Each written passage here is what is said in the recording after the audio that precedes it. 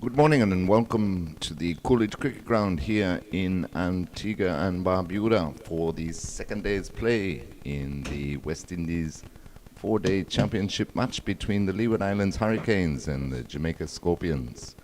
Of course, the match started yesterday. Hurricanes winning the toss and electing to bat first. And at the end of the day's play, 163 for 6 of the full 90 overs in the day's play.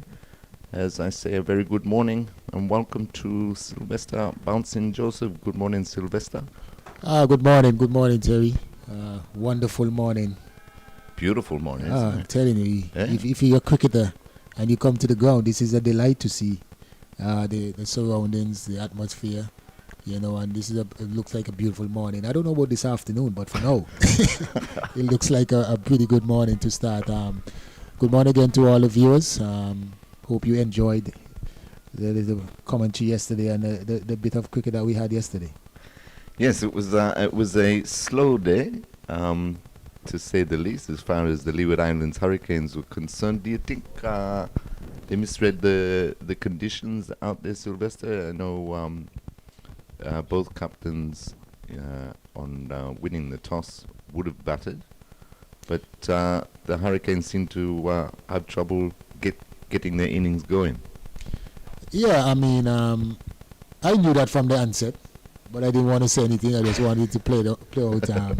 When I came yesterday morning and see the place was overcast, and you can look at the pitch and see that he had a bit of moisture. It was going to be always difficult to get a free-flowing innings, and I thought that bowling first would be a better option for a few things. I mean, this is the first game, the first innings for 2023 Cricket West Indies for the championship. Right. And the conditions I think weren't really suitable for batting, but both captains, both teams said that if they won the toss, they would have batted.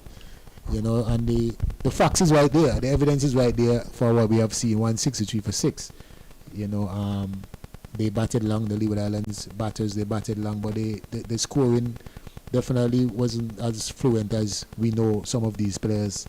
Even Jamal Hamilton, he was impeded by the ankle injury. But yes, in terms of his positiveness, he played a few shots. He looked very positive. Kofi James looked a bit positive as well. But it wasn't the free flow. The bowlers had control of the whole situation. So I think that yesterday definitely was a better for bowling, and I thought that they misread the conditions. And impressed though with Avaja Mansingh, the wrist spinner. He came in and got his debut unexpectedly with Alwyn Williams pulling out of the match due to medical reasons, and we hope that he's fine. But he impressed though very much, Sylvester. Yeah, I think so. And to be thrown in the Lions then at a stage like that wasn't expected. And to see the young man came out and had such control, and he looked like he really deserved to be there, but I must say well done to the Jamaica Scorpions bowling team. Overall I think all the bowlers did a fairly good job. Only thing is I don't think that they got the reward in terms of the wickets. Right. But yeah. In terms of wicket, I thought the Leeward Island batters they fought through difficult circumstances and stood the test, and hopefully that the big man Rakim Cornwall and Jeremiah Louis. Yeah, very important partnership. They put on about 46 so far unbroken. I just run through the card before the start of play. Monson Hodge went for 37, Kieran Powell 9, Casey Carty 2, Coffee James 15, Jamal Hamilton top scored with 40 so far, Terence Ward 10, Rakim Cornwall is not out on 29, and Jeremiah Louis on 17. Leeward Islands 163 for 6 resuming this morning. Bowling figures for the Jamaica Scorpions. Makino Minley looked very sharp. 12 overs, 7 maidens, 1 for 11. Gordon Bryan 14 overs, 5 maidens, 1 for 32. Jamie Merchant, 12 overs, 2 maidens, 1 for 23. Patrick Harty, 23 overs, 10 maidens, no wicket for 32. He really tied down the northern end here at Coolidge. Akim Fraser, 10 overs, 2 maidens, 1 for 27. And Abajar Man Singh, 14 overs, 3 maidens, 2 for 27. So that's the state of play at the moment, 163 for 6.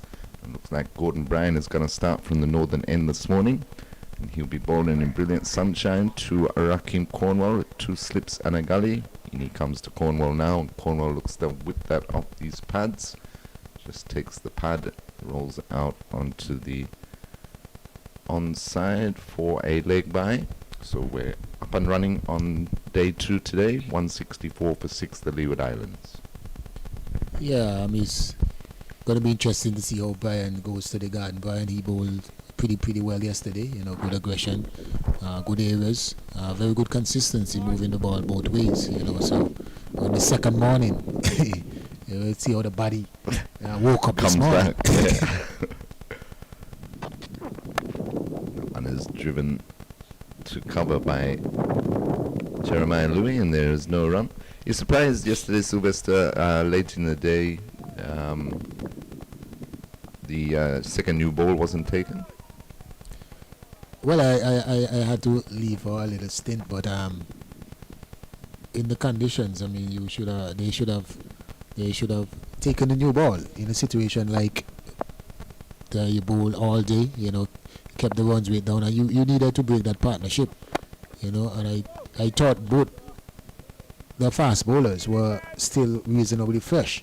Yes. You know, the way how the captain Palmer did. He rotated them well. Yeah, I thought that when the opportunity came about for the new ball, that they should have taken that opportunity. Yeah, it surprised myself and Seth Burton, who were on the commentary at the time.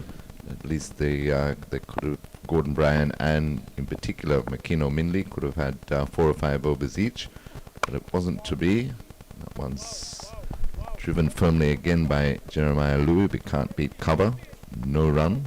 But even this morning, it doesn't even look like they took the new ball. Not as yet, no. Yeah, so I obviously think got their plans now. I think this is a negative tactics here by the Jamaica Scorpion. Your bowlers are fresh, first thing in the morning, and the conditions, there's a bit of overcast. It was bright and sunny a while ago, but there's still some breeze going across. I think it's the best time to take the new ball. Bryan bang on target again, but well defended by Louis. Back to the bowler, and there's no run. Yeah, and just to have 2 cracks at it, because if they had have taken it last night, you know, as I say, it would have only been at the most 10 overs old, and still relatively new this morning. But nevertheless, they've obviously got their own plans. It's Bryan again coming in from the northern end. Again driven up to mid-off this time by Louis to complete the first over of the morning of this second day. And just 1 leg by from it, so 164 for 6. Leeward Islands resuming on 163 for 6. Cornwall's on 29. Louis is on 17. But from I think the 6th wicket fell at 117. So 117 for 6, you got them 6 down. You know, you would have thought they would look at trying to wipe off those 4 wickets or get into the last 4 last night. And the longer Louis stayed out there, Sylvester, the more comfortable he looked, especially against the spin. You know, he was just waiting for the bad ball, defending very stoutly to the deliveries that were on the stumps, and they got away a bit in that last hour or so. And if the Scorpions are not careful, they might get away this morning again, because it's obvious that they're not taking the new ball. Mm-hmm. The spinners now, they are capable of bowling the new ball. The Bunyu always skid on a bit and even bounce a little bit more, but they chose to. Big appeal, and he's gone. He's given him. Well, That one skidded on, and Cornwall looked for the big shot over mid-wicket. Wrapped him on the pad, and the umpire said, "You're out, son." That's a big breakthrough for the Jamaica Scorpions. First up this morning, the big man himself, Rakim Cornwall, is gone for 29, and Leeward Islands 164 for 7. So what do we know, Sylvester? Keep using that old ball, it keeps working. Well, I mean, he got reward, so he has proven me wrong so far. So that ball was a pretty short delivery, and I think Rakim Cornwall, his second delivery of the day, you know, he took his eyes off that delivery and, you know, missed it horribly. And I thought maybe he thought he got struck outside the off stump, but I think that pretty straight. And as we were saying yesterday too, you know, second ball of the day, but first ball to that he faced from Man Singh. Just give yourself a chance, have a look, because a lot depended on Cornwall for the Leeward Islands Hurricanes this morning in building a decent first inning score. Yeah, it doesn't matter when you start. When you just starting, you have to really try to, you know, get your eye in, pick the conditions. You know, give yourself an opportunity that you can be, you know, successful during the day. But the two delivery that Cornwall faced this morning, the first one he tried to whip it over mid-wicket, you know, and then this one now he tried to pull it over mid-wicket. So both deliveries he played two attacking shots, you know, and sometimes with leg spinners, it's normally the bad balls that really get you out. So you have to be watchful, especially the situation that you're in. The team is desperately needed you to stay there, and unfortunately he missed that one. Yeah, and he showed such control yesterday evening, did Cornwall, in building his innings, and the Leewards would have been looking for him to continue this morning, but nonetheless, Jamaica have got the breakthrough. They'll be happy with that, as Hayden Walsh Jr. now faces Man Singh, and that one looking to drive expansively, takes the inside edge and just rolls out onto the offside, no run. So Man Singh picking up his third wicket, 3 for 27 in his 15th over on debut. Excellent figures. He has troubled all batsmen really. Okay. Leg spinner to leg spinner. Leg spinner to leg spinner. So Hayden should have a fair idea of what he's about. Man Singh would want to get him out and let him know, I'm the better leg spinner here. And Hayden Walsh on the other end, he would definitely, you know, try to take control of him. Tosses that one up, and it's driven nicely up to mid-off for a quick single, so that gets Hayden Walsh Jr. underway. Moves on one, the score moves on to 165 for 7.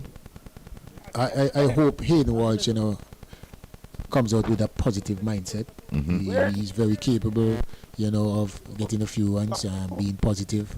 I think he's a very capable batter, you know, so this partnership is going to be crucial, but I really think that these guys need to, you know, think a lot more positive than they did yesterday. Yes, yeah. The positive intent by the Leeward Islands wasn't there on show yesterday. Today's a new day, and brilliant conditions for cricket. Man Singh is operating with slip and a short leg. He's into the right-handed Louis. And Louis forcing that through and past the diving mid-on down towards the boundary, and that's the first boundary for the day. So good shot there by Jeremiah Louis. Timed that nicely, Sylvester.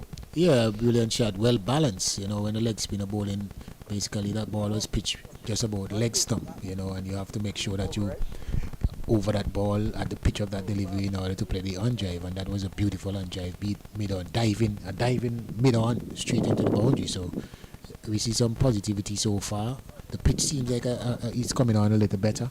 You know, these two batters will, you know, increase the running between the wicket.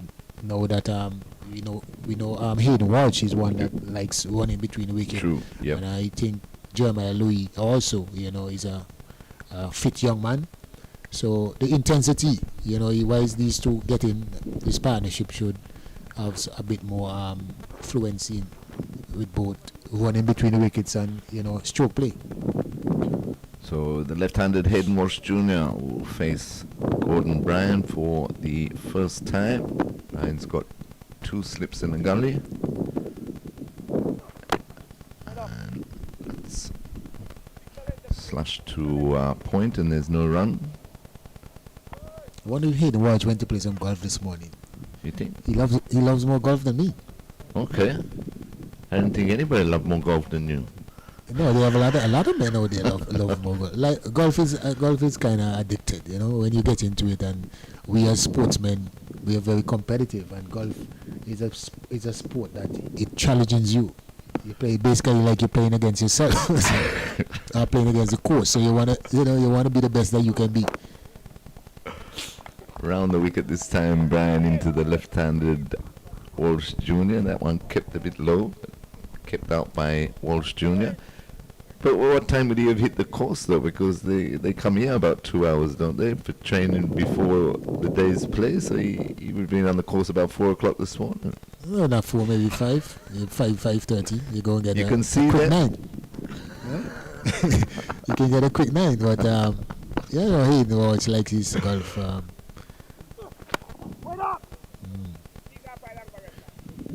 But this is one thing I don't understand with sportsmen of today, these young guys. When you're into a sport and you want to improve yourself, it drags you to go and practice. Mm-hmm. Like we get into golf, and golf is a challenging sport, but you can do better. But the only way that you can do better is, go out there and practice and prepare yourself. So if you have time, you try to make sacrifice and go out and practice to get better. So if you are professional and you want to improve on your performances, I don't understand why you're not dedicating yourself and giving yourself that extra push, right? To get you to where you want to be. It shouldn't be it shouldn't be too hard or too strenuous on you. It should be something that motivates you to go and practice hard so you can improve yourself. Right. Yeah. It should be natural to me, because when you get up, you want to get better. When you go, I used to go and play football. It's the same thing. When you go and play football, and you want to be the best you that you can be. If you have that within yourself. But sports people in general these days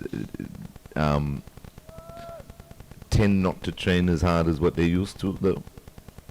What do you think? Because you think they are satisfied with their performances, well, they don't have that well, they don't pride have that within drive. themselves, that drive. Yeah. I don't know.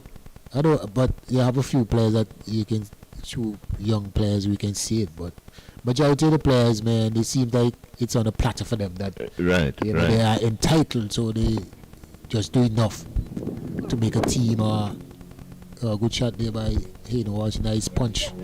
The pitch looks a lot better today. Yes, yeah. But they say the second day is normally the best day for batting. Well, it was obvious. Look at the pitch now; it's more clearer.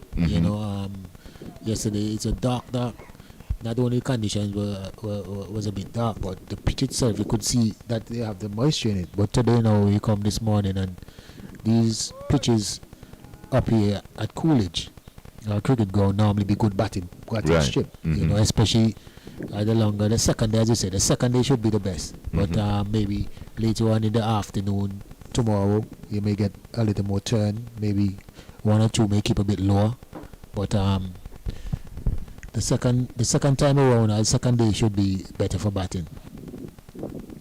Nice way to end the over there by Hayden Walsh Jr. He moves to 5. The score 173 for 7. Leeward Islands in their first innings. Jeremiah Louis' batting has really come on in the last year or so. He's on 21 of 91 deliveries. Really fought it out last night in the partnership with Cornwall. It yielded some 47 runs.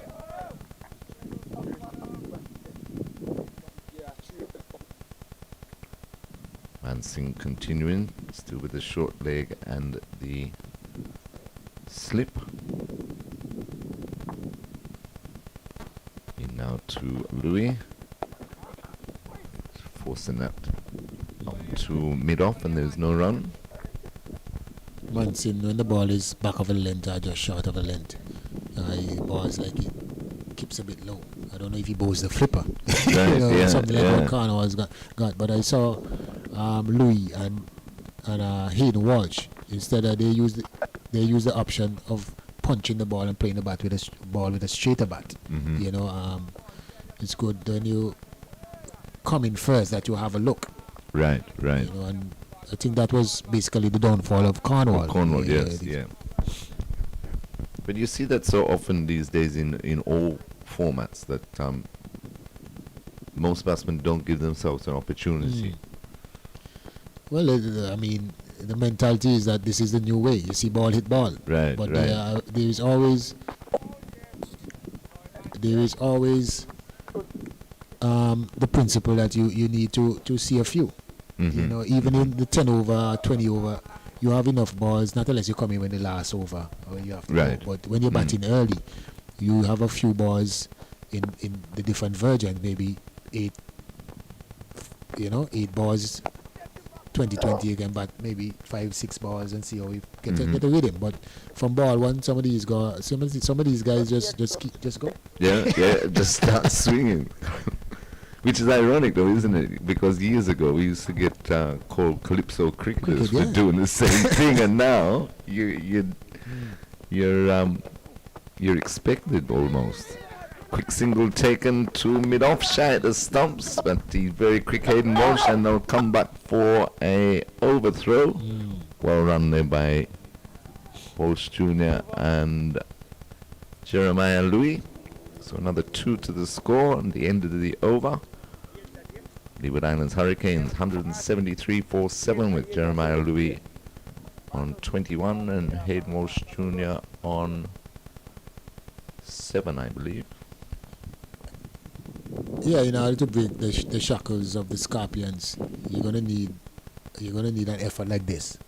The run in between the wicket, picking up the singles and the additional boundary balls, and this will allow the field to open up.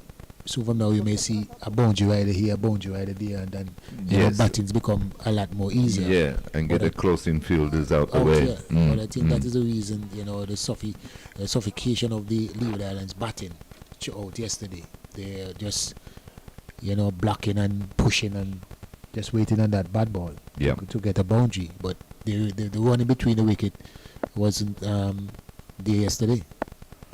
Brian to start a new over into Louis, and he's watching that outside off stump through to Thomas, and there's no run. Let's update the scoreboard's just updated now. 176 for 7. And Hayden Walsh Jr. is on 7. Jeremiah Louis on 21. But yeah, a lot more positive intent shown so far this morning by the Leeward Islands, the running between the wickets and even the stroke play. By both Walsh Jr. and Louis.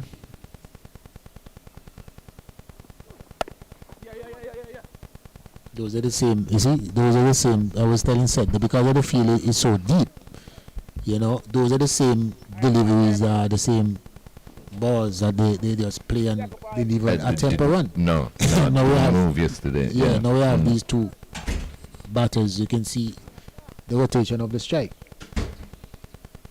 So whether we like it or not, this is the way it should be. If you're not getting the boundaries and in 4-day cricket, you're not going to be afforded all these bad balls, and this is a high level of competition. Right, right. So you have to find a way to manipulate and by rotating the strike.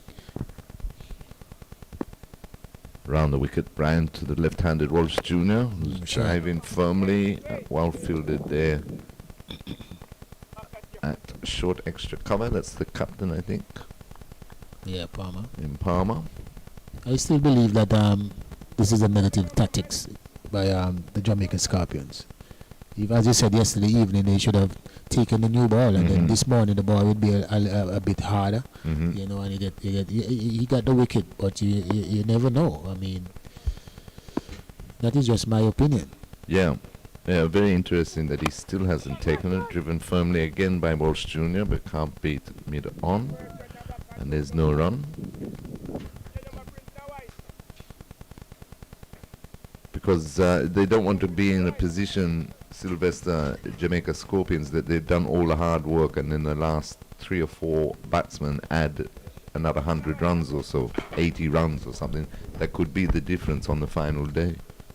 Yeah, I mean, the previous partnership was about, what, 49, 50? Yeah. Yeah. So, and this partnership, if you don't get them out, if you get the longer that these guys bats, it's going to be more difficult for you. Yes, And then you may have to take the new ball when your fast bowlers are tired. Right. You know, right. you have the option. And they have spinners that can bowl at new ball, even if not Manson. You have Merchant. You know, and even the left arm spinner, the way he bowls, I think he would have, you know, bowled the new ball pretty good, because he doesn't really turn the ball. He bowls consistently on that line and length, you know. So I just believe that's a chick. Jamaica missing a chick here. Just made an adjustment in the field, then took out the second slip and brought him into a short extra cover. There's no run, so that completes over number 95, Leeward Islands Hurricanes, after winning the toss and electing to bat. 178 for 7. Jeremiah Louis on 22 and Hayden Walsh Jr. on 8.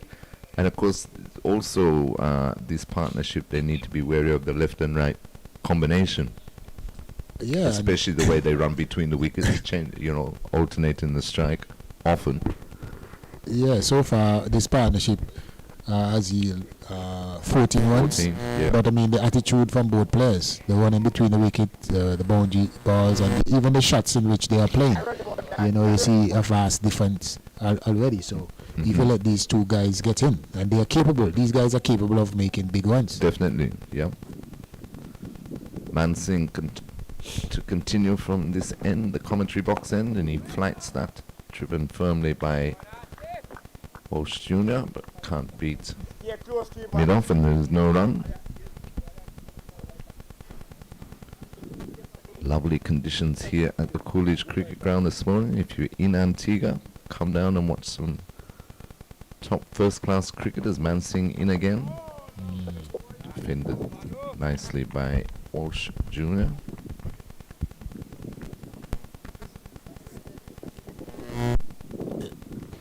You know, it's amazing as well, just to confirm a point that I was asking, how Mansingh is not a first option. Right. You know, because one time he comes on the park, you know, he has been given the ball, and it seems like he's the first option now. Yeah.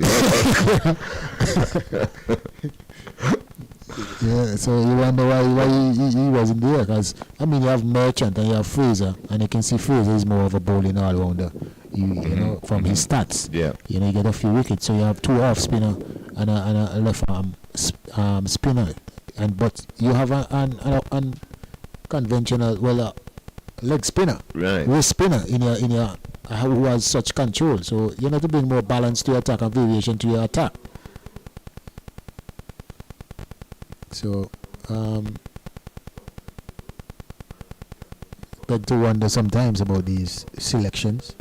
I know people, you know, I'm part of that. Know all about it. Well, I'm part of that. You know, Seth always called me and asked me a few questions. Not sometimes Seth doesn't call and ask questions. He calls and command you and tell you. You know. So, you know it is. Tough job. I don't know why. But you know what?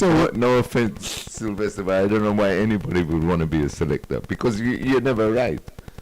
You never please everybody. I mean, when you're a selector, when you do anything, my philosophy is that when you make a decision, you know, you make a decision, and whether it is right or wrong, you stand by your decision. Mm-hmm. You have a reason why you go this way. People may not have the same reasons like you, but you are in charge, and if you want the team or whatever to go in a particular way, I think this is the best player, that is the best player, that is your choice. That's why you have the job. Yeah, you know, a lot of people, when they have the job and this is their choice, I would also think that is a wrong choice, because I am not seeing it like how you see it. Yes. You know, so there's an understanding about it. But back in my day when I started captain at 13 years old. Well, I was going to say, you've had every job in the book. You Yeah, captain well- from what, primary school? Yeah, from primary school. From cover. primary school right up to West Indies. Yeah, and what I'm saying is that growing up, the captain was a selector. Right, You know, so I have been selecting teams since I was 13 years old. right. You know, so it's something, you know, it's a part of you. You go into it and you understand certain things and certain philosophies. And yeah, I see some people now that they just be selective for being selective sake. Yes, right, You know, right. But I've been have Yeah, yeah. Thank you, Seth. The new ball has finally been taken. And of course, it will be Makino Mindley.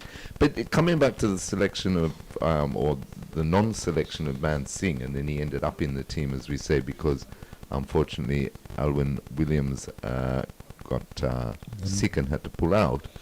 But looking at if you're going in with three seamers, then, and the conditions yesterday, then I don't know, maybe even though he said he'd bat, if he had have won the toss, maybe Paul Palmer would have bowled with the team that was selected originally. you reckon?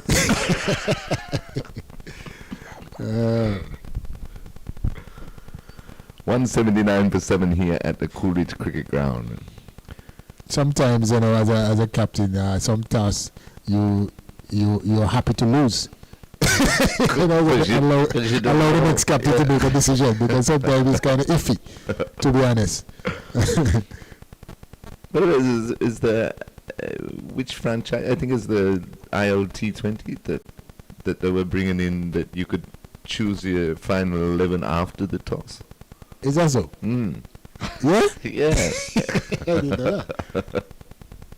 That's interesting. That's interesting.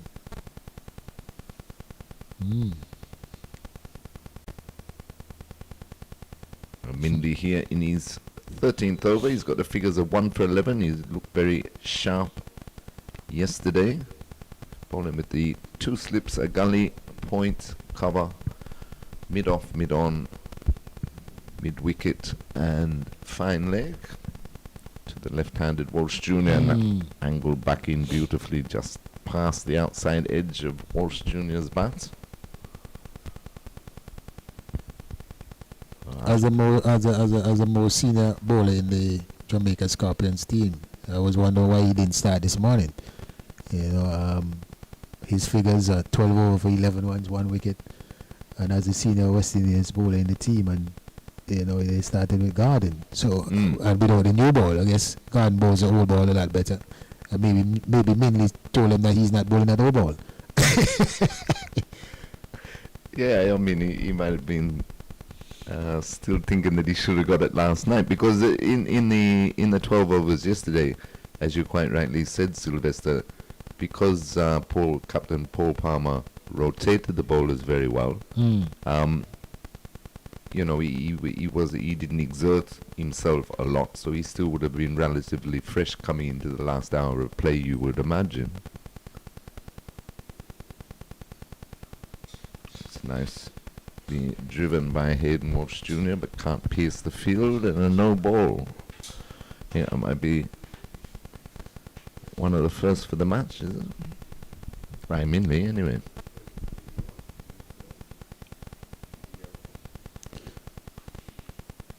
Hayden Walsh is looking really ominous. They have to get very him out. organised. Yeah, he looks like he wants some runs. Yeah, wants to get on with things. Oh, and again, angling back in from around the wickets. Kept a little low too. Taken by Thomas, the keeper, down by his ankles. Take the length. That is the length. That's Minley's length. A few deliveries where he pitch a bit wider. You know, first couple of deliveries he go a bit wide, but that length, that was the second one that he pitched in that length, and you know, beating Hayden Walsh all ends up. Do you think the no ball they've been talking about, Alman and Aaron, about it in the longer version, the red ball? Would you give a free hit for interest's sake rather than anything else? I mean, you're not chasing runs or looking to the emphasis being on scoring so much. The end of the over here, 184-7. Hayden Walsh Jr. on 9 and Jeremiah Louis who'll be facing the next over, is on 22. And Well, after I the don't comments know. from Sylvester Joseph, it will be Seth Burton. Yeah, in terms of no ball being a free hit in the longer version, I don't know. The way they're changing all sort of things, maybe that may come into play later on in the future. You know, anything that can impact the cricket in a positive way. You know, I'm for it. So when it comes about, I will definitely make my assumption and see how it goes. But it's a good session, good series happening so far in terms of the Leeward Islands and the Jamaica Scorpions at the moment. Jamaica got the early in-row, and then they have the Leeward Islands now, you know, building a nice partnership.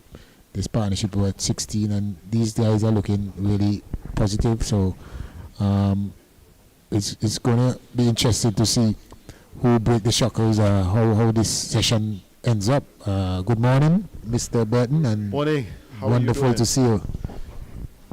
It seems as though it is not going to be pace, but pace and spin with the new ball. So Merchant has picked up the attack from the southern end. Jeremiah Louis plays it with a straight bat back to the bowler. So this morning we have had 17 runs being added from Leewards Hurricanes from an overnight position of 163 for 6. They are 180 for 7, losing 1 wicket.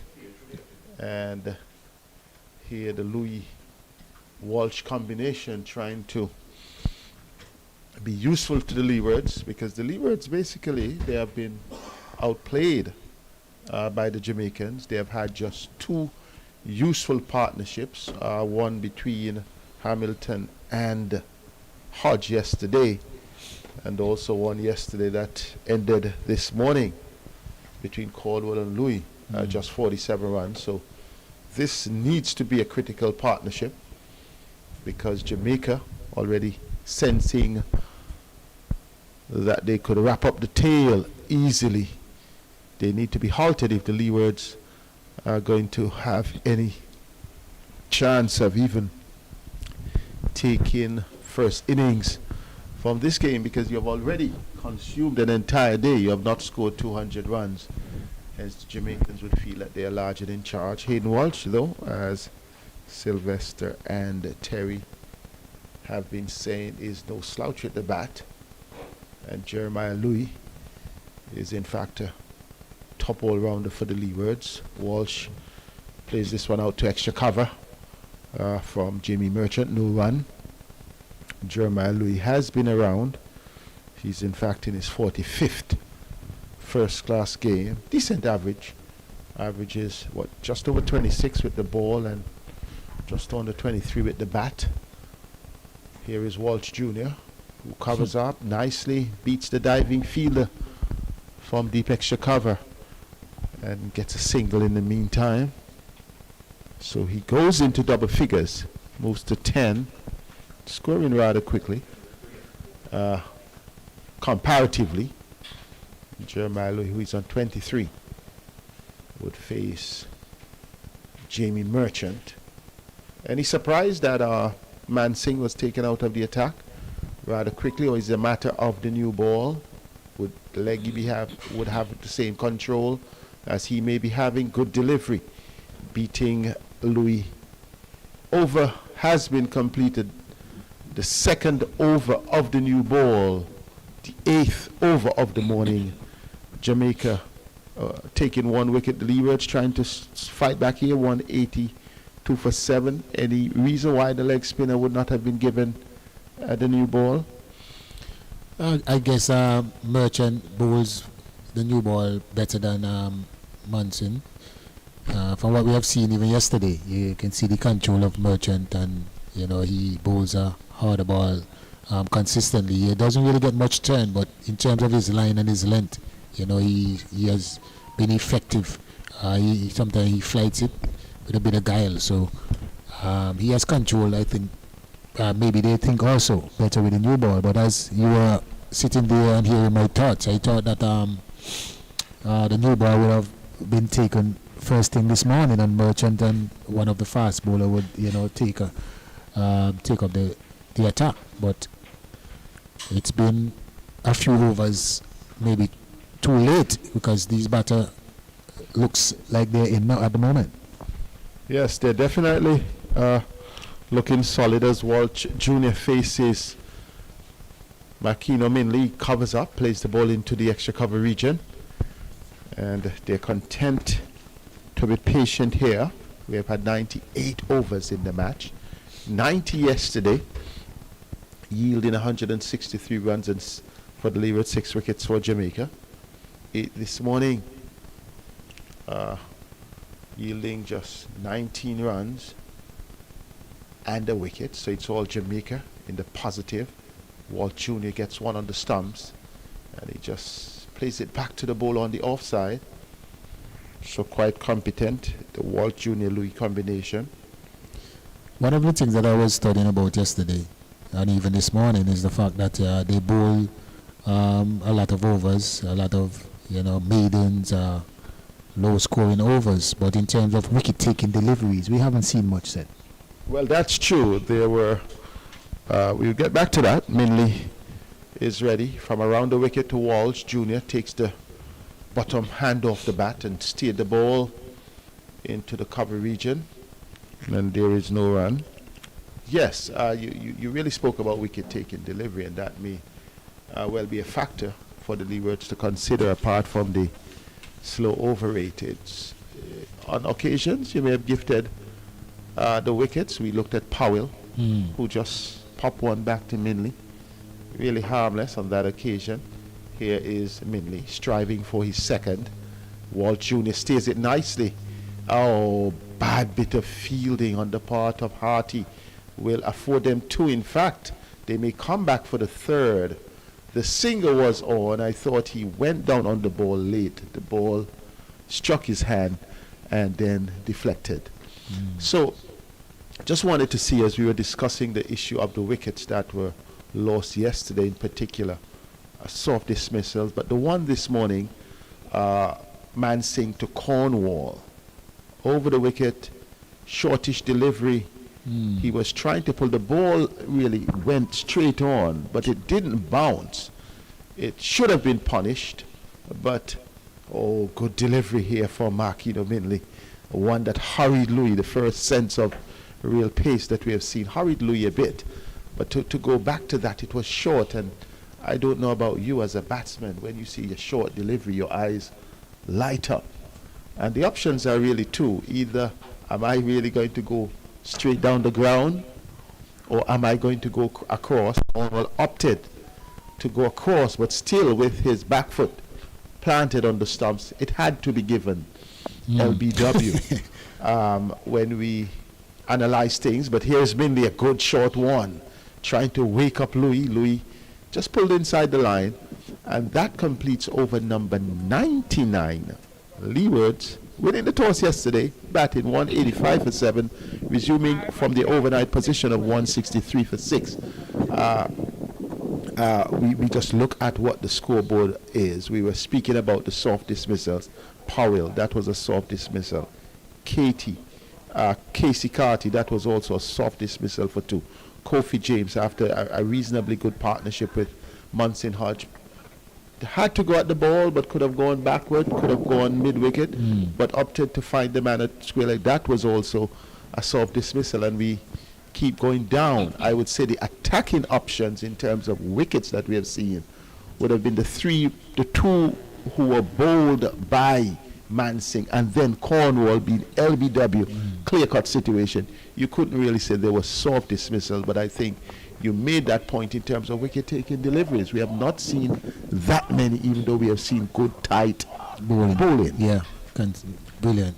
So, 185 for 7. Any projections in terms of what you think the Leewards will score, or what you think would be a good score to try and defend? Your thoughts as the over proceeds. Hayden Walsh faces Jamie Merchant and allows the ball to go through. But when you look at Jeremiah Louis, he had a testing time in the over previously. Louis is a decent batter he's in his 46th game. Over 1,169 runs, relatively good, an average of 23.38. But it's Walsh who faces Jamie Merchant and plays the ball nicely with an angle bat into the offside. Also, Jeremiah Louis would have scored at least 3 half centuries for the Leewards, and then with his all-round capability, 108 wickets, average 26.5, a decent player. Indeed he is, and his stats, when you compare to even some of the batsmen in the regional tournament, He's batting. his first class averages, And he comes up down at number 8 and number 9. Yeah, And I think that ought to be put in context, because the top half, the top 5, between even number 6 to number 1, they have all the chance to bat. But by the time you get 7, 8, or at least 8, 9, to be going at that rate, when the innings is folding under pressure, I think it's commendable. Here is Walsh Jr. I had some discussions just about a year ago with his uncle. You know who I'm speaking about? The famous Hungry Walsh, Vaughan Hungry Walsh. Quickest of them all. That must have been an interesting conversation. Here is Jamie Merchant to Walsh Jr. Walsh Jr. drives out to extra cover. No run. That completes the over, made over by Jamie. The 100th over being completed, 100 over in the innings. And though we were a bit hard on the Leewards in terms of how they're scoring, it's commendable that a team can battle it out for 100 overs. Oftentimes we see even in the test arena, teams are failing.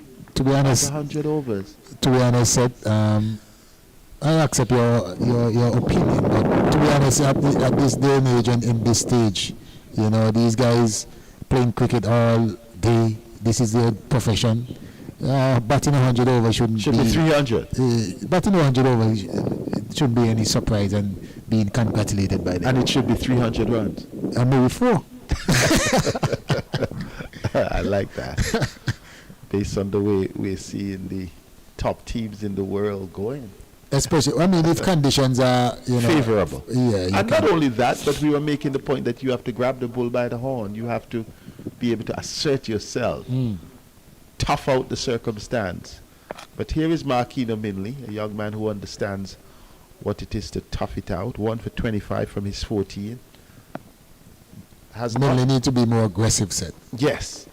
Good delivery to Louis, beats him outside the stump. He was coming forward. I agree. They need to be more aggressive. It's just sort especially of to this is a partnership that you need to break. And also you have Colin Archibald, who is more devastating than these two, because he's going to play shots, and he has a first class century.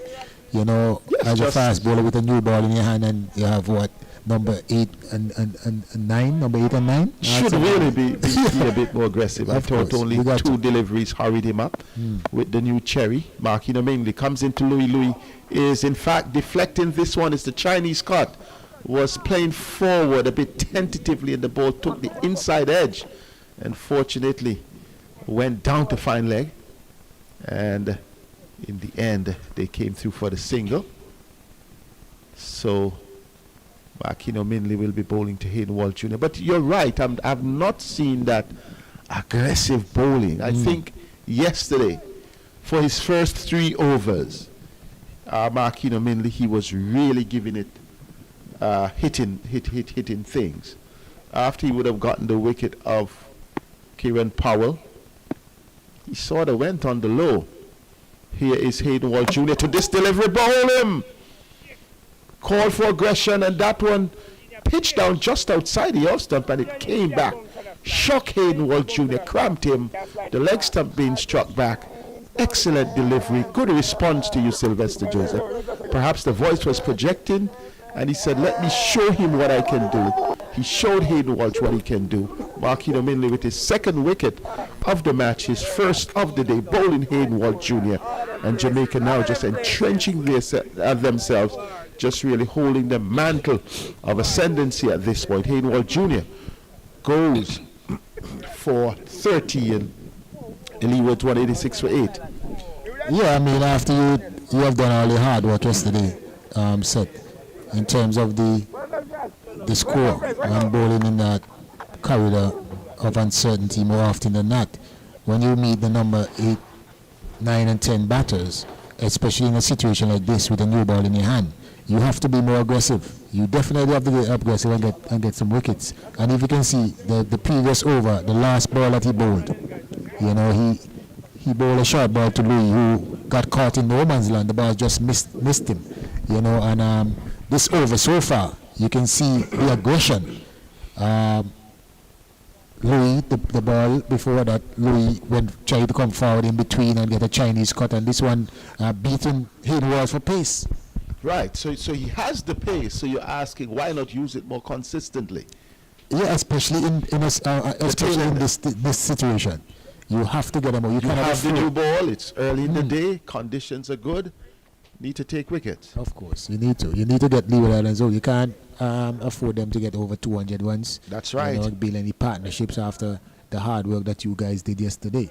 Now is an opportunity, and the longer that they bat, you know, you see those two batters, they were looking quite ominous, like they want to go and get some runs. But Marquinhos Minley had different plan. This one is another good one. Yes, another Beating good one. pace. Colin Archibald. A bit late on that one. By the time he got down, the ball was already through him. So, Colin Archibald, 26-year-old, left-handed batsman, right-arm fast bowler, in his 10th first-class game.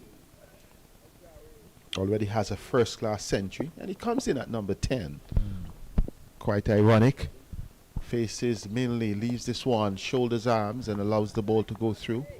Minley's bowling with what? Just a 2 slips and a backward point, cover, deep mid-off, deep mid-on, a short square leg. I would like to see a gully though. Yes. That man from mid-wicket, I would have him in the gully area, you know, and put some effort into it. And a backward square about 3/4 of the way to the boundary. Comes in over the wicket to Colin Archibald, and Archibald leaves it alone. He's wasting the new ball, needs to attack the stumps again, or perhaps he's setting up Archibald for another inducker. Well, we have to wait and see, because he got 3 deliveries that went away from Archibald. So next over we'll see if 2 of them comes back in. Well, if 3 come back in, the innings may well be over. But man Singh, the man, 3 for 35. Minley just stepped up 2 for 16. Gordon Bryan 1 for 38. But we have also seen wickets of Fraser. I mean, that delivery that got Hayden Watch out with another left-hander comes in. You know, you would have thought that he would have even tried one. Well, sometimes you bowl special deliveries and it's difficult to repeat. Oh, okay. Immediately. Okay, You maybe just got that's that the case. one. That may be the case. Okay. Because why did he not go for it? Here is Jamie Merchant. Like to add another wicket. Jeremiah Louis. But you can see that the new ball is really making a significant difference. The pace. So you ask yourself, why wasn't it yesterday in the dying moments of the I mean, I'm a captain all cool my life. condition? I am a captain all my life, and this is what that is just the basic ploy. I mean, even coming back this morning, you know, not Should taking have a been new ball. first thing up. I don't know. I don't know what kind of planning. You're giving yourself less time. Man. And you're Hard work. That's right. You know, should have been. I think I with the mean, new ball. I'm not saying they would have been polished off yesterday, but at least you give yourself that opportunity, or you would have given it first thing up. But it was not taken until what? 6 overs of the morning. Here is Merchant being defended by Louis, the right-hander. Firstly, Minley was supposed to have the new ball first thing this morning. That's right. And then you give Garden an old ball. Now he's 3 overs tired. So now Minley gets the rest batters out as soon as possible, because Driven down to a long on by Louis, a single. Harty comes off the boundary to field. with Garden he had to come back. If with the new ball now, he's wasted 2 overs. That's right. Or had you gotten the spinners, Energy. kept the spinners together for the old ball, it would be more understandable. But now you, as you said, Gordon, who could have really been the punchline. In fact, I was more impressed with him yesterday as a package than I was with Marquino Minley. And having bowled the 3 overs then with the new ball has to be put on the napkins. Good delivery from Jamie Merchant. Archibald played a bit in the dark. Fraser Robin and trying to get as much as he can. There are other games. One time we were playing a game in St. Thomas. In a similar situation like this. As a matter of fact, I think that the Windward Islands, Devon Smith had 100 and something, and somebody else was batting with him. But it was, the close of play on the next day, so we had a meet in the night, and somebody asked about the new ball. After this delivery, continue. Jamie Merchant to Colin Archibald. Archibald plays it just on the bounce to the man at forward, short leg, no run. 187 for 8. Yeah, somebody brought up that discussion in that argument in the meeting in terms of if you're going to take the new ball. I was, as a captain, I was surprised that somebody even asked that question. And then, to my surprise, you have majority of the team wanted us to continue with that ball. So I didn't really get involved. I was surprised. Well, you were surprised. Gordon Bryan, the man we were talking about, his 17 overs, 1 for 38, though not featuring in the wicket column as you'd have expected. He really stole the heart in the earlier part of the day's play yesterday, and I believe was also significant. As much as Harty was very economical, he was the one that I thought kept Hodge on the check, was not giving up anything. But here is Minley to Louis. Louis stays this one to backward point. Harty fields, and there is no run. So you say they were asking. Yeah, I was surprised. I definitely was surprised. It was on 100. I mean, overnight with the bowlers fresh. My fresh bowlers in the morning. I have cheap good bowlers. Oh, so they should have expected that. Of course, I mean, I was surprised. So what I did, they made the decision that we continue with the ball set. So when Minley in, Louis works it nicely off the pads, only a single. Oh, they're coming back for the second. Fraser is on the boundary. Was a bit lethargic in the end. Picked up the ball and I thought slept a bit instead of firing it in. Louis will be happy for that because he gets 2 runs. Remember we spoke about the fine leg, how wide the fine legs are. That's right. It's sort of a strange situation.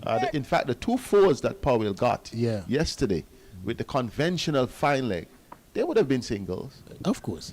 I mean, they're bringing him around now. I think they get the memo after how long? after 102 overs. Here is Minley driven by Louis. Good diving effort. It goes to the fielder, but some part of his body got onto it and averted the possibility of a 4. So Louis is increasing the scoring rate, 191 for 8. He moves to 29. But here is another factor, to be fair to Paul Palmer. Last evening, you had a pair that was settling well, Louis and Cornwall. And perhaps his thought was with the new ball and Cornwall being on, that could be inviting, with the new ball, maybe big hitting. So perhaps he figured, let's avoid that. I just want to be as balanced and fair as we can be, driven out towards mid-on. Diving effort mid-off, diving effort on the part of the youngster Mansingh, and only a single. But Louis is definitely punching them through the offside. On that occasion, I thought it was a bit a flat-batted shot. Had it been the flowing drive, Mansingh would not have seen that until it reached the boundary, based on the intent and the power that Louis placed in the shot. Yeah. But with a new ball, taking a second new ball is either two. You give yourself better options. Is either you get wickets or you go for runs, right? And with the position, this is a good one for Minley into Archibald. The big fella stood up and they have taken the body, went out into the offside. And you must be willing to take the risk when you're on top. It's not even a risk. It's just that you are in charge and you want to not just consolidate your position, but you want to send a signal that I'm coming at you. Yeah, I of thought course. it was a more defensive ploy. Negative. And you are little, you are not just a little Call bit it on as top. it is. Negative. Negative. Large and in charge. You're large and in charge. And you had to go with it. Here is mainly to Archibald. Archibald goes across, plays the ball into the onside. Mansing comes in quickly from mid-on. No single. The over has been completed. 103 overs for the game so far. The Leewards 192 for 8, resuming once again from an overnight score of 163 for 3. They would have lost 2 wickets, the wickets of Rakeem Cornwall, who did not add to his overnight score. He went for 29. Hayden Walt Jr. Came in for a brief knock, scored 13, and those wickets would have gone to Minley and also the man Mansing. And 192 for 8. If Leewards get over 200, you could say a late decision to bring the new ball in because they only brought it in after 96 overs. Jamie Merchant would like to add another wicket. Jeremiah Louis, who Covering is up on nicely. 30, covers his stumps nicely. He's good. Balance. Commendable playing on the part of Louis. He looks like a A frontline batter. yeah. I mean, his average. What he average? 23, 24. Yes, just about 24. He looks capable of making a half century on a regular basis. Well, he has done it on 3 occasions, but as you say, when you have batted in that lower part, it's another challenge, and he has always lived up to that challenge for the Leewards. Jamaica would like to get a triple this year. They would have had the opportunity of 2 in the white ball version. Here is Louis playing this into the onside. Because the Tallywers took the CPL out. Then the Scorpions Took the Super 50. And they would like to take this the 4-day championship.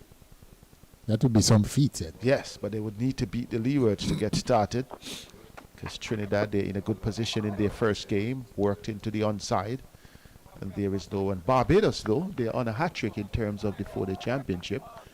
They have had some challenge against Guyana up at Sir Viv Richards Stadium. Quite a bit of overs were lost due to pitch issues yesterday at the Sir Viv Richards Stadium. Here is this one be turned by Louis, short back of the square position for Mansing to field, and there is no run.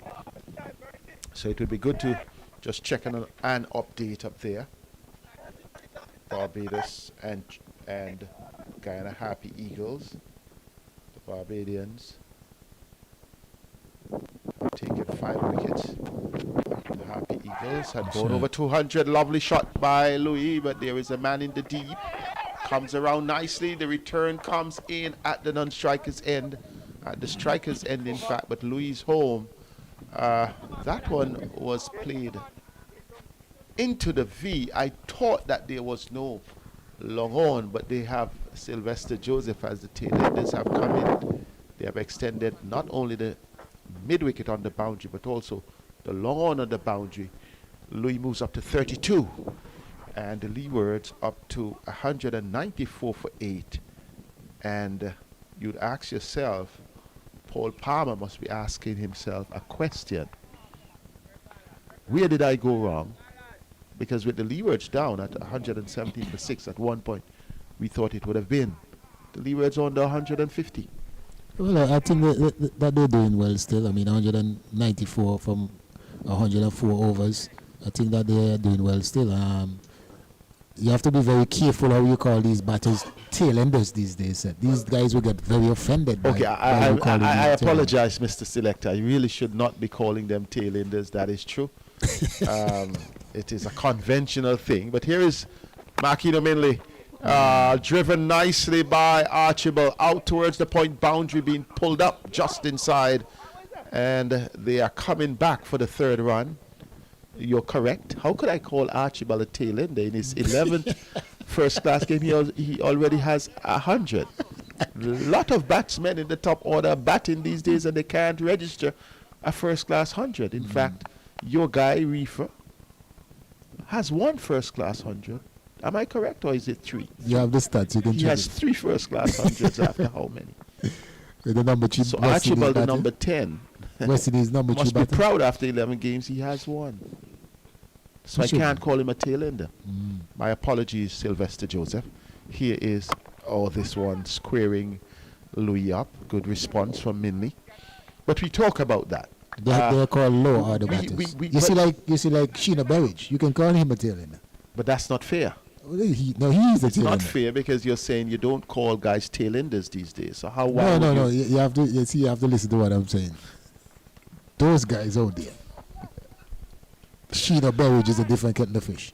Okay, but let's face it, in the past, once you got past the wicket keeper and you reach as far as the all-rounders, the others were tail enders. Curtly Ambrose was very offended when they called him tail ender. Driven by Louis, yeah, good bit of fielding. Curtly, my friend, was But I offended know. by that. I mean, he's a tail ender. He was the start of the tail ender. His friend Courtney Walsh was the ranking tail ender. You can't get better than that. So Curtly, I hope you're not listening to us in Bangladesh. Because this morning I got a voice note that the guys in Zimbabwe were listening. So Yeah. yes, so we must know. So my friend Curtly, with all due respect, I know you've done a couple of things with the bat, but we would have that talk off air. Good delivery. That one came back sharply, but well played and negotiated by Louis. Pitched outside the off stump, short of a good length.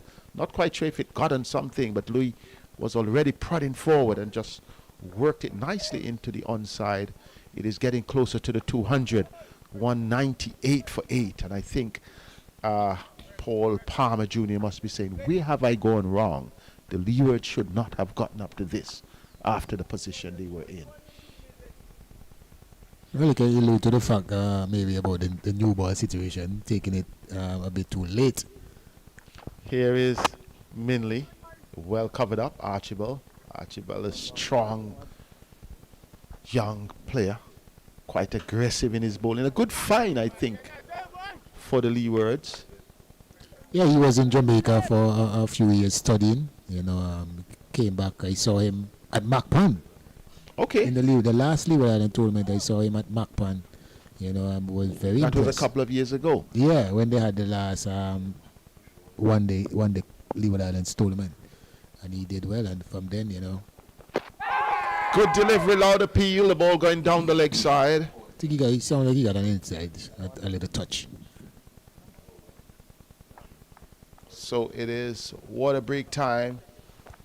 They would have felt that they would have endured a challenge that was definitely, yes, Going inside down edge, and too but high. also going down. Yeah, that too high. Going down the leg side. Everything was against him. Yeah, everything. The edge, the angle, and the height. But So he- altitude, latitude, and the willow. and the willow.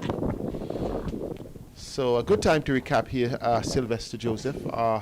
We're delighted if you have just joined us. In fact, beautiful conditions here in Antigua, Barbuda. The situation is 163, 163. The Leewards resuming on 163 for 6. The overnight batsmen there were Cornwall on 29, Jeremiah Louis on 12, and since then the Leewards would have lost 2 wickets.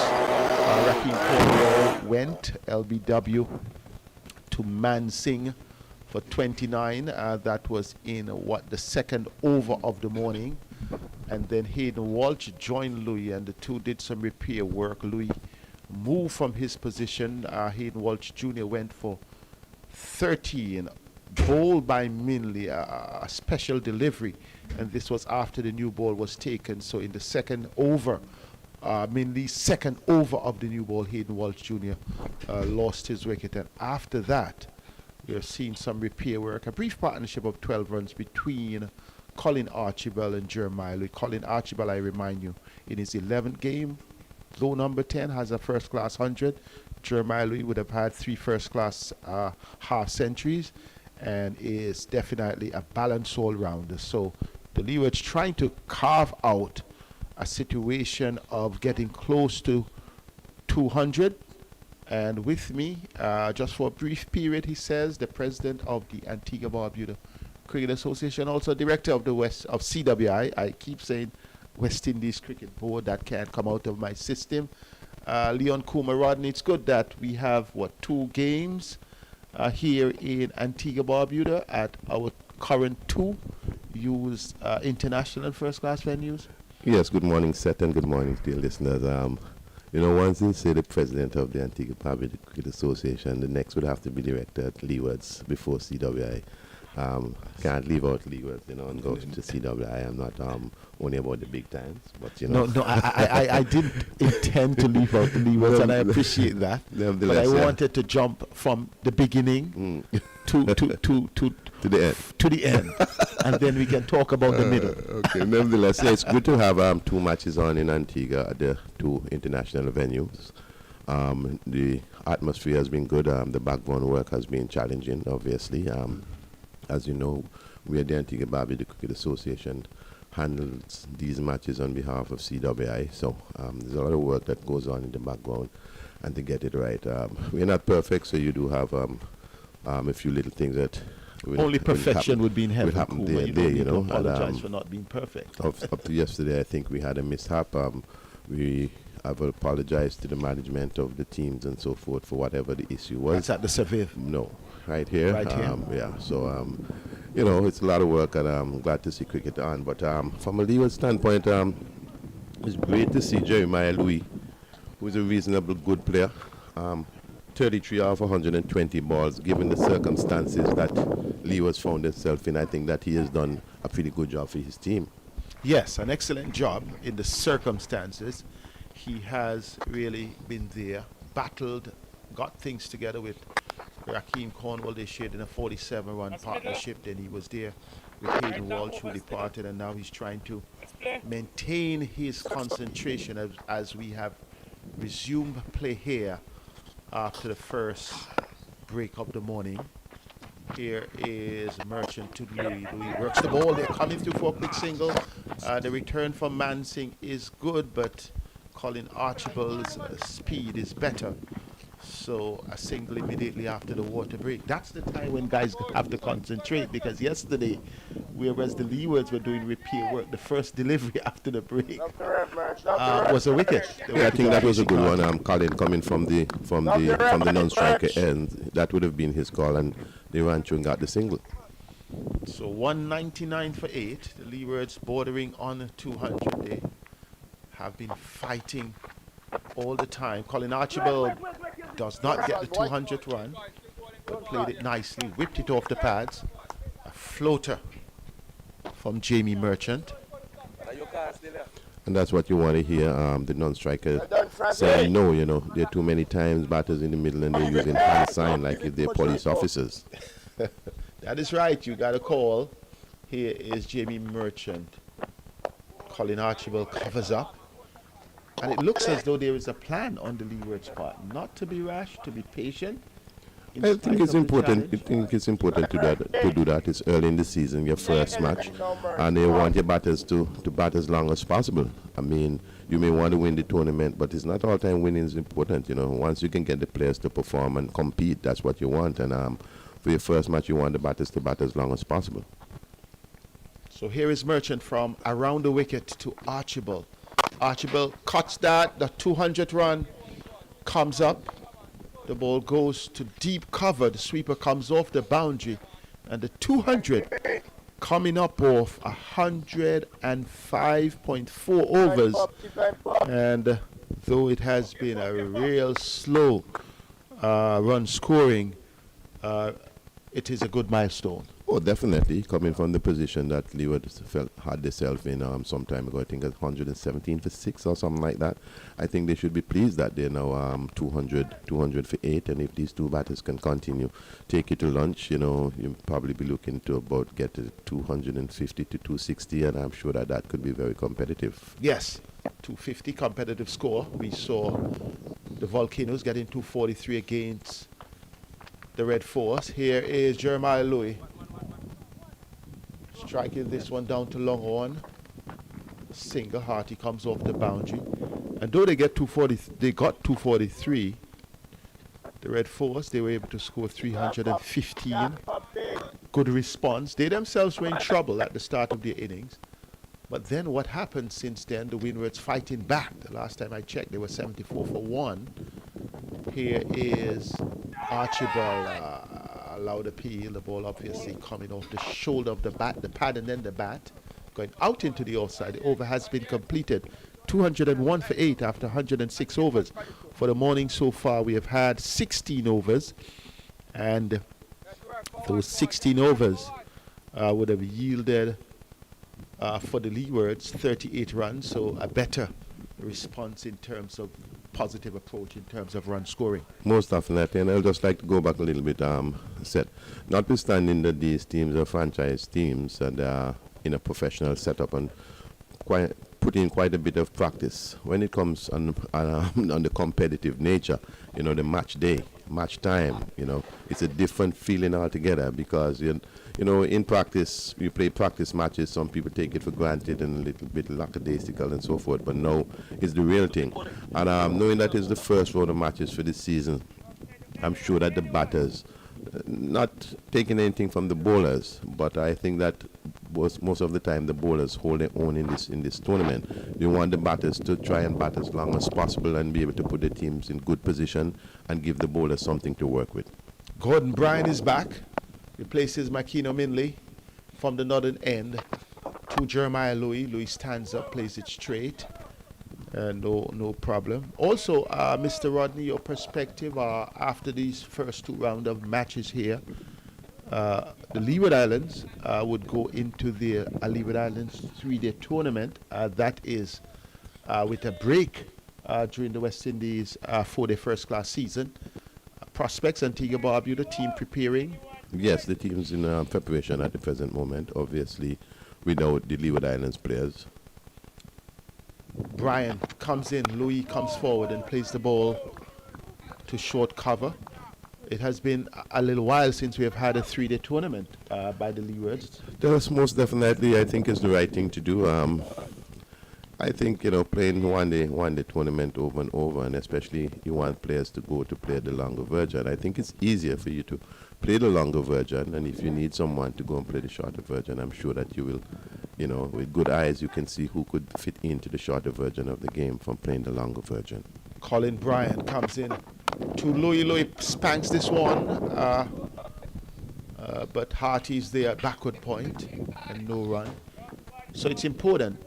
Those 3 weeks? The tournament. Yes, it's just about 3 weeks. That tournament should be played in St. Kitts, and you look forward to see the Leeward Islands players representing the territories, the St. Kitts, the Nevis, the Antigua.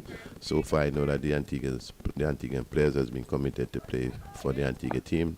The Antigua selectors will have their hands full. Brian comes in. Louis comes forward and plays the ball into the offside. Challenge, though, is that some of the younger players, whereas we have the franchise players who you're encouraging to be available, but then there are some young players, I guess, on all the sides who may want to have that opportunity. There may be a nice little all-rounder in St. Kitts who may say, Jeremiah Louis is not playing, I want to step up and be the man there. There may be somebody who may say, Hayden Walsh would not be there, I would want to be that player. So how do you balance availability and opportunity? Here is Louis steering this one nicely down past the backward of point fielder. He pulls the ball back just inside the boundary, and they will come back. No, they would not come back for the third. So 2 runs to Louis. Louis moves to 35. Your thoughts? I think that notwithstanding that you want the youngsters to play, I think the better youngsters, the cream will definitely rise to the top. So once you understand that your team, Leeward Islands team, or all the teams are on a break, obviously you will want to weigh the balance because you want your Leeward Islands players to also get the practice in preparation for when they... Louis hooks at that. Does not take the edge down the leg side. Over completed, 203.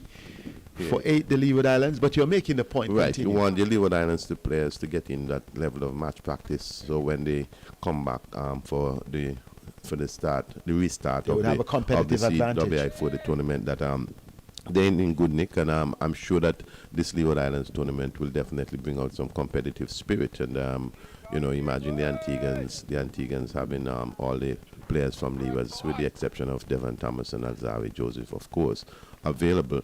Then the selectors, I mean, right now you have the last two weekends they would have played practice matches with 24, 26 players.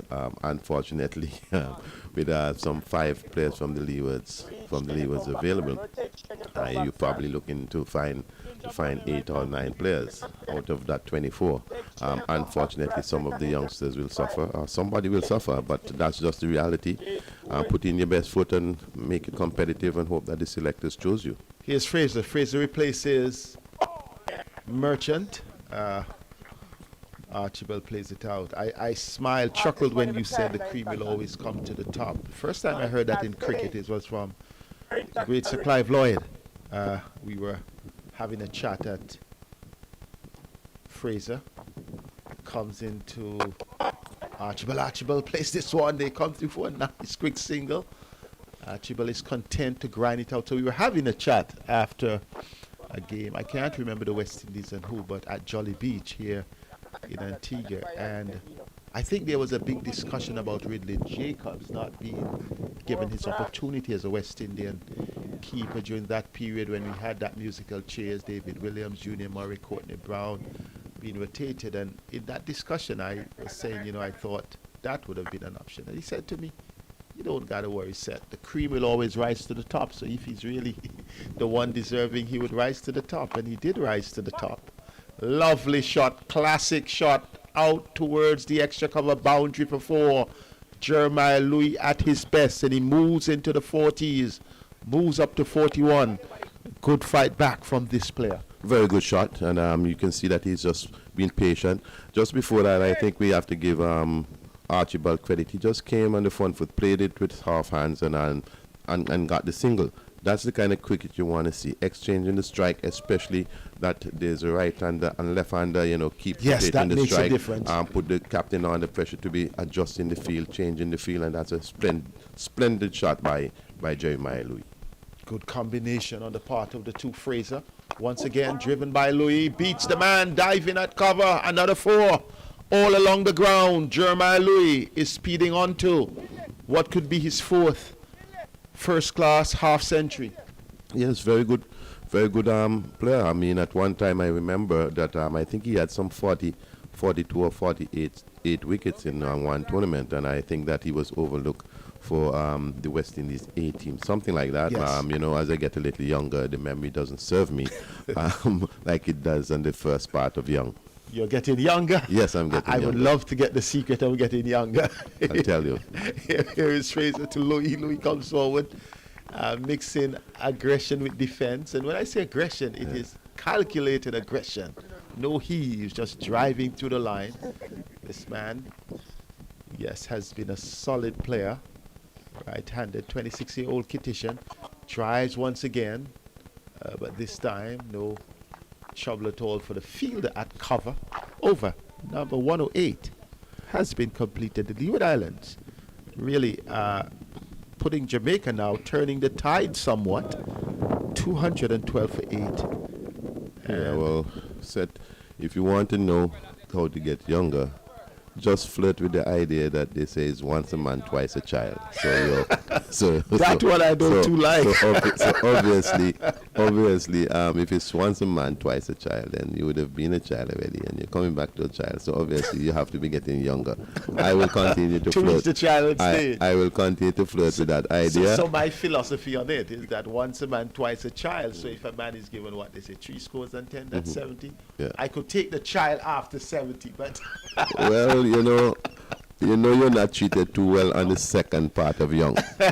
Especially if you don't have anything to leave for people, they're not going to treat you as well as you would have been treated when you were a man or when you're an adult. But so far, good cricket. Leeward is fighting back nicely.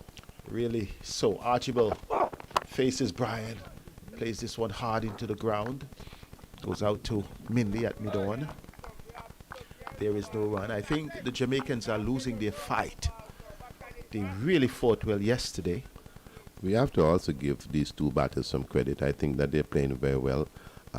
You see some aggression, and then you see the soft hands where they just drop the ball and look for the singles and try to rotate the strike. I think I'm impressed with what I'm seeing. Yes, and Sylvester Joseph was noting that I can't use tail-enders when I'm speaking about this pair down the leg side.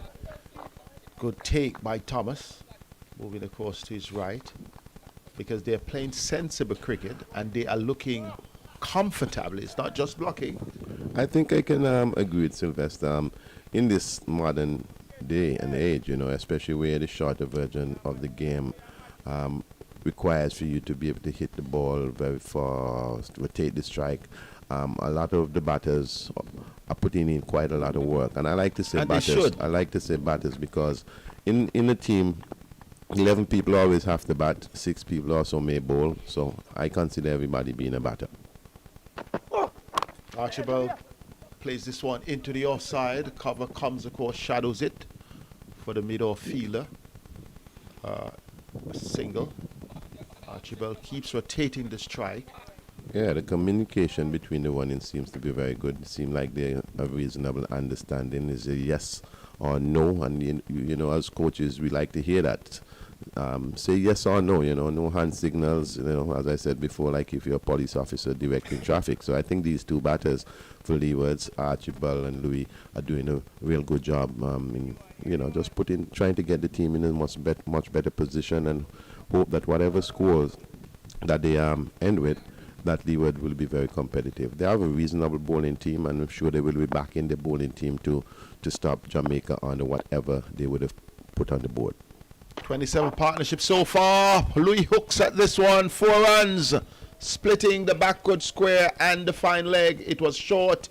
Intended to come at him, and he was very clear and intentional that he was going to dispatch it to the boundary. And look at this. He just pivoted and hammered it. Neither of the fielders could have gotten close. Jeremiah Louis has moved up to 49, and this Kittian all-rounder is looking fine. He has really brought his team back, has been part of the hard work. Let's see what he does this time as Brian strides into Jeremiah Louis. Louis comes forward and he plays it nicely into the mid-off position. Not getting carried away. Very good batting. That hook shot a while ago, and the way in which Jeremiah Louis is playing, now he's 49 from 137 balls. I have no doubt as a frontline batter, the frontline batters must be very jealous sitting in the shed right now saying, I should have been the one out there. He's doing a very good job for his team. I'm overly excited about the hook shot that he played a while ago. That is a superb frontline batter hook shot. He's now the top scorer of the Leewards team. Faces Brian and he slashes that. But backward point is there. Patrick Harty was able to put body and hands in the line to stop that from going to the boundary. Fielded well in the end. The Leewards 217 for 8. Yes, and I'm sure that the Leeward camp will hope that these two batters can take them to lunch and then come back after lunch and see what can happen. Usually after a break, if you have two good players and the way in which these guys are playing, and they can take them to lunch and come back with the same attitude, I can see that Leewards, hopefully, you never know, if they continue to bat like that, can be looking in the vicinity of 285, 300. Well, if these two take them to lunch, based on the rate at which they're going, they could well be scoring at least 250 at lunch. And if you can be 250 for 8 at lunch, anything else would be what we call water. Yes, most definitely. So anything would be a surplus for those of you who don't understand the palangs. Here is Fraser. To Archibald. Archibald hits this one. 1, 2, bounces into the lawn boundary for 4. He's going on the offensive. I think that Archibald, obviously, as I say, has been batting pretty well. Knowing the placement of the field, there's no long off. The man is up at long on, and he just simply come down and hit it over the top for 4. Picking the gap well. Picking the gap well. Very, very good batting by these two batters for Leewards. Real confident shot. Now they have put back the long on the boundary. Long on and long off. Cover on the boundary. Square leg backward or square on the boundary. So it has now been a defensive situation. Well, you see, what Archibald and Louis has been doing now is to force them to make field changes. Put them under a lot of pressure, which they're doing. They started with the man up, and then after that shot, he pushed the man back. You got to make up your mind sometime as a bowler what it is that you want. If you feel to yourself that was a fluke, go back there. You go back there. And that is what I was saying yesterday when Merchant in particular was bowling. As soon as he was struck for 4, he went leg side. Go back there. Go back there. You got to be clever. Here is Fraser on this occasion. This one coming back into Archibald. Archibald gets a single at mid-on. And really rotating the strike. 2-2-2 for 8. Yeah, I always felt that, if you're going to bowl one ball and the batter happen to hit you for a boundary, you should trust you should trust what you're doing, trust your game, back what you're doing, and if he does it once or twice, then I can understand that. But That's after right. one time, no, I'm not moving my feet. I agree with you 100%. This one is wide outside the off stump. Louis gets the 50. Square driving, lovely shot, going back out towards the cover boundary for 4. Jeremiah Louis, his 4th first-class half-century, batting at number 8 for the Leewards. Commendable stuff from this 26-year-old St. Kitts all-rounder. He must be happy, and look at the ball that goes across the rope. And a shot like that from Jeremiah Louis, I'm sure that Dr. Sir Richie Richardson would be glad to see a shot like that. Certainly, it is out of the Richie Richardson Gordon Greenwich playbook. Right out of the playbook. Trust me.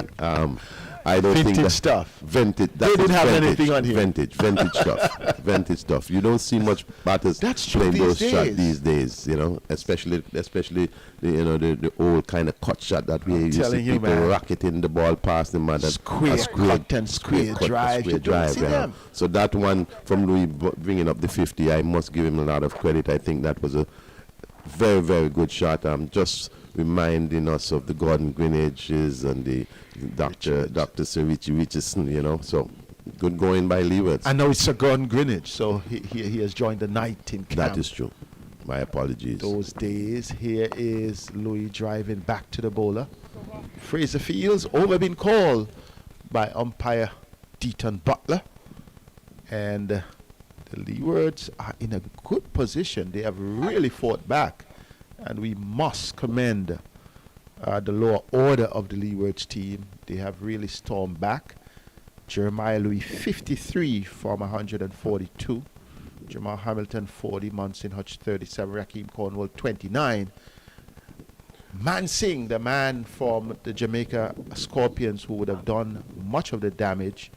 3 wickets, 3 critical wickets he had. I'm a bit surprised that he has not been brought back since the new ball. But Paul Palmer knows his men, he knows his circumstance much better than we do.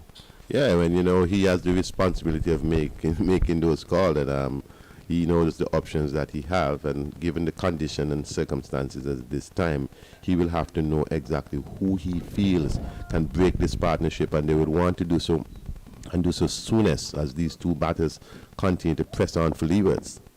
That's right, 20 overs have already been bowled in the day's play so far. Here is Archibald going at that.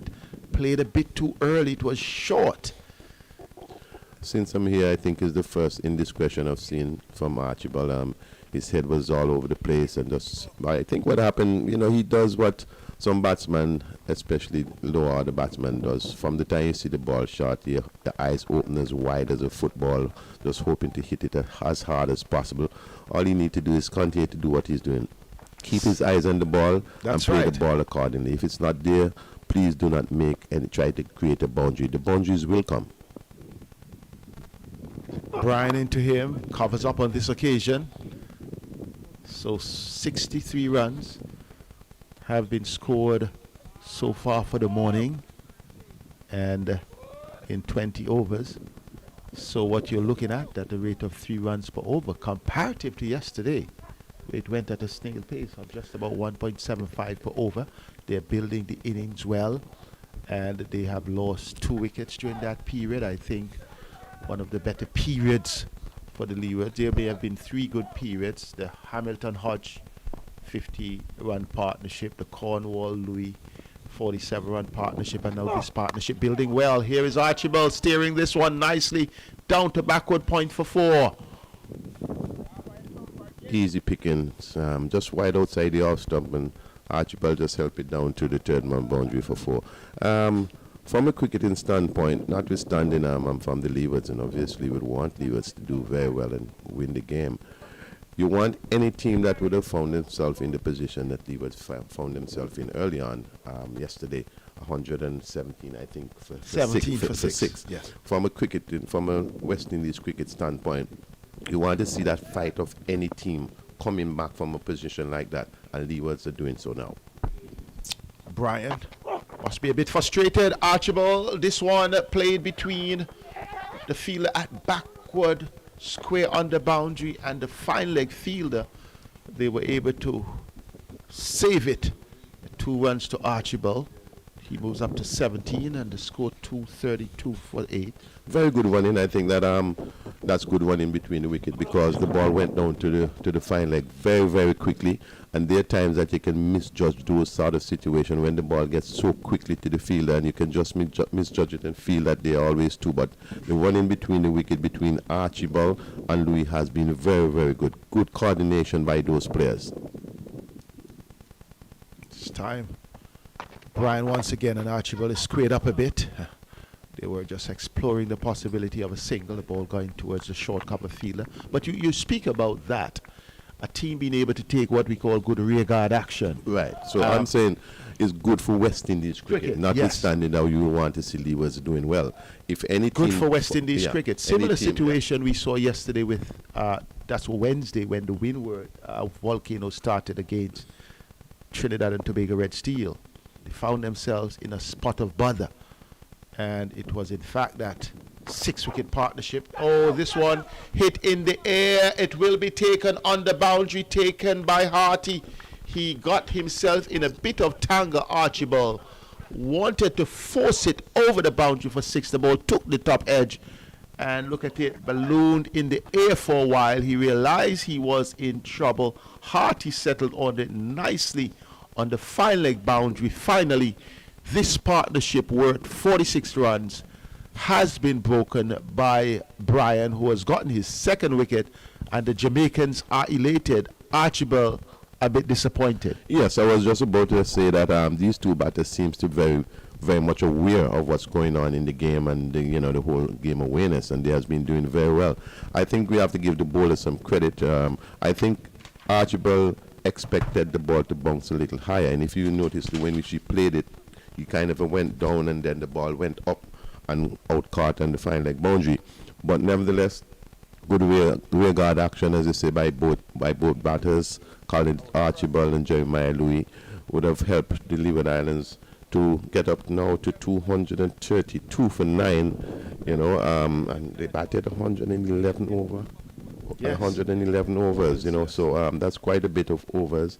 So time at the crease, I think that they would have done quite a bit. If I remembered, I think Munson Hodge 37 from 170 deliveries. That's right. Yes, I think he would have done pretty well, but as an open bat with close in fielders, you want to be exchanging the strike some more. 170 balls if you even get up to 50 plus and so forth. But nevertheless, given the position that the team was in, I think that he played very well. Commendable stuff on the part of Colin Archibald. It will be interesting now, the approach, because the over was completed, so fortunately Jeremiah Louis will be on strike. And when I say fortunately, I mean for Louis and for the Leewards. For Jamaica, they would have loved to have Sheena Berich on strike.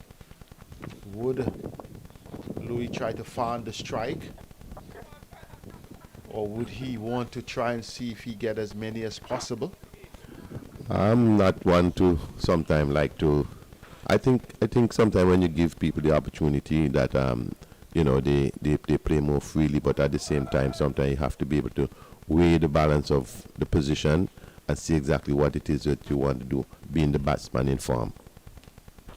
So Jeremiah Louis pulls this one over the top. That's 6 runs out of the ground. He has decided to give it a charge. His first 6 of the innings, Francis coming over the wicket, deciding to go early. He was going towards leg, and Louis just clearing the front leg and also clearing the sticky wicket restaurant stand.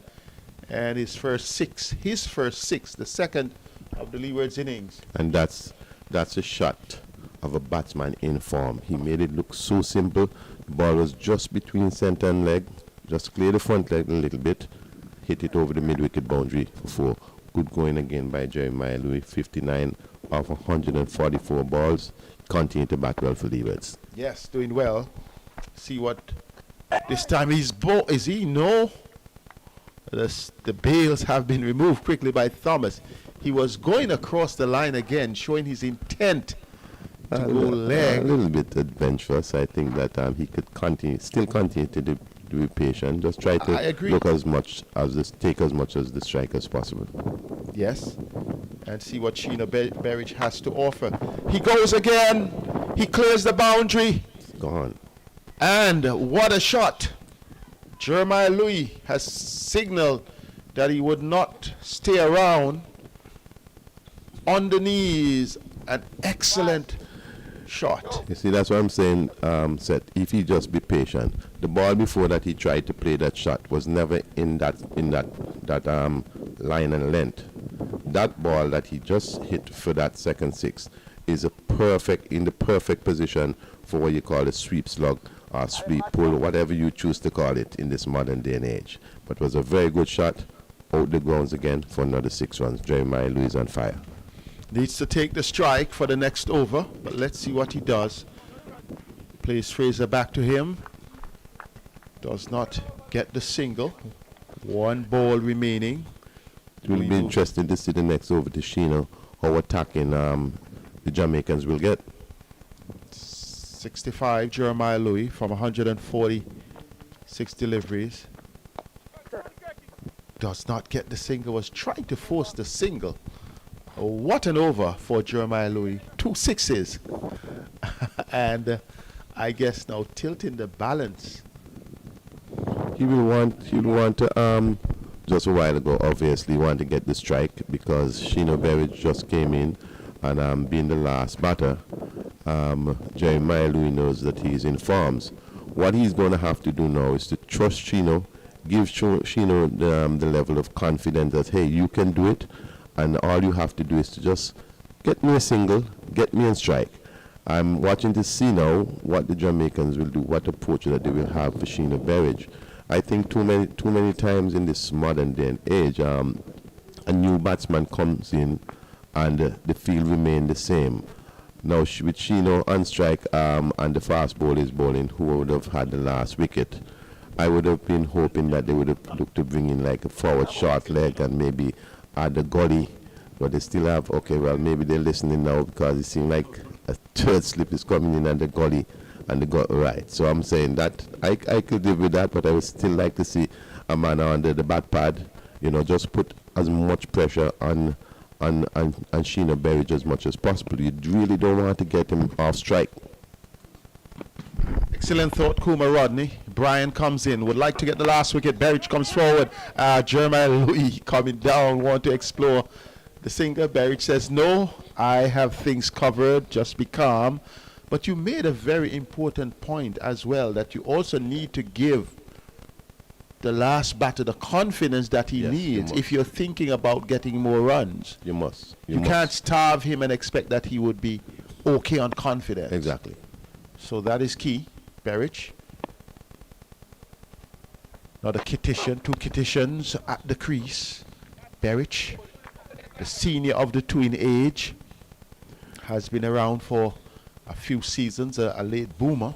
Also had excellent seasons for the Leewards. Yes, very sharp. Bowling was coming on very well. And I think he had an injury over the last year or so, which sat him out for a little bit during the COVID period, part of the COVID period. So he missed about a good year to year and a half of the game. Comes in now, Brian, and Sheena Berridge comes forward. Will he get the single? Gets the single, gets off the mark.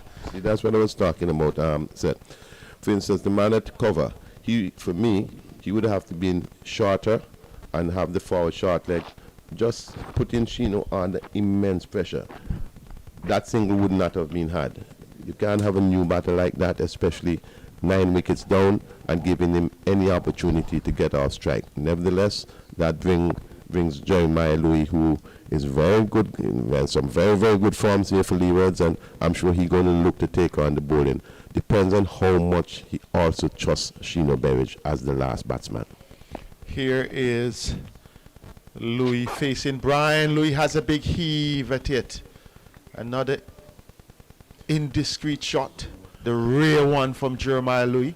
I think perhaps both batters need to have a conversation.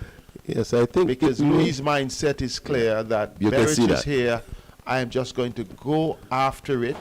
If I perish, let me perish. I think that brings us back to the question with Sylvester Joseph saying that Sheena is not a low order batsman. He's definitely a tail ender. So if you if you look at the approach of Jeremiah Louis, Jeremiah probably saying, listen, I understand what Sylvester is saying. I want to trust you, but I also know that your level of skills and your ability for this is not as good as I would want it to be. And that's probably why he's trying to hit the balls out of the boundary and see how much more runs he can pick up for his team. He can also find the strike. This time he's on 65 and he faces a full toss, I reckon, from here, and didn't take this. He was trying to get the single. After the ball was parried, I was a bit unsighted by that column. Yeah, I think he was trying to get the strike. He recognizes that. I think that he need to get up to the other end, hopefully to take the strike from the next over, and just probably give Berridge one ball to face. However, he will now want to see if he can get up to the other end. It's one ball before the end of the over. He's just making some adjustments to his pads, I think, and you can see that the Jamaican captain has made some adjustment. The fielders comes in a little closer, just trying to stop Jeremiah Louis from getting off the strike. If he hits a boundary, then they will still have Berridge on strike. Well, Berridge's highest score in his 25 first-class games is 4. So you could understand. Very well bowled by the bowler. I mean, he recognizes that is the last ball, bowled it wide, so he knows that if Jeremiah Louis wants to hit that, he has to get right out to the ball because he wants to make sure that they have Shino Berridge on strike. But let's look at the psychology of it. Louis on 65, Berridge yet to score 245 for 9 from a position, as we reckon, 117 for 6. Psychologically, even that delivery is showing that you're saying, I don't think I can out Louis. Because my policy as a bowler, I don't care who that batsman is. That is true, and it's a positive thing to do. And when we used to play, that's how we'll think, yes. Because we wasn't scared of anyone. But at the same time, you also know that common sense has to prevail at times. The way in which Jeremiah Louis is batting, you have to give him some level of respect, and we all does that at some point in time. Even when I was playing, you have to give a batsman. You know he's in forms. Sometimes you have a batter, listen, today is just his day. He can't do anything wrong. So at the same time, you know he's in forms. The best thing to do is to keep him off strike because you have a new batsman in. Now I can see a little bit more tackiness by the... Well, in fact, they've made a change. Exactly. Abhijaman Singh, the key bowler, has come back to Berridge. Berridge plays it nicely. This one, though, I thought was not his best delivery. He was outside leg. Usually he's on stumps. I would bring a man just in front of the bat. Oh, okay. Maybe yes, they're listening. Maybe they're listening. Maybe they're listening. Forward right, short leg. Yes, you need that level of attack. And there is now a silly mid-off.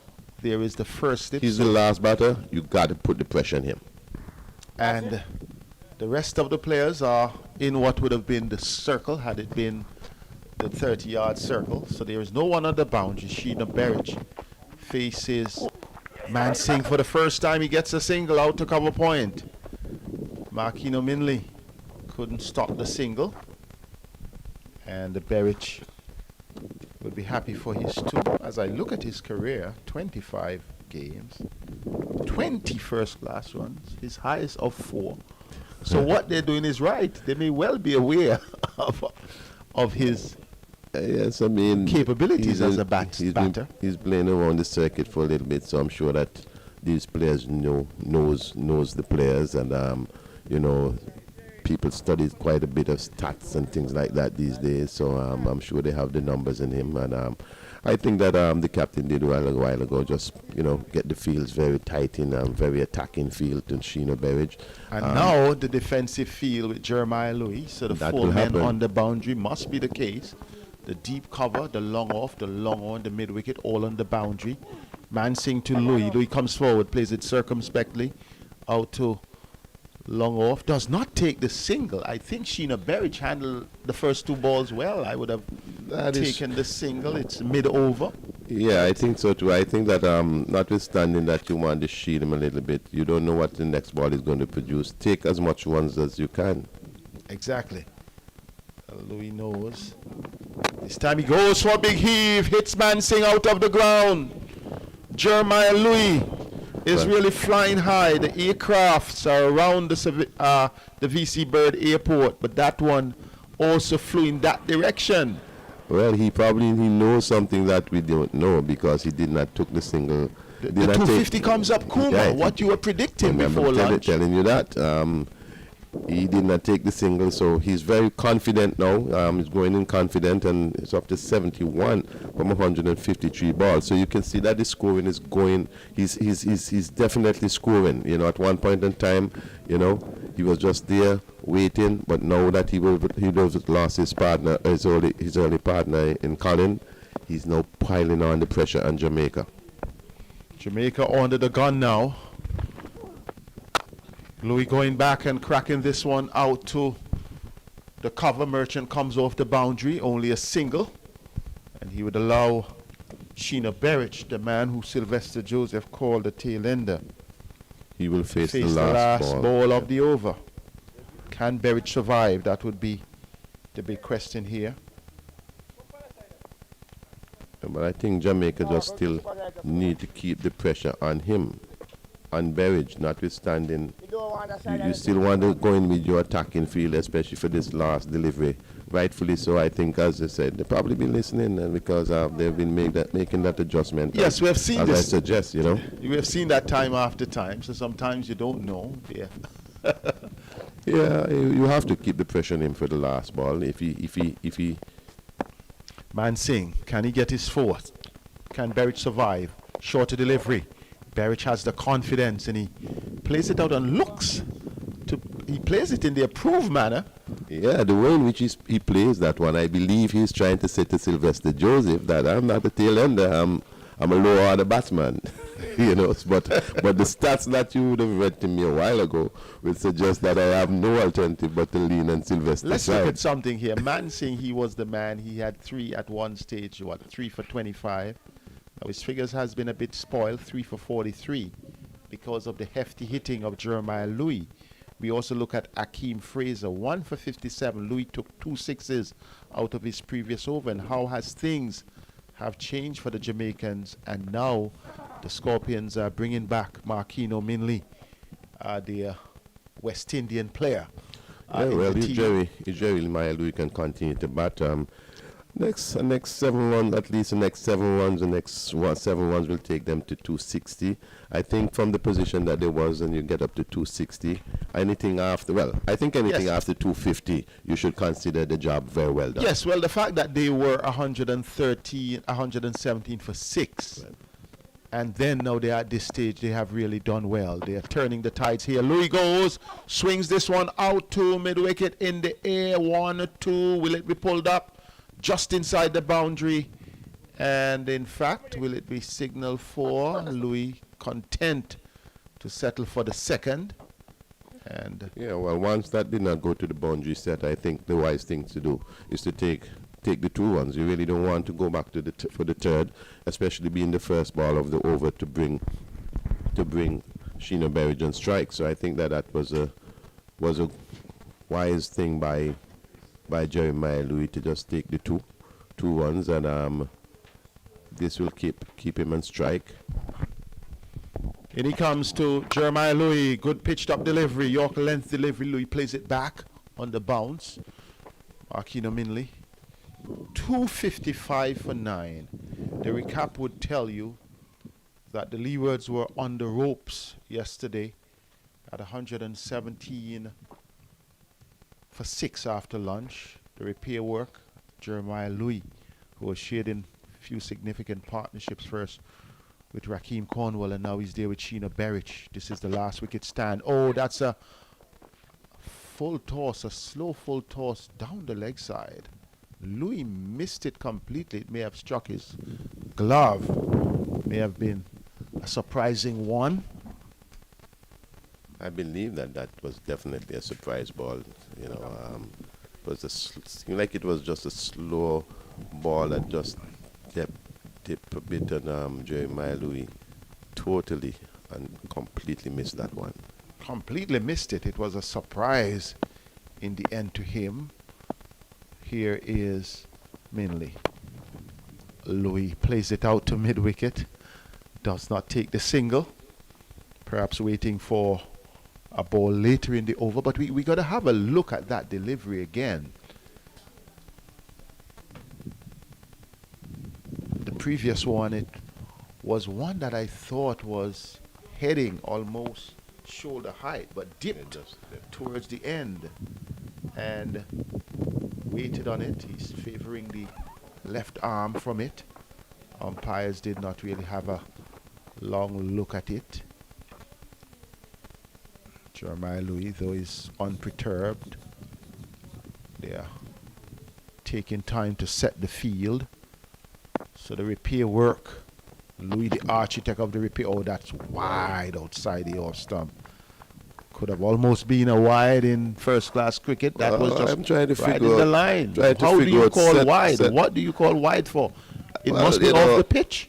What I'm saying, I think that's definitely a wide by any standard. Any But I standard. just think that, listen, if that's a wide in a one day match, I think it should be a wide in a 4-day, this is 3-day, 5-day beyond test match, whatever it this is. is beyond. That It one was actually definitely wide. right outside.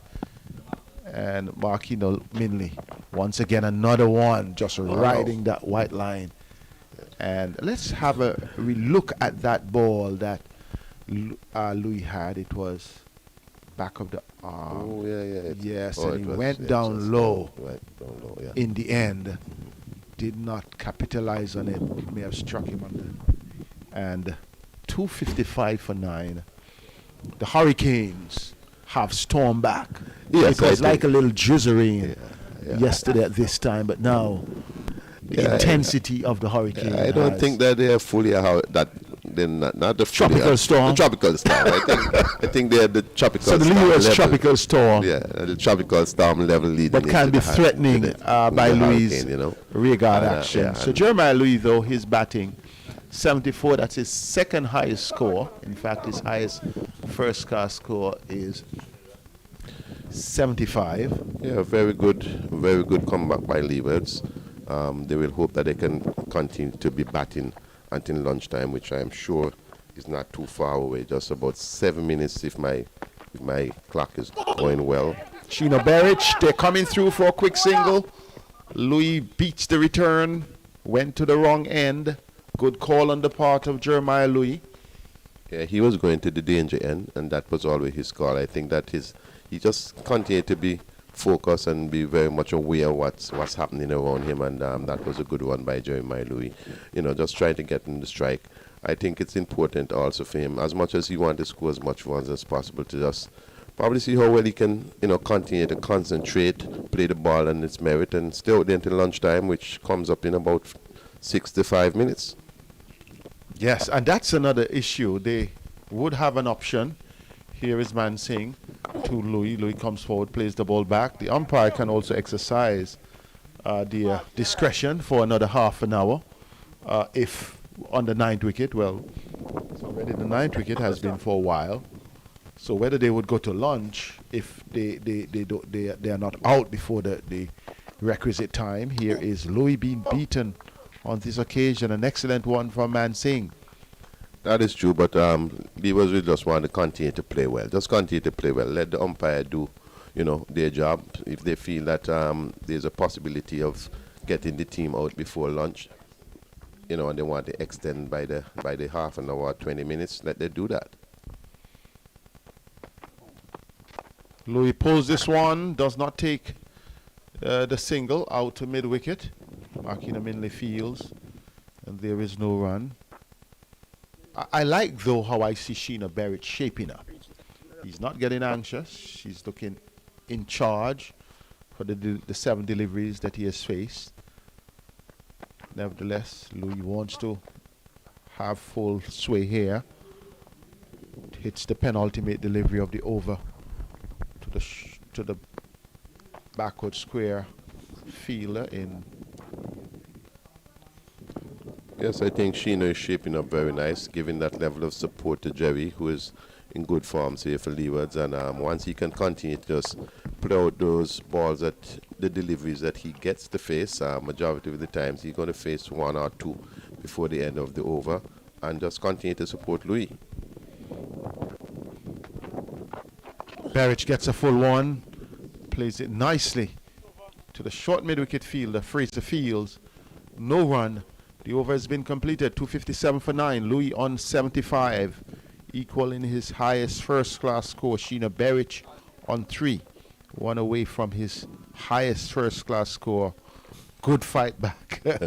His highest first-class score because he's 1 away from his highest first-class score. Like if he's going to make a 50, and he's only on 3. So if he's 1 away from his highest first-class score, I know that you're trying to understand why Sylvester said what he said. But again, he's shaping up very, very good. And the thing is, sometimes it's what you have done for me lately. That's and right. Lately, he's shaping up very well, giving good support to Jeremiah Louis and to the Leewards batting team. Markino Minley is back.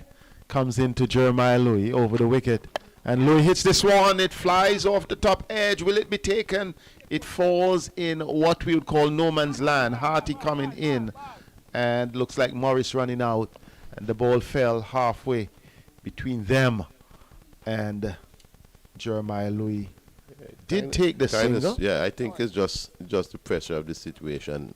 If you're taking, take 2. Yeah. I think he just, because the opportunity for 2 would have been there. Yeah, I think he just lost the level of concentration. The focus on the on the purpose, on the plan. Yes, and the purpose of what he's doing at the present moment. But Sheena is shaping up very well. So let's hope that he may be able to get a single here and bring Jeremiah back on strike.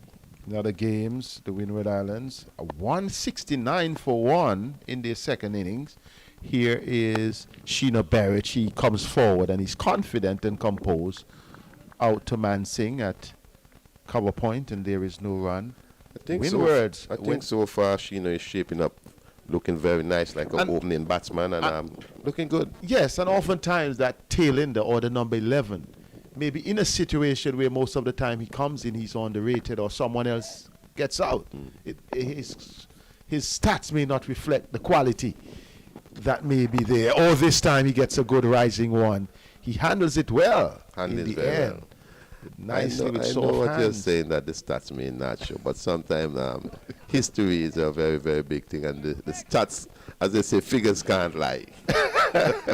Figures can't lie. So as much as he's shaping up very well here for Leewards, let us recognize that, as Sylvester Joseph said, that he's one of those persons you just consider a tail ender, but he's looking good and he's doing well for Leewards' purpose at this present moment. Barrett gets another short one, just moves away, allows it to go through. Markino mainly, I think he's wasting it. I have not seen any wicket fall into a short delivery in this game. I don't know if I would have to go back to yesterday. And he has tried his second one. That is not going to really create any. Well, my thought process coming coming from old school, that when you're bowling to tail enders, especially people like Sheena Barrett, is try to bowl a stump as much as possible, because the notion is that they can't keep out all the try balls. the Yorker or bring it right up. Yeah. He may try a drive. He may be out caught, but go at the stumps. At the stumps. But you know, this is new time cricket, and people see things a different way. Mainly comes into Barrett, and Barrett, he brings this one towards the stump. Barrett looks so calm and composed. But that's a much better ball, a much better approach. As I said, fortunately, unfortunately, you know, there are some things that worked well in the past that I still believe that's very good for cricket in this time. And one of the things, when it have a tail ender like Richard, like Sheena Barrett, as much delivery to the stump as possible because tailenders are known to cannot play all the balls on the stump. Berridge faces up to Minley. This one is a good one. Comes off the shoulder of the bat. And it's going down to third man. They did not run when the opportunity was there, at least 2 runs. That would have been comfortable. And I think they really need to have a discussion on exactly how they're going to handle the run in between the wicket. Because if they don't, Leon Rodney, at the end of the day, they could even be run out. Yes, I think that, as I said, they just probably lost the focus just a little bit from the very first ball when I think Louis had one, went up in there, and they took the run. On the normal circumstances where all the game awareness that they have been working with all the time, they would not have took that one. This last one, they could have easily got 2 for it. So just a little lapse maybe in the concentration of what they want to achieve, but nevertheless, Jeremiah Louis retained the strike. Which I guess is the bigger picture issue here. 259 for 8. If you have just joined us, you'd recognize the Leewards started today at 163 for 6. Here is Louis pulling this one, but there is a fielder stationed on the mid-wicket boundary. That's Fraser. I beg your pardon. He fields and there is no run. But given what I have seen of Berridge, it would have inspired me to take the singles, to take every run possible. Yes, you want to continue to build on what you have. So, Man Singh comes in and is beaten comprehensively, trying to swipe this one down to mid-wicket, head in the air. The ball beating him. Yeah, I think that is his go-to shot for the big shots. That probably comes out of the shorter version of the game. Majority of the batters, when they want to hit the That slug sweep could be dangerous as well to the leg spinner. Goes down to cow corner area. He wants to continue batting. Just continue to bat. Faces up now, short outside the off stump, and he goes back and he cracks this one. It will go into the boundary, or will it be cut off? Good bit of footwork by Merchant coming around from extra cover on the boundary. Louis actually gets to 2. He would be comfortable with 2 because he would retain the strike. Moves to 78. I think this one now moves 260. to 260. Good accomplishment. I think that's a great accomplishment by the Leewards, hence from where they're coming from. Faces up this time. Plays the ball down to the long on fielder. Does not get the run. I think I used to watch, I used to watch Ridley Jacobs batting with the tail. Well, we called it the tail in those days. And Ridley's approach was give them the chance to build. He never articulated it. And out of that came a Fidel Edwards who you could depend on over time. Other guys who, we will get back to that discussion. Here is Louis driving out to extra cover. So what he did over time, Fidel Edwards would have gotten a chance to build and realize he has responsibility, or the lower order batters, because he was not just going to find the strike all the time, but he was going to give them the opportunity. And some folks would say, oh, why did he do that? But at the end of the day, that tail in the face 30 balls, and it's part of building your innings, a reasonable score. I think sometimes it just depends on the nature of the game. And I think where Leewards has brought this game now, I would want to take as much runs as possible. So I would not be turning down anything single from here on, you know, because you have brought the game into this very tight position. I don't think that you have the game in a position that you can lose the game. You have a reasonable bowling team, 260, coming from where you were 117 for 6. I think that you're in a good position at the present moment to try and take as much runs as possible. If you can turn the ones into 2s, you do so. You really do not want to go and try to create any big shots. If the boundary is there, you take it. Yes, so Sylvester Joseph, who is also an official umpire, he's telling Kuma Rodney, take us to lunch. Listeners would understand it should have been lunchtime, but the automatic 9-wicket situation would have forced us for an extra half an hour. Beaten by this delivery from Marquino Minley. Sheena Berich. That's a good ball. Try to keep it up there as much as possible to the lower order batsman. Right, Number and 9, right. shaping Number away 9 nicely. batsman. You want to bowl it to the stumps as much as possible. So it is clear here that the Leewards plan of 250, they have exceeded it pre-lunch, and now we have gone into that extra half an hour option. Sheena Berich being beaten once again. Good line and length on the part of Marquino Minley. Right, so you're probably listening to us, Seth. Well, you never know. You never know. These days, guys are on the field and they have a little mic. These days, somebody turns up a little mic somewhere. Remember the days of the transistor radios by the boundary line? Remember those days. And sometimes they have to beg you to turn it down a little bit because That's they get right. the feedback Back from in the broadcast booth. From the broadcast booth. Yes. Yes, Seth, I'm around for a while now, I'm not 16, So here is Minley trying to dislodge the last wicket pair here. Berich gets a good one taken by the wicket keeper.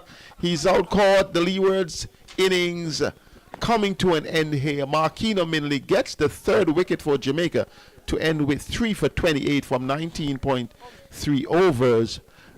Jeremiah Louis remains 78 not out. Sheena Berich caught by Thomas of the bowling of Minley for 3, and the Leewards wrapping up their innings 260 off 118.3 overs.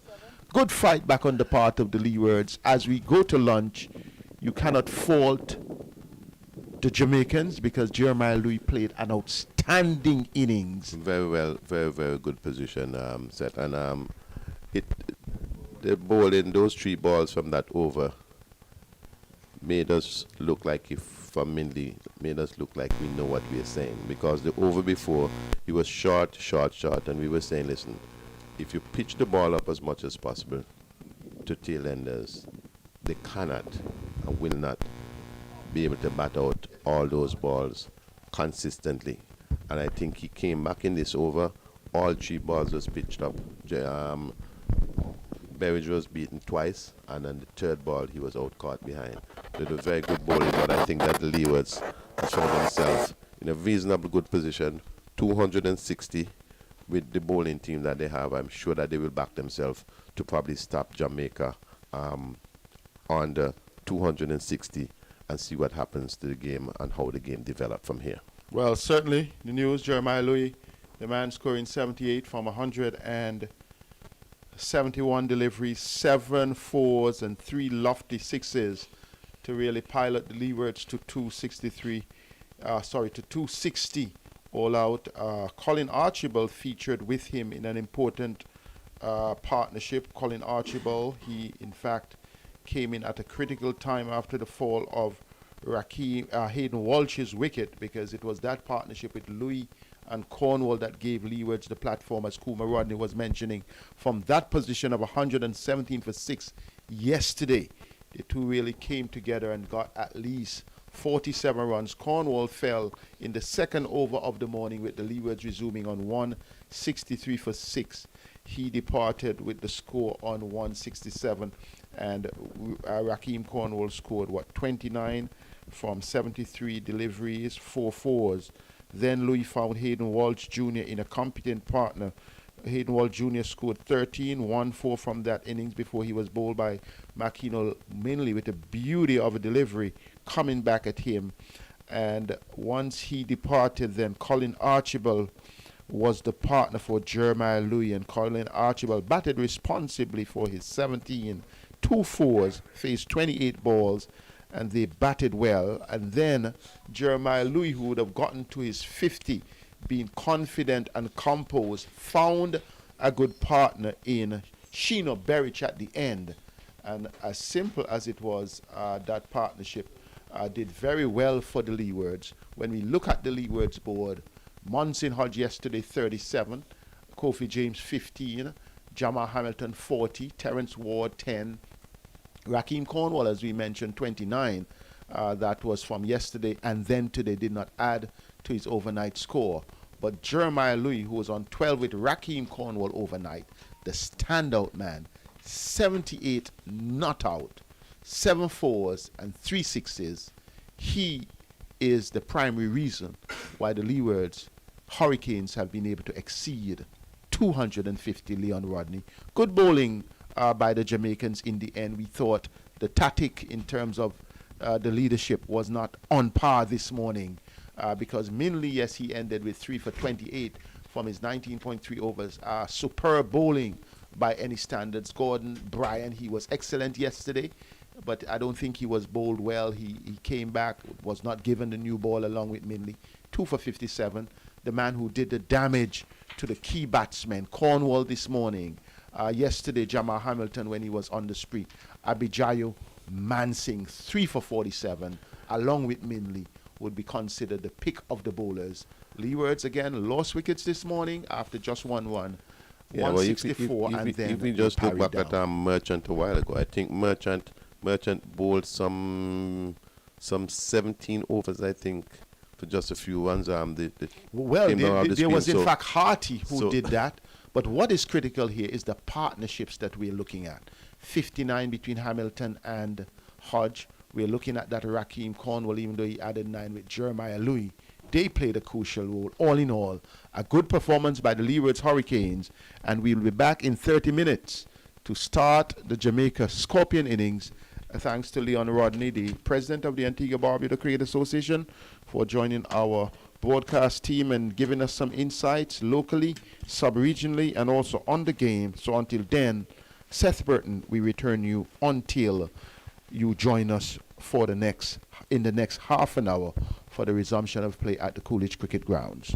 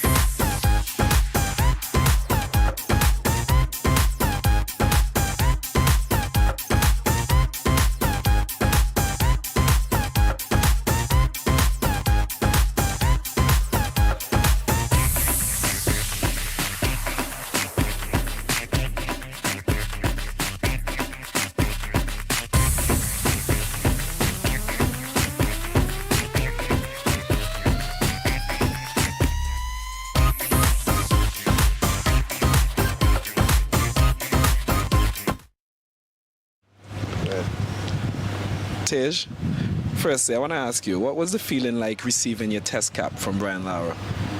Well, you know, it's a special feeling receiving your cap, and from the legend himself, it's even better. What did he say when he handed you that cap? He said he was there when my dad made his debut, and he think he would be proud right now watching on the game and seeing me receive my cap. And just as you mentioned your dad, coming through the system, how did you deal with the pressure of being Shiv's son? But, you know, it's something people always talk about, so I just try and be myself. I can't be him. I could only do what I can do, and yeah, be me. In terms of your batting style, a lot of people say that you're similar, you take your time. Is that his influence shining through, or is that just something you developed throughout your career? Well, you know, I started training with my granddad when I was little, so he always the kind of guy, he just instilling you, don't give your wicket away, and you could only get runs in the middle, that kind of stuff, so yeah. I think it started with my granddad.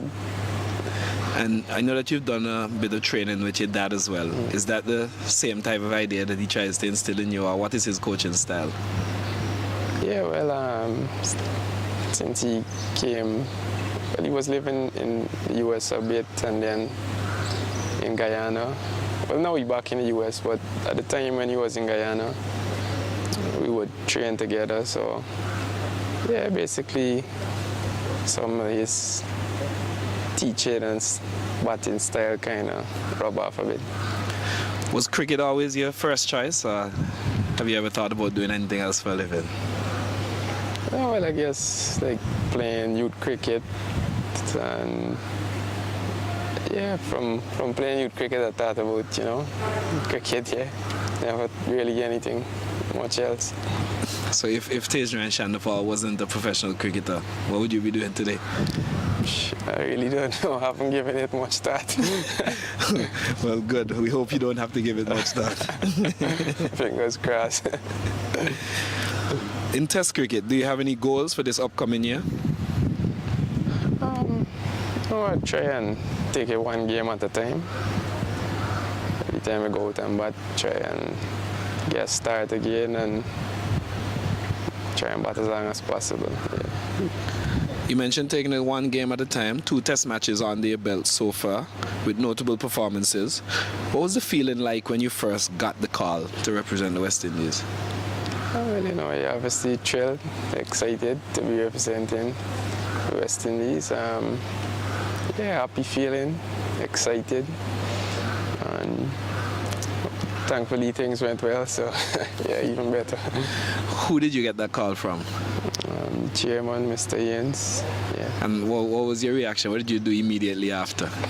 You know me, I'm a quiet guy. I didn't really jump up or anything, but you know, you're feeling the emotions inside. Yeah. Who was the first person you told about that call? Probably my mother, because I live with my mother. Yeah. So yeah, I live with my mom back in Guyana, so yeah, most likely I think her. And when you told your dad, what was his reaction? Well, he's like, you know, it's tough series, so you gotta be prepared and be ready mentally and everything else, yeah. That was before he said congratulations? You know, he always thinking about what you gotta do, so yeah. Would you say that he has been the biggest influence in your career so far? Well, like I said before, it started with my granddad, because from the early phases of my career and age, my dad was obviously playing, so he's not around much, and yeah, so my granddad. And other than your dad and possibly your batting partner, which other cricketers do you look up to in world cricket? Anyone that you have watched over time, maybe modeled your game off of, past and present? Well, you know, you watch like like Alistair Cook, Sangakkara, my dad, Lara when they were playing. Yeah, watch all the good players, Sachi and Virat, so many, you know. Can't name all of them, Ricky Ponting and all these guys. So. And anything out of their game that you always said you would bring into your game when you got to the Test cricket level? I guess you watch some of the shots they play, but obviously I don't have all those kind of shots like some of the other guys. But try and keep it simple and do what I could do. You mentioned Brian Lara, who you have here in Zimbabwe as a mentor. What is it like working with Brian Lara, and how much motivation does it give you when you walk out onto the pitch or when he says a kind word to you? Yeah, he's a very cool guy, easy to approach, and you have a few tips here and there, stuff you can add to your game and improve on, and apart from like shots and that kind of stuff, like how you think about the game and these kind of stuff, yeah. How is it having Craig Brathwaite as an opening partner? Craig, a very cool guy, you know. I guess similar to me. So we get along pretty well. When you go to bat, he always share his views and things that you could do to negate certain bowlers, and yeah, we talk about what's the ball doing and what we could do, and yeah, that kind of stuff. What do you admire most about Craig? Firstly on the field and then off the field? Well, like I say, yeah, he's a very cool guy, and you feel, you know, I think he is strong mentally. Yeah, bat for long periods, and he runs show. And I'm guessing that's something that you plan to emulate as well in your game. Yeah, well, hopefully, you know, try your best every time and hopefully you get some runs. And what about off the field? How is he as a captain, a man manager? Yeah, he's simple, man. Easy to get along with. He does his thing easily in the background, so yeah. How have you enjoyed your time so far in this West Indies setup? Well, the guys been very welcoming, and everybody seemed to get along well with new players, and even the guys who were here before, you know, they treat you well, and you can have a conversation with any one of them. Who is your best friend in the team currently? Well, you know, before Moti come back, I always playing with Josh. So, yeah, Josh and Jaden and Andy and those guys. Yeah. And you mentioned spending a lot of time with Moti. How good is it to have a fellow countryman in the team that's around your age and able to assist you? Yeah, I mean, I've known Moti since on the 15th, so I'm comfortable with him. You get a little partner to go around here and there. Yeah. And lastly, anything that you want to say to the Maroon fans that have been supporting you since your debut and will continue to support you throughout your career? Looking to try my best and get some runs and keep supporting. Thanks. Thanks, Tej. Welcome. Cheers. Alongside me, Shane Dowrich, captain of the Barbados Pride for this West Indies Championship. Shane, how are you feeling ahead of the tournament right now? I'm pretty excited going into this first game. I have a pretty young side in terms of experience, and the guys are really looking forward to getting out there on Wednesday. You mentioned having a fairly young side. Obviously, the likes of Craig Brathwaite, Kemar Roach, who actually has the most test wickets here as well. You know, how have you guys been preparing knowing that you don't have that experience in your side? I think those are some big books to fill that you just called, but at the end of the day, it's a great opportunity for a lot of these youngsters to showcase their talent and their skills. We've been doing a lot of preparation before we got here. We had a couple of games at the Oval, and I think they gave a good account of themselves in those games, and we're just looking forward to playing on Wednesday. All right, let's take things now to the personal aspect for you. Where you at mentally, because you know you've had a break from cricket. You played some first-class cricket last season. This is going to be the second time around that you're back into the first-class season again. Where are you at mentally right now? I'm in a very good place, actually, just enjoying cricket and just playing and trying to be the best I can be. And then finally, Shane, obviously you always want to set personal targets for yourself. What are you looking at for yourself? Obviously, there's 2 matches before you have that break. What are you aiming for right now? For me, it's just to be as consistent as possible and help the team do as well as they can. for me, batting, I've been in good form lately. Had a good run in the games back home, and just looking to be consistent and play good cricket. Well, you're going to be flipping the toss there as a captain. All the best for this season, Shane. Thank you. The Cricket West Indies Academy aimed at developing the future of cricket across the Caribbean. Alongside me, Kirk McKenzie, a young man who has benefited from that academy setup. Kirk, what's your experience been like inside the academy? It's been good. Just playing a lot of cricket, developing my skills, trying to be better in the future. Yeah. All right. So for people who do not know about the academy setup, somebody like me, what does, let's say, training day or training week look like for you guys?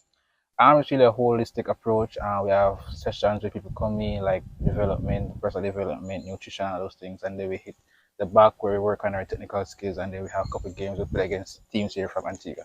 All right. So going through all of that, then for you personally, what have been some of the highlights from the academy for you?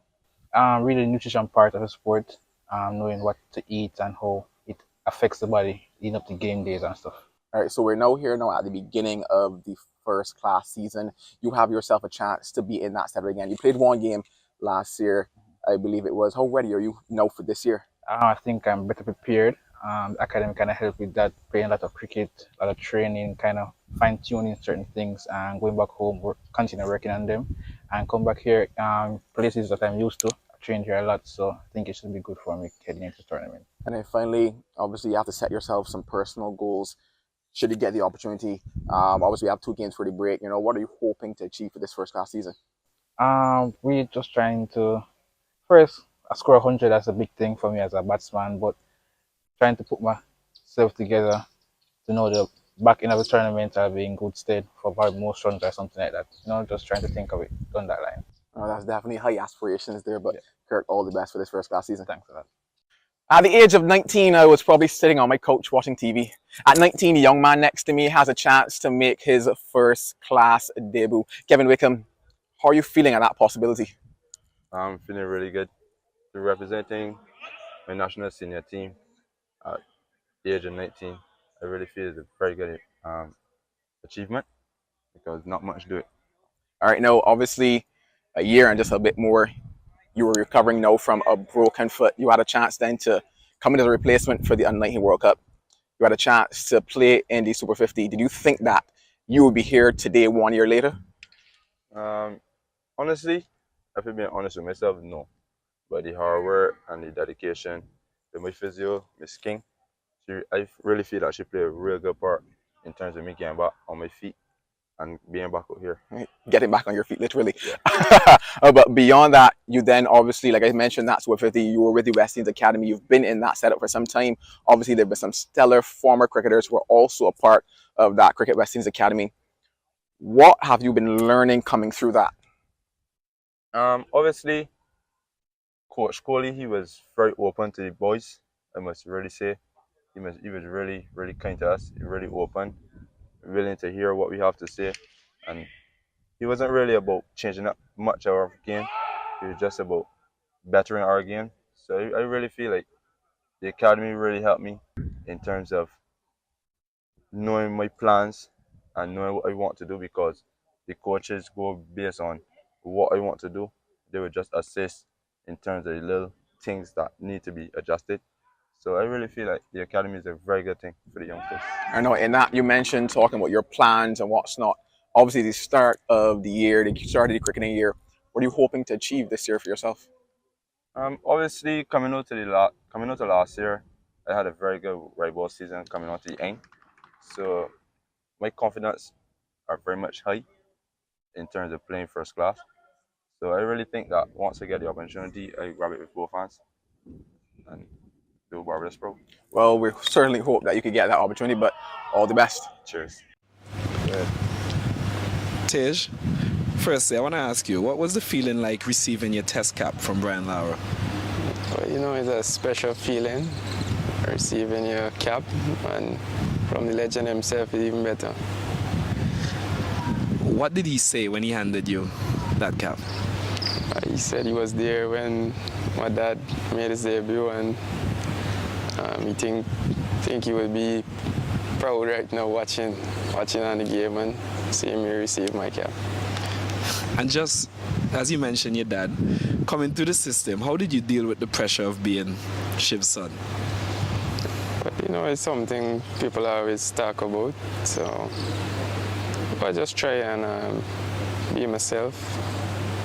I can't be him. I could only do what I can do, and yeah, be me. In terms of your batting style, a lot of people say that you're similar, you take your time. Is that his influence shining through, or is that just something you developed throughout your career? Well, you know, I started training with my granddad when I was little, so he always the kind of guy, he just instilling you, don't give your wicket away, and you could only get runs in the middle, that kind of stuff, so yeah. I think it started with my granddad. And I know that you've done a bit of training with your dad as well. Is that the same type of idea that he tries to instill in you, or what is his coaching style? Yeah, well, since he came, well, he was living in the US a bit and then in Guyana. Well, now he's back in the US, but at the time when he was in Guyana, we would train together, so yeah, basically some of his teaching and batting style kind of rub off a bit. Was cricket always your first choice, or have you ever thought about doing anything else for a living? Oh, well, I guess like playing youth cricket, and yeah, from playing youth cricket I thought about, you know, cricket, yeah, never really anything much else. So if Tejran Shandapal wasn't a professional cricketer, what would you be doing today? I really don't know. I haven't given it much thought. Well, good. We hope you don't have to give it much thought. Fingers crossed. In Test cricket, do you have any goals for this upcoming year? I try and take it one game at a time. Every time I go out and bat, try and get start again and try and bat as long as possible. Yeah. You mentioned taking it one game at a time, 2 test matches on your belt so far with notable performances. What was the feeling like when you first got the call to represent the West Indies? Well, you know, I obviously thrilled, excited to be representing the West Indies. Yeah, happy feeling, excited, and thankfully things went well, so yeah, even better. Who did you get that call from? Chairman, Mr. Innings. Yeah. And what was your reaction? What did you do immediately after? Yeah, you know me, I'm a quiet guy. I didn't really jump up or anything, but you know, you're feeling the emotions inside. Yeah. Who was the first person you told about that call? Probably my mother, because I live with my mother. Yeah. So yeah, I live with my mom back in Guyana, so yeah, most likely I think her. And when you told your dad, what was his reaction? Well, he's like, you know, it's tough series, so you gotta be prepared and be ready mentally and everything else, yeah. That was before he said congratulations?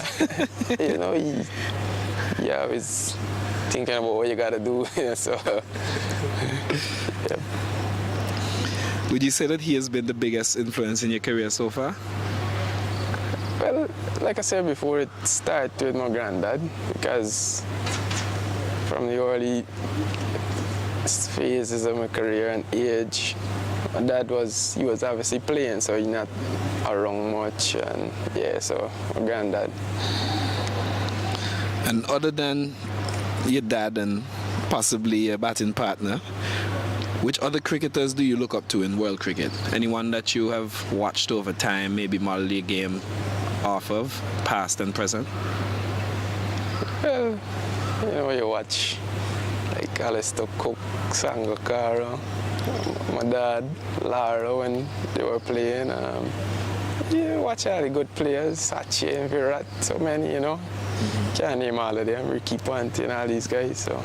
And anything out of their game that you always said you would bring into your game when you got to the Test cricket level?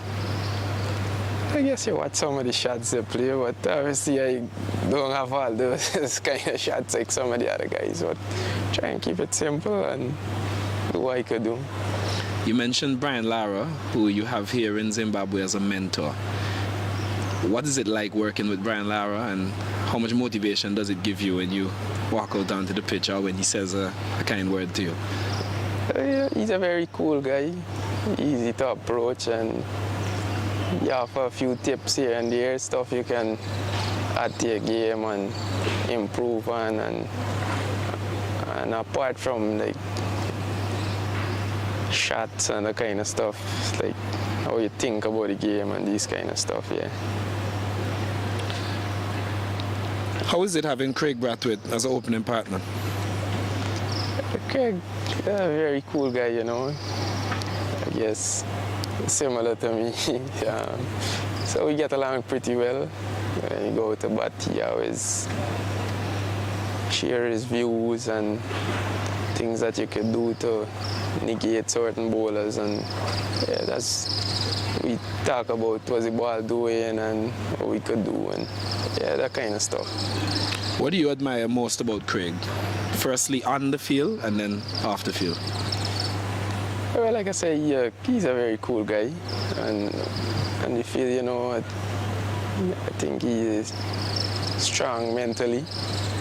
Yeah, bat for long periods, and he runs show. And I'm guessing that's something that you plan to emulate as well in your game. Yeah, well, hopefully, you know, try your best every time, and hopefully you get some runs. And what about off the field? How is he as a captain, a man manager? Yeah, he's simple, man. Easy to get along with. He does his thing easily in the background, so yeah. How have you enjoyed your time so far in this West Indies setup? Well, the guy's been very welcoming, and everybody seemed to get along well with new players, and even the guys who were here before, you know, they treat you well, and you can have a conversation with any one of them. Who is your best friend in the team currently? Well, you know, before Moti come back, I always playing with Josh, so yeah.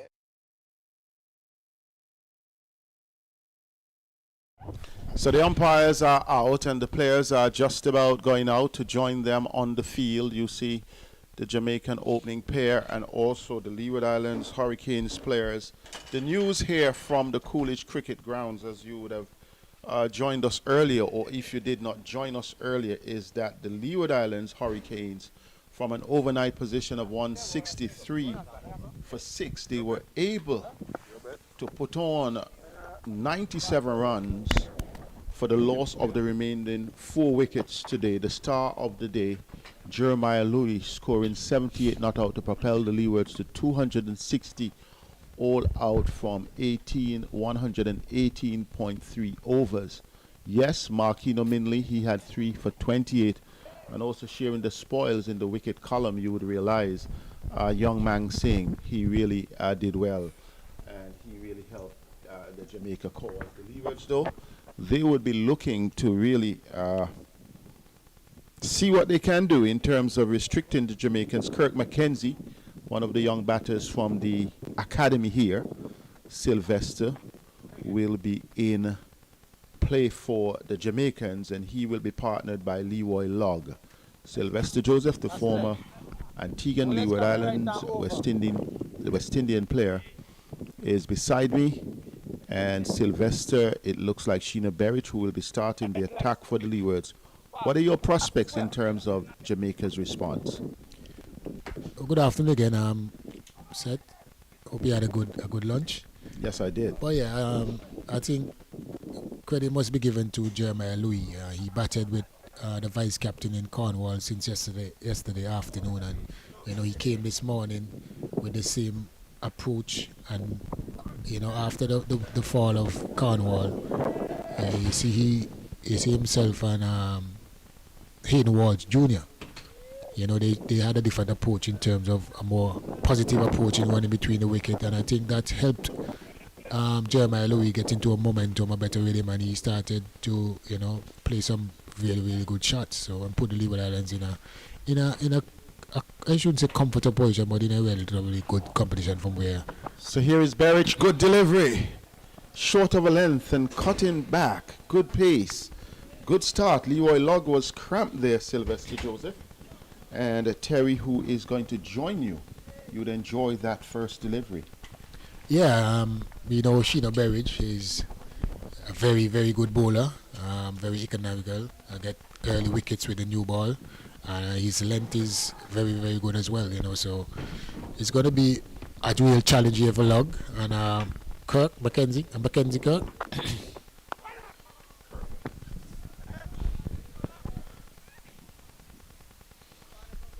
That was well picked up, Sylvester. Mackenzie Kirk on the scoreboard. Yep, so welcome back. Terry, I hope you had a good lunch. I did. I had excellent lunch Oh, once I found it. Wonderful. Wonderful. Yeah, so now we can really judge in terms of the pitch. How it's playing. Yeah, how Yes. it's playing with the fair count. Ooh, on the edge there, chasing a wide ball outside off stump was Lugg. The first thing that we see is that Lugg is one that will play positive cricket. He shot so far, even though the first delivery that he faced, he was basically opening up to punch it on the offside, but that one came back in. And that last delivery was a wide one, and he played a very attacking shot outside the arsenal. Got on the edge. Buried into Lugg again, and this one's shoulders, arms, lets it go through to Hamilton. It's good to see Jamal Hamilton out on the ground. I saw him going through a few paces with the physio earlier this morning. He still looked like he was troubled by that right ankle of his that he damaged yesterday. Good to see him out there doing his keeping duties.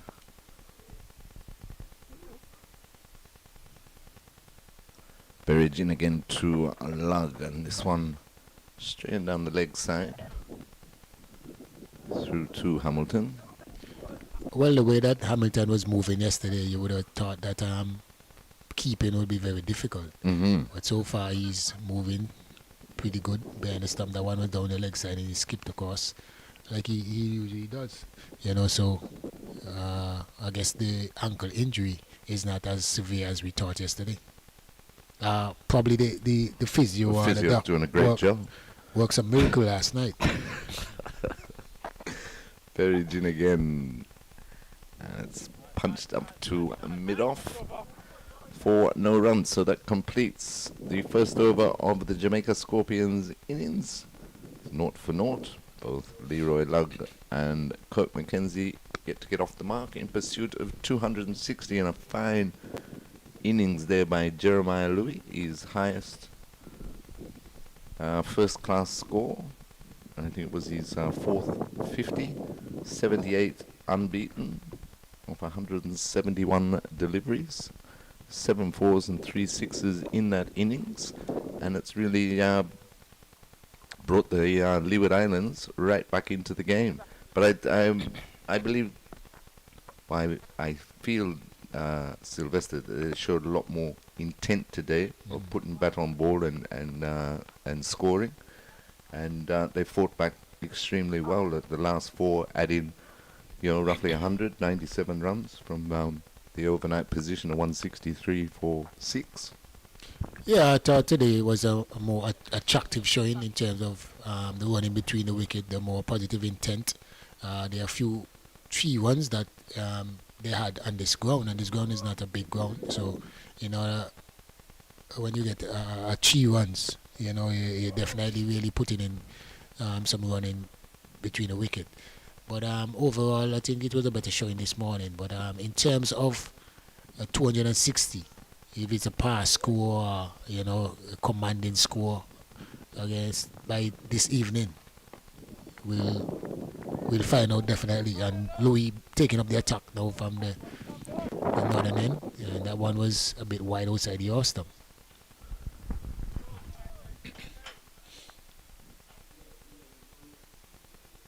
Kirk Mackenzie will be looking for runs. Kamani Malias, his former under-19s World Cup teammate.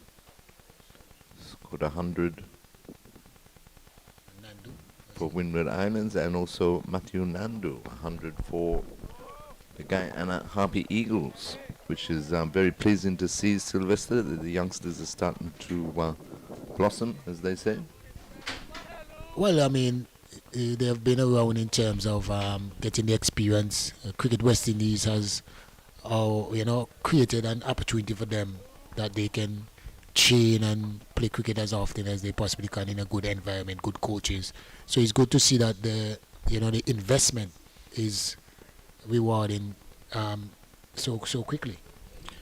Louis into Mackenzie, and he's pushing that, looking for the single. It was never on, really.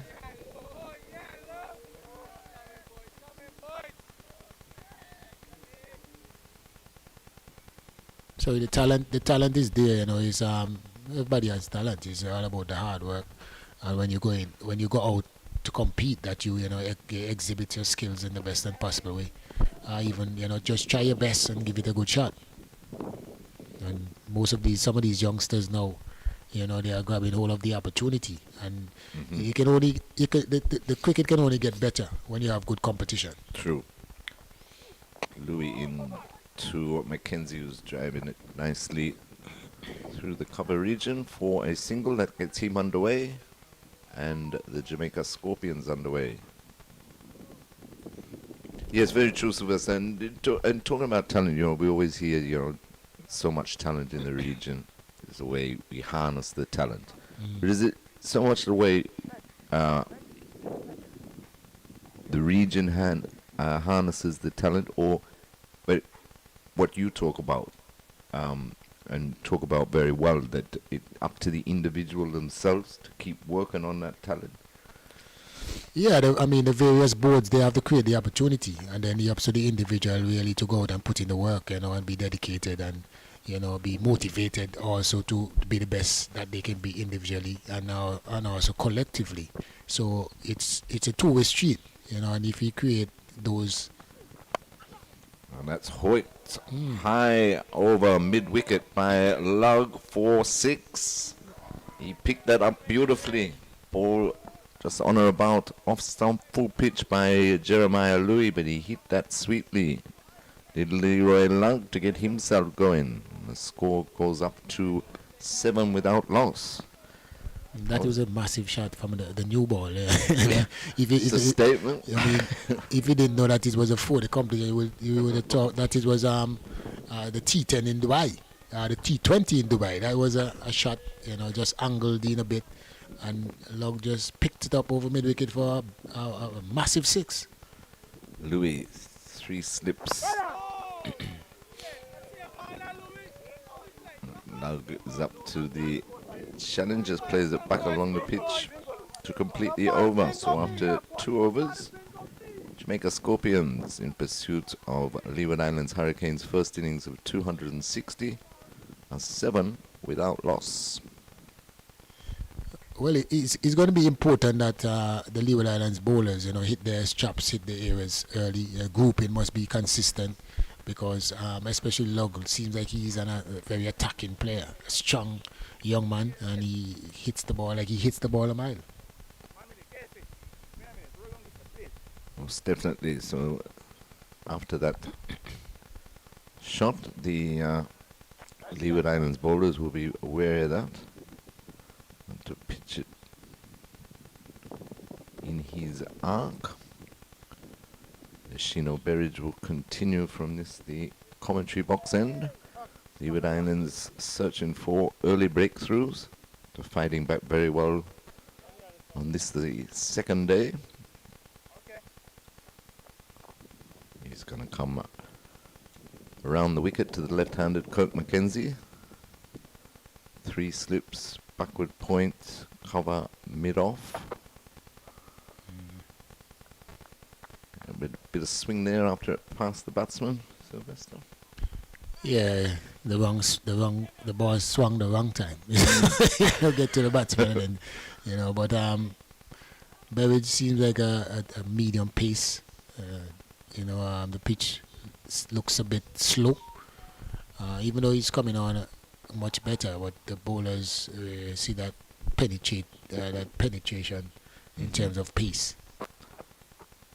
Fuller delivery down the leg side this time by Berridge.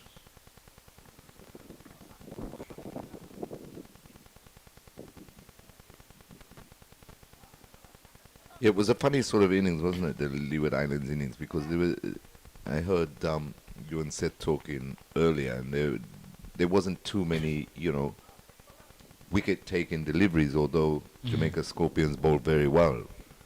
But it was more the lack of intent shown by the Leeward Islands yesterday, I thought, in scoring. Just keeping the board ticking over allowed Jamaica Scorpions to keep applying the pressure. And then once you apply the pressure, wickets tend to generally fall. But I still go back to that second new ball and why it wasn't taken last night, and then even first thing this morning with the last 4 putting on 100. Yeah, that could be the difference at the end of the day.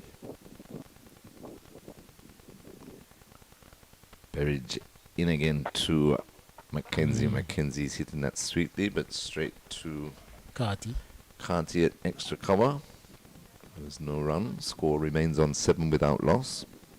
Well, if in the end that comes around to haunt them, it's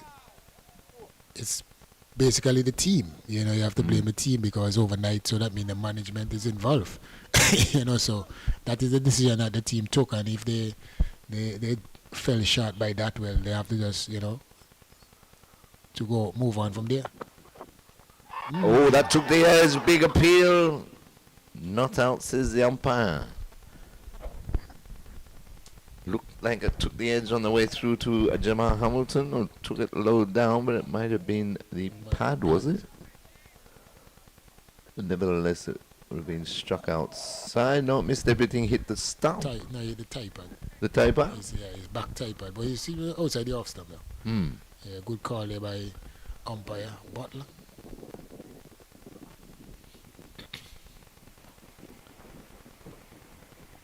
Berridge tries again. This one full pitch and driven sweetly by Mackenzie. Good looking shot that back over the bowler's head into the boundary for 4.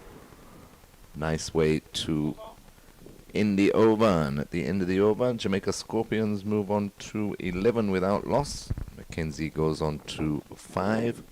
And Lug is on 6. That was a good shot though, Sylvester. Yeah, I mean, it's nothing too exuberant. It's just, leaning forward and getting the timing right, and, you just pushed it back over Sheeno Berridge's head. The ball was right in the slot. And with that pace, guys, I mean, the pace is nothing too troubling, and the pitch is coming on nicely. So they just leant into it a bit and then just push it over the bowler's head. Nice and easy for a beautiful shot for 4. What your thought? What is your thought on the fact that Jeremiah Louis was batting since yesterday and he had a long knock today? And then you think about probably Colin starting with Sheeno Berridge. Yeah, I would have thought Archibald would get the ball. Appeal for LBW, but ball going down leg side. Yeah, I would have thought Archibald would have opened the bowling. But maybe Louis, while he spent most time out there, might have saw something in the pitch that he likes. Said, Skip, give me the ball. I did it with the bat. I'll do it with the ball for you as well. Maybe he thought, maybe he's thinking that seeing as he's been out there that he's already warm. Mm-hmm. Probably, but maybe just a consideration in giving him a few more minutes of rest, because Colin Archibald is really capable with that new ball, and he's left on a different angle, so it's something to think about. But I guess the captain and the management team decided on continuing with the two regular open bowlers. Mm-hmm. But sometimes I just think, as a captain, these are the little things, are the little can take you over the line. Right. You And can make a difference. can make a huh? difference. Yeah. And again, he's picked that up beautifully. Has lug for another 6, this time a bit finer over square leg. But that's 2 top shots, and his 2 scoring shots so far have been 2 sixes. Well, I'm watching even the first 2 deliveries that he had bowled to Log, in this over. And Log attempted that shot, I think, once or twice from those 2 deliveries. Mm-hmm. And he kept on bowling in that area, although, the previous over that he bowled, Log whipped him over there. So that is one of Log's favorite shot. You can see it. And probably Louis is not convinced for him to continue bowl in that middle and leg area. So they have the man at deep square now. But I think if the strength and power of Log, if he gets hold of one, you have to go maybe by the pool to feel. It's a better delivery there by Louis, bang on target, but forward in defence was Lug right in behind it, no run. Lugs look like a very confident young man. He does, yeah. Yeah, he's a strong lad, so he's a very commanding. When you see him, he bats with such confidence, He goes full out. So bowlers, they have to be on the ball bowling, meaning bowling that the bowling hit his chop as well, hit your areas. Because if you miss your area, Log is really looking to capitalize, and here he goes again. High over mid-off this time, rolling down to the boundary, and just gets there now. So 4 more to Lug, 4 more to Jamaica, and he's certainly taken the fight to the Leeward Islands Hurricanes. Anything in his arc is going to be dispatched by the look of it. Louis would need to drop his length back a bit here. You see the difference now in terms of the attitude of the batters. Mm-hmm. Even though the pitch is different, condition is a bit different, but you can see Log's Log intent. It's just his intent, and the feeling team now, the captain is making all sort of adjustment because because of the intent and the aggressive nature, looking to score. It has to bring about some changes in the field. Yeah, the slip comes out, so there's 2 slips now. Strengthen the offside as this is driven straight through the cover region where that fielder was placed, and they pick up another 2. So Lug has got Jamaica off to a strong start here in reply to Leeward Islands Hurricanes' first innings of 260. He's moved on to 18. Mackenzie is on 5, and Jamaica at 23 without loss.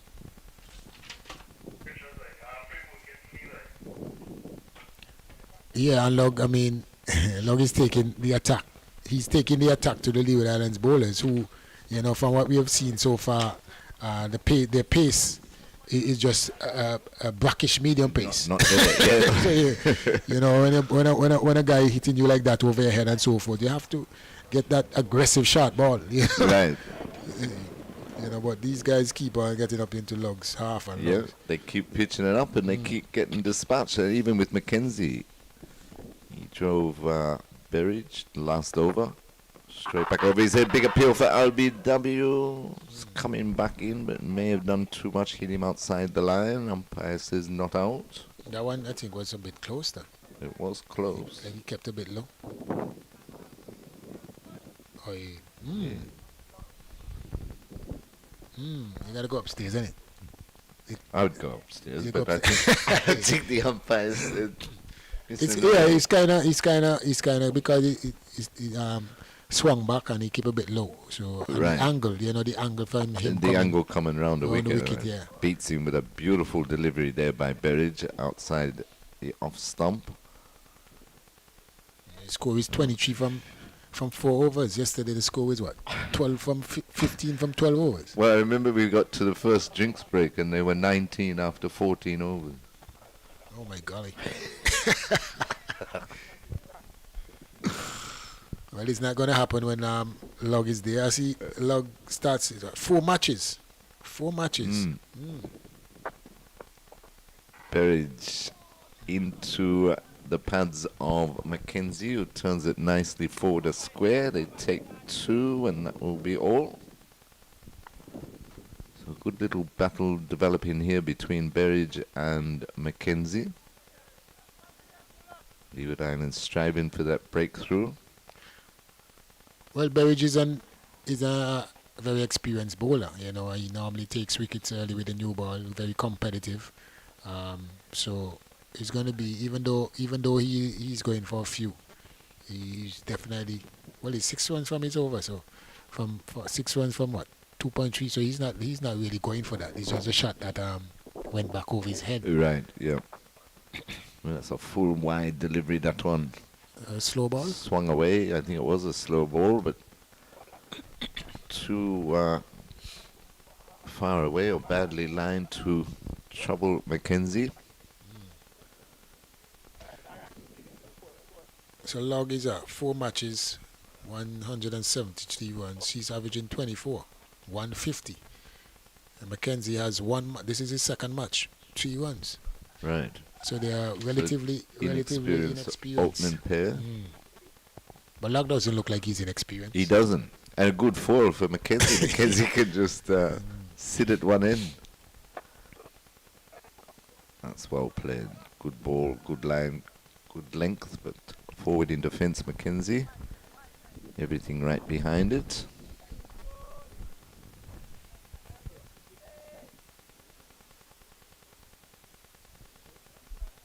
Don't have as many people in today, Sylvester. But now that the Leewards are fought back, we might get a few more this afternoon. Nah, I don't know. Maybe they found out that it is streaming. They're going to stay in the comfort of their homes and watch it. True.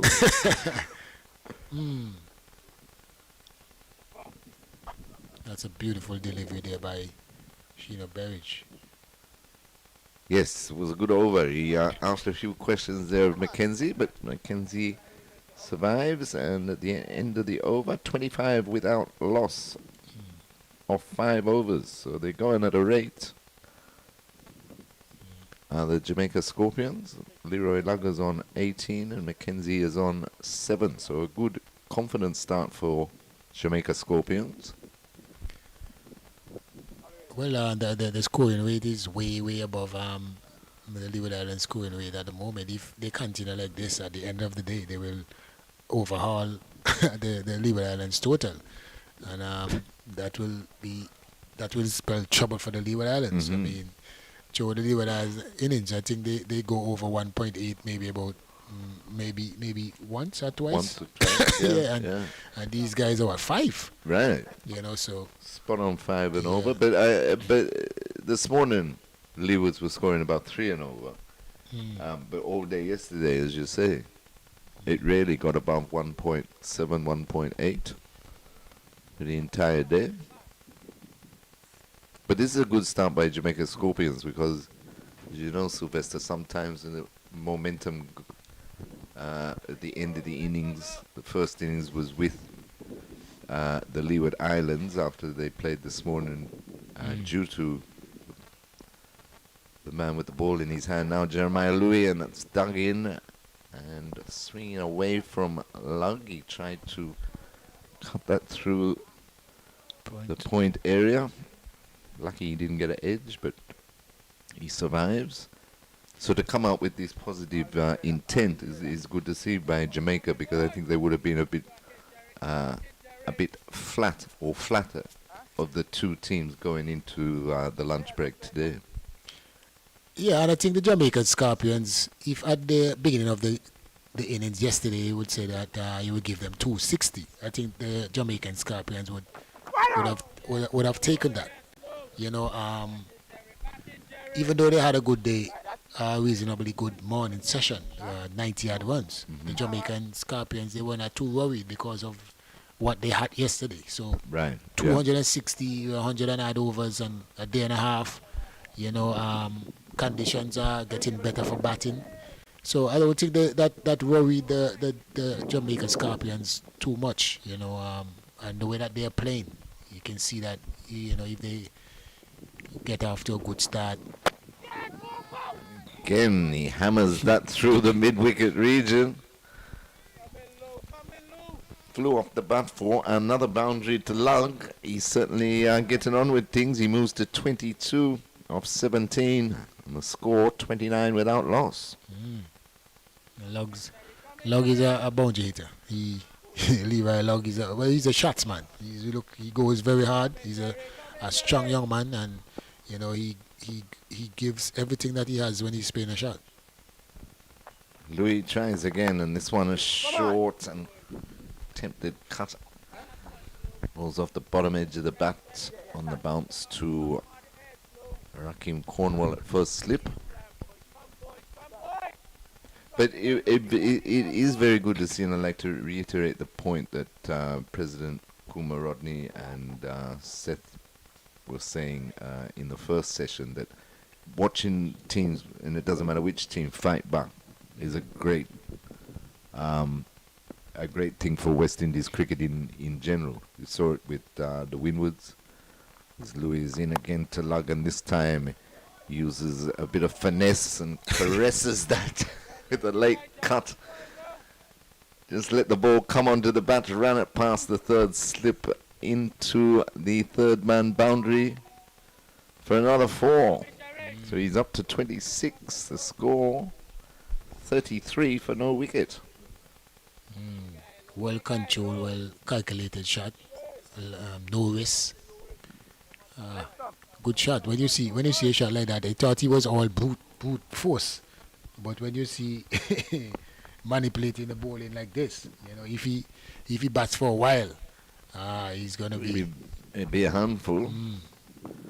Swinging wide outside the off stump to complete another rather expensive over there from Jeremiah Louis. He's bowled 3 overs now, no wicket for 27. Jamaica Scorpions are 33 without loss in pursuit of the Leeward Islands Hurricanes' first innings total of 260. But yeah, we saw this morning Leeward Islands fighting back from 116, 17 odd for 6. Windward Islands fought back, got to 240 odd, and then today they've gone on, you know, 102 run lead with 9 wickets still remaining at lunch. There in Grenada. That is good signs. Leeward Islands batting well over 110 overs or so. Captain Craig Brathwaite wants to see that, you know, that's their number one priority in test matches. They bat at least 100 overs in the first innings. So good signs for West Indies cricket moving forward. Appeal by Berridge, but again coming round the wicket and with that angle. Going down legs, not out. But good signs for West Indies cricket moving forward, Sylvester. If they can all keep that momentum going and look for those small positive things, targets to hit. Well, indeed. When you have batters and young batters, you know, batting the type of overs and time, you know, you're looking for that, because it has been a struggle for many years with our batting team, you know, getting out cheaply and quickly, you know. So if we have batters now in the first class level can bat for time, but it's not only for bat. We don't want them just batting time. We want you to be positive in your approach as well. You know, you have to learn to balance your innings, rotating the strike. You know, and have that confident outlook at batting. You're always looking to score first. And that is something that we're seeing here from Log especially. He's one that looking to score first. Definitely. Berridge into Mackenzie, who he's troubled a couple of times outside that off stump. This one he lets go through to Hamilton. But I mean, we call it all the time. We say, oh, you know, you should be looking to score, and there was a single there and maybe a 2 there. How hard is it for a batsman who's out there and he's concentrating so hard on protecting his wicket? You get into the situation where you start to overthink things and you concentrate too much on one area and then forget about the scoring. Berridge in again to Mackenzie, and Mackenzie plays this nicely out to cover for a single. He goes on to 8, the score 34 without loss. I think it's pretty simple. If you're a person, a batsman, when you go out there, you're thinking about not getting out. You obviously have that negative connotation over your mind, over your mindset. So instead of you going out there and being positive and looking to score, if you're looking to score, when a scoring opportunity comes, you will take it. But if you're just looking to defend your wicket and don't want to get out, that's where you miss out on opportunities. Maybe half volley may come, and because you don't want to get out, you don't want to push it, you don't want to, be positive. Right. But Yeah. you have to have that positive outlook, and I think that is the mental part that we need to. The mental part of that side of the game that the batters need to work on. They need to be more positive, looking to score first. That is what all the great players do. Batting with Brian Lau and these guys back in the day, Wrigley Jacob and all these guys. Their first intent is to score. If the ball is not there, then you defend your wicket or whatever. But yeah, some of these guys, like perhaps like for Munson Hodge, you can see that his intention is not to get out. Right. Yeah. Yeah. Berridge over the wicket to the right-handed Lug, and that one is defending up to mid-off. No run. Lug is looking really, really confident in attack and defense. You can hear from the Stump mic when he plays. Wait it! He's coming. He has that confidence. The way he's moving as well, just his demeanor around the batting crease. He just looked like a positive young man. Mm-hmm. Berridge into him again, and this one's hoisted high. He didn't quite get that out of the middle though, but it'll still trickle into the extra cover boundary for another 4. So he's not going to die wondering, that's for sure. Anything in his half, he's certainly going after is Leroy Lug. He moves on to 30, and the score 38 for no wicket. Another attacking open batsman from Jamaica. Yeah. Yeah. No nonsense. Always looking for that boundary ball.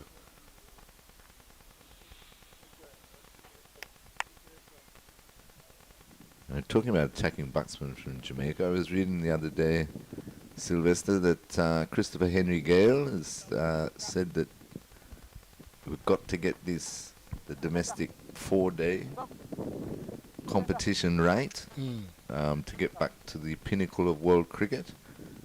And he's re-establishing his grassroots academy that hasn't been up and running for the last couple of years. Yeah.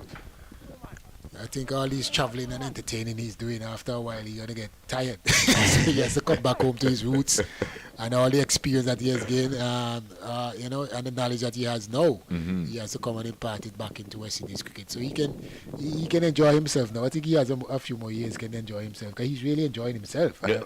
I'm glad to see it. But he's always enjoyed himself. Yeah, a man like Chris Gale with his how he thinks, and the experience of being our best T20 player ever, on the world stage, as he said, the universe boss. He needs to come and impart some of that knowledge back into these young players. So I'm happy to hear, that he want to start back his grassroots program. Yeah, and definitely, and he performed across all 3 formats. Yeah, and he must have been very good to have in the dressing room, not just his jovial personality and everything like that, but the experience that you talk about. Yeah, I mean, these guys are well traveled, and they dominate at the highest level, at all formats, as you said. Many people don't give him the respect that he deserves, I believe, in all formats, because he ventured out into the T20 in this latter part of his career. Right, yeah. He dominated all formats.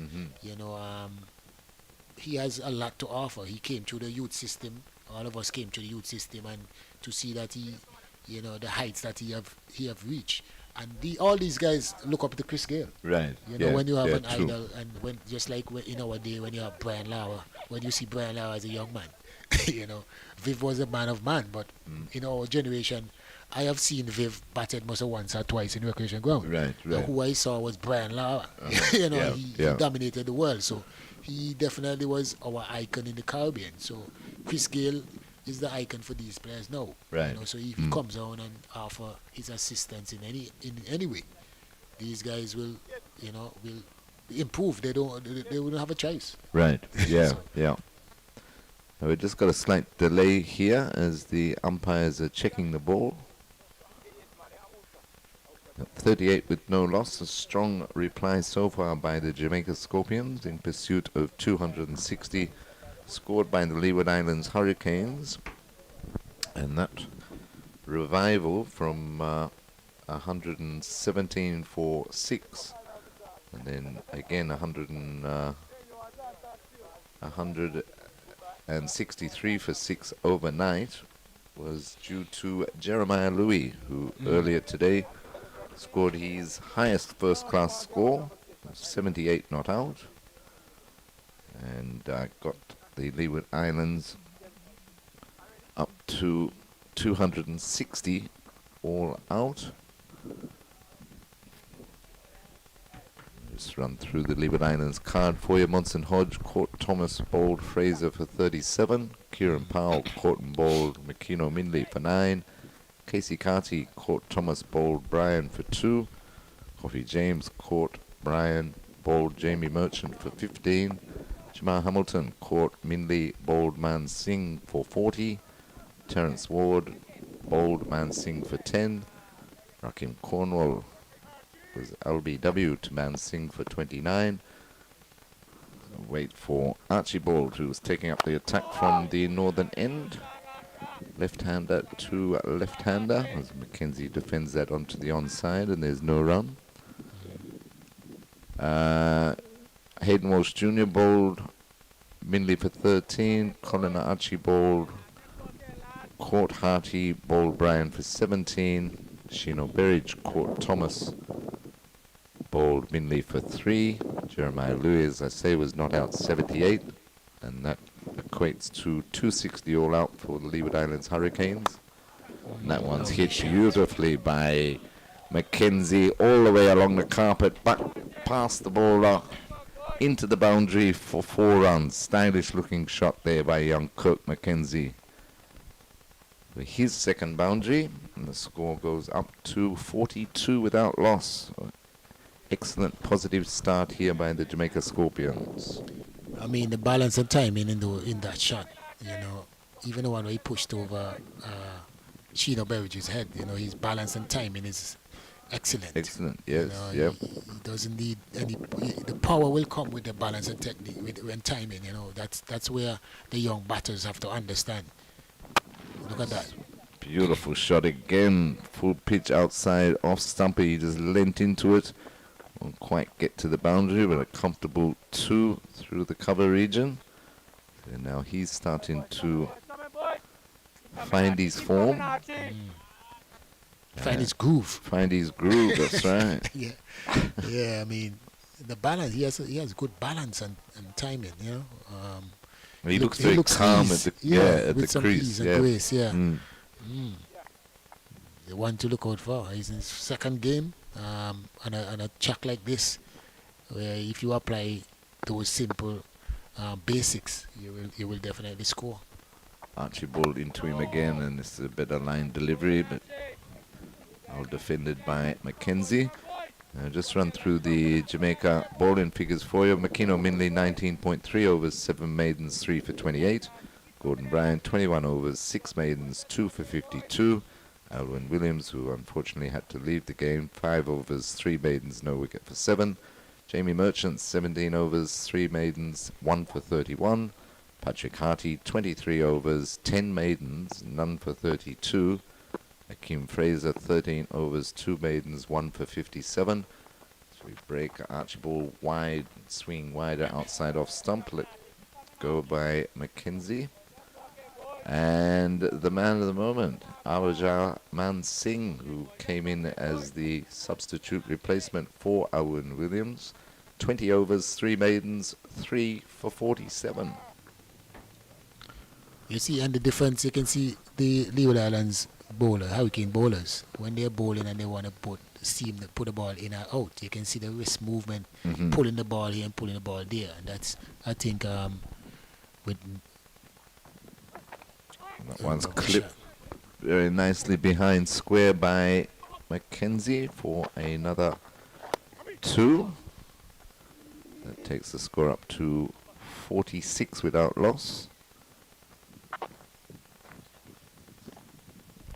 That's the difference you saw in Brian, and mainly from the Jamaican fast bowlers. When they are bowling, they're hitting the seam, the wrist, firm behind the ball, the action, very good, going straight to the batsman. But so far, what I've seen from the 3 Leeward Island bowlers, when they're moving the ball in and out, you can see that they're pushing there, so very inconsistent. Right. You have to just hit the seam and let the ball, do what he has to do. Right. But the pushing, you're going to get very wide down the leg side. And we have seen some deliveries, that in that way. The scoreboard on the streaming is 46 without loss. On the main scoreboard is 46 without loss. On the manual scoreboard it's 47 without loss. So I think we'll go with 46. I think who's up there? My good friend Alfonso Jarvis. If he's up there, he will say that he's right. Look, I admire them anyway. To stand out in that hot sun the entire day. I think that is wickedness. It is. They need to get a shed or cover or something. Yes. You can't have the human beings in that way in this day and age. Honestly. Berry starts a new over, and that's turned down to pine leg by Lug for a single. He goes up to 31. Score 47 without loss. Yes, they need something, or even some umbrellas just to protect them if they can't build them a shade or a bit of a roof on the top of the board. I mean, where the scoreboard is, there is no running away from the sun. No, the entire day. I mean, oh man, I have two young ladies over there. No, man, you need some shade. Yes, definitely. So I'm appealing on the behalf of the scorers to whoever is in charge of the scoreboard, that they build a shed or shade, somewhere that they can get a little shade from the sun. We're all humans and we are feeling it. For sure. I mean, I'm feeling it for them, and I'm sitting in ice degree temperatures in here. Although a lot better today. We found out the off switch, didn't we? Yeah. Oh, well, that's great. We've been working on things, Sylvester. Yeah, good technician. Buried round the wicket, and he had a go at that one wide outside the off stump with Mackenzie. Mad with himself as he. You see that one pushed. What is that? You see, push it again. Watch, push. See right, yeah, and the ball keeps going. Pushing. You need to just get your wrist behind the ball and allow the ball to hit the seam. And sometimes when the ball hits the seam, the ball does things that you don't even know that you're capable of doing.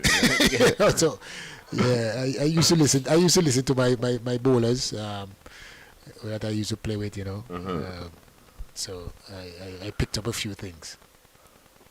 Berridge in again, and that's a better one. Yeah, closer to the off stump line, but all picked up by Mackenzie. Just lets it go through to Hamilton, and there's no run.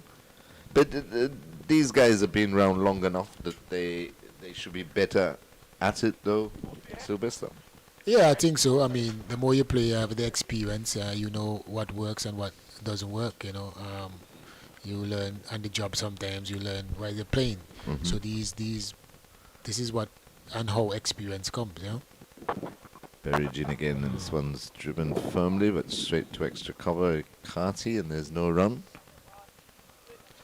What we're seeing here, the Leeward Island bowlers, they have to be very consistent with their line and with their length, because these batters, they capitalizing on the bad deliveries and on Right. getting boundaries. So as you can see, they're scoring 5.4 at the over. Right. You know, because they have too much inconsistency in terms of the line and length, and because of their positive outlook and the ease in which Mackenzie is playing it as well. Bad deliveries, they capitalize on them. Turned into the mid-wicket area, but can't beat Kieran Powell to complete the over. So at the end of the over, the Jamaica Scorpions, in reply to the Leeward Islands Hurricanes' first innings total of 260, made a very positive, strong start, 47 without loss, with Leroy Lugg on 31 and Kirk McKenzie on 16. As I welcome back Seth Burton. Good afternoon, Seth. Well, good afternoon to you, Terry, and good afternoon to listeners and viewers. We are delighted that you have joined our stream. A strong reply by Jamaica, at least to date, and they are doing well. 47 without loss, Terry. That is an imposing start in the context of how the Leewards started, both with runs and wickets. You know, at this stage, the Leewards would have already lost 3 wickets. They were 40 for 3 in their innings. And it took them over 25 overs to get up to 47. So let's see what happens. It looks like Colin Archibald is ready. And I thought that given the fact that Colin Jeremiah Louis would have batted that long, I thought it was a bad tactical move to have Louis opening the bowling after batting for almost an entire day. Whoa. Excellent delivery, pace. Well taken too by Hamilton. Wow, where did that come from? I have not seen anything like that off this pitch. That hustle, that it leapt, and Jamal Hamilton had to do something special to take that to his left. Colin Archibald has just whipped in.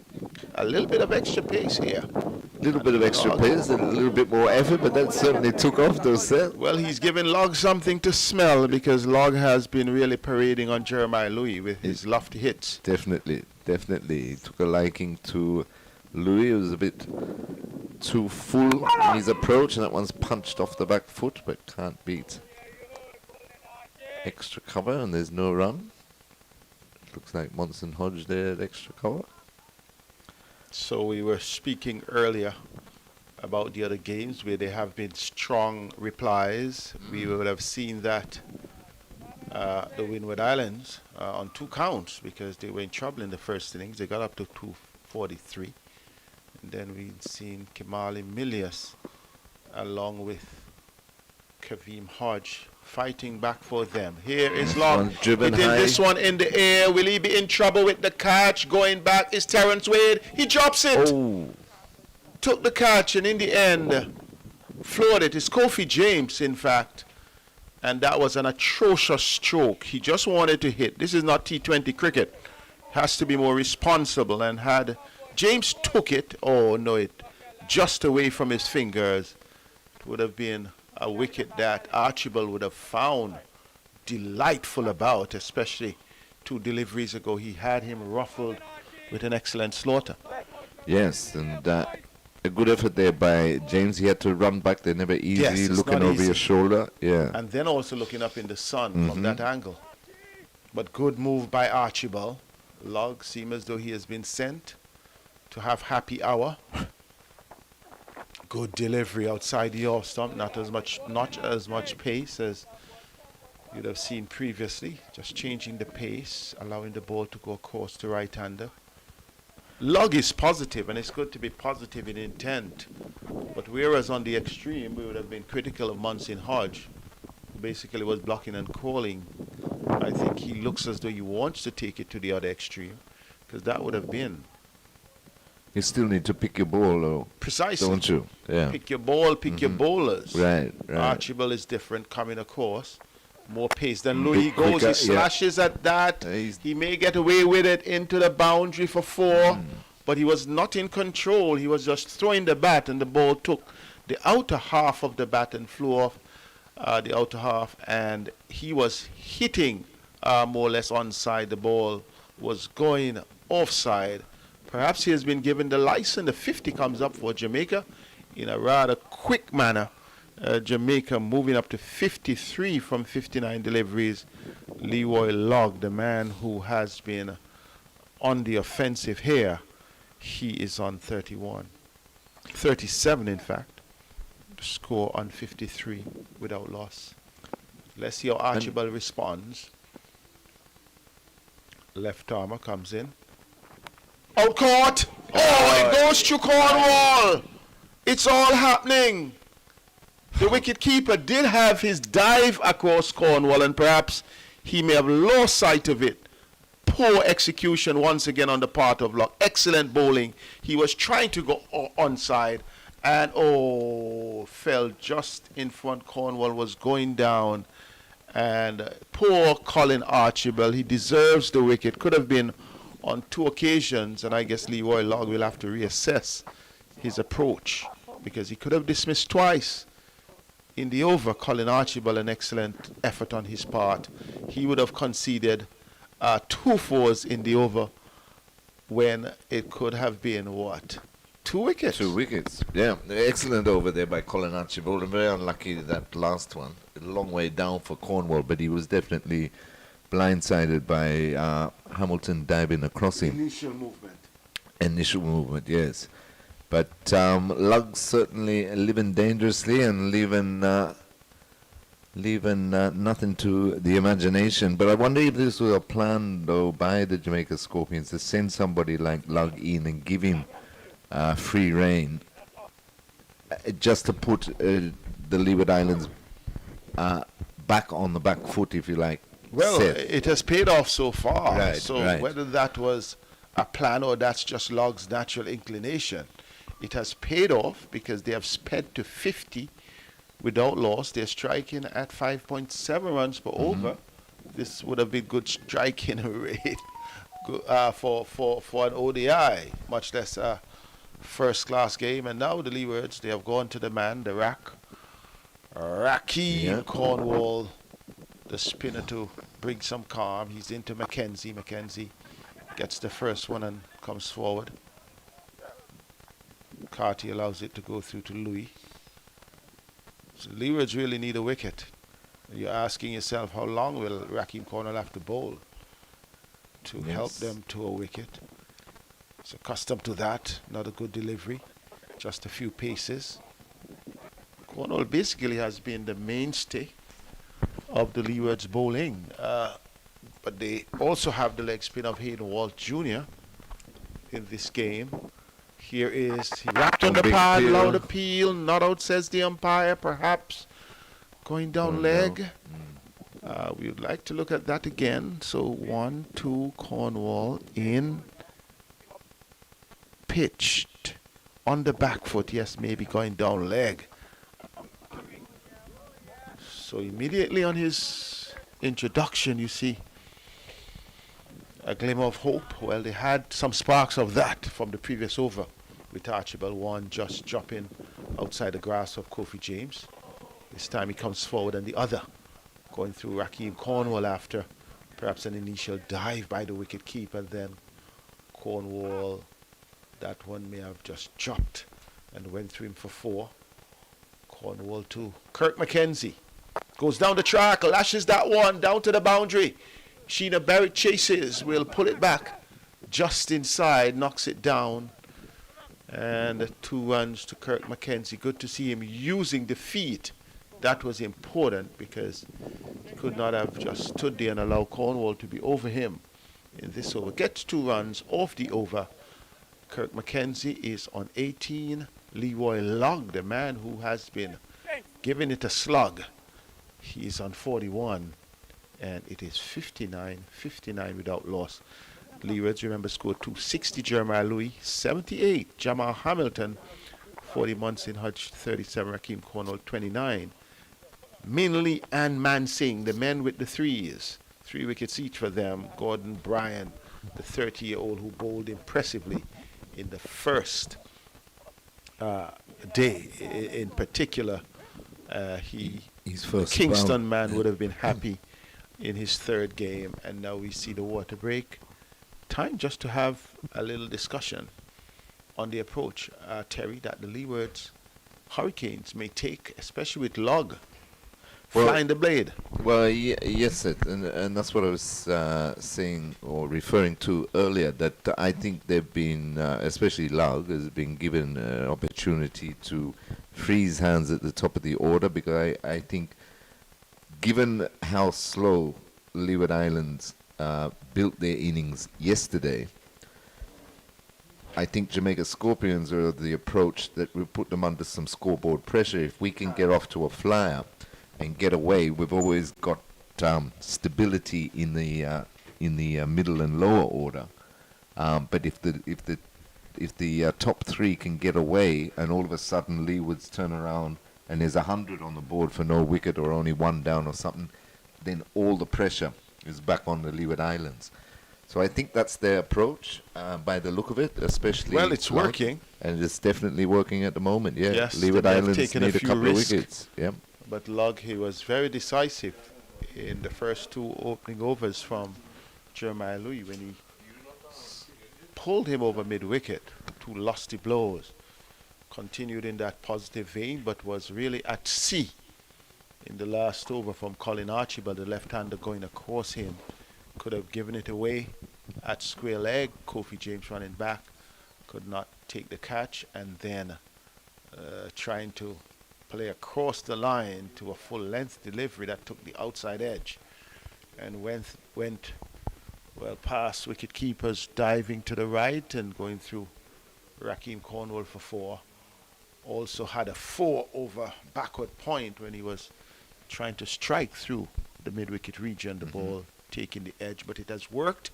And if that's the ploy, then the Leewards are the one who have found themselves on the defensive. In spite playing the 3 seamers, it would have taken just 10 overs before they would have called in Rakeem Cornwall. They would have wanted the Sheen to come off the ball a bit more before the man Rakeem takes the stand. He has to come in. They also have options. You have Terry Ward, who can do a little thing and keep the ball going. Kofi James, who was in fact one of the leading wicket takers in the Super 50, Super had 50, 14 wickets Right. Yeah. before the Leewards crashed out of the semi-finals. He's also a decent off spinner, I think. One on whom much will be decided upon. Hayden Walsh, the leg spinner, is also an option. But look at what the Jamaicans have to offer. They do have a batting lineup that should be able to take them over the 260. They have already shaved off 59 runs, so just over 201 runs before they can take it first innings away and then start to build on a possible result. However, it's a long way to go, because when you look at the Leeward's natural tendency, they can strike back at any time. Yes, most definitely. They have the bowling lineup to strike back, but they need to work out a way. They need to pull their length back when they're bowling to Lug in particular. And I think Archibald is the man with his bit extra pace, being a left-handed too. Archibald comes in, full toss. Lug plays it out to Munson Hodge at cover. So they have removed the third slip, and they have seemed to be placing men where balls have been hit, but against the wrong bowler, because now here's the fielder on the backward point boundary, Hayden Walt Jr. I would have persisted with the attacking field, perhaps apart from the square leg on the boundary. He has not played well to square. He has played well over mid-wicket. Here is Colin Archibald to Lug. Leaves this one alone, advisably so. Pitched outside the off stump and going further away. Not really troubling him. Keeps the flow, Lug. 41 from 30. So although he's playing the T20 style, perhaps he's a man fitted for that occasion. Sheena Berridge, who started the attack, is down at fine leg. Kofi James has been pushed back to the forward boundary forward of the square leg umpire. Kyron Powell is out on the long on boundary. Here is Log flirting with this one. Played over it, going through to Jamal Hamilton, and there is no one. Raheem Cornwall and Terrence Wade, they are in the slip position. Casey Carty is at cover. Munson Hodge is at extra cover. Hayden Wall Jr. down at the backward point on the boundary. Jeremiah Louis, the man who took the team on his shoulders in order for them to get to 260, he's out at mid-off. Colin Archibald runs in, strongly built lad, outside the off stump once again. Perhaps he has a plan, because he's going just about fifth stump, the ball starting there and going further away. Perhaps he wants Log to flirt with danger. Seen the tendency of him trying to play across the line. Yes. Whereas Mackenzie is more conventional and will go down the ground, and Log tends to tug the ball. So perhaps Archibald is looking at that. But I agree with what you were saying. I would have left the third slip in there. I'm surprised Certainly. they didn't have they haven't used the gully at all so far. That's right, and it's the left arm coming across the right hand. Yeah, to Bowling work over with the wicket. angles. Once again, the ball shapes away on the bounce to Hamilton, who claps as he tries to encourage Archibald. I thought, as I mentioned before, they missed the trick, because Archibald should have opened the bowling. Yes, with Dino, with Berridge. Yeah. Because Archibald is not only quicker than Jeremiah Louis, but because he has that option of going across the right-hander and also can bring the ball back, would have also spent much less time at the crease. Here is Archibald once again, shouldering arm. Leroy Log at least showing some respect for Archibald's bowling, and that in fact is a maiden to Archibald, and the score remains at 59 without loss after 12. Terry. Yeah, good over there by Archibald. Just probing just on or outside that off stump. He looks a bit tentative, slashing at balls, which is why we thought the third slip and a gully should have been in place. But we cannot underestimate, though, the ability of it. Jeremiah Louis. He's improved so much with the bat, and that innings was an exceptional innings. He come in when the side was in trouble. People weren't scoring, his teammates were hardly scoring. He battled it out right through last night. And Cornwall to the left-handed Mackenzie. Covers up, out to cover for Casey Carty.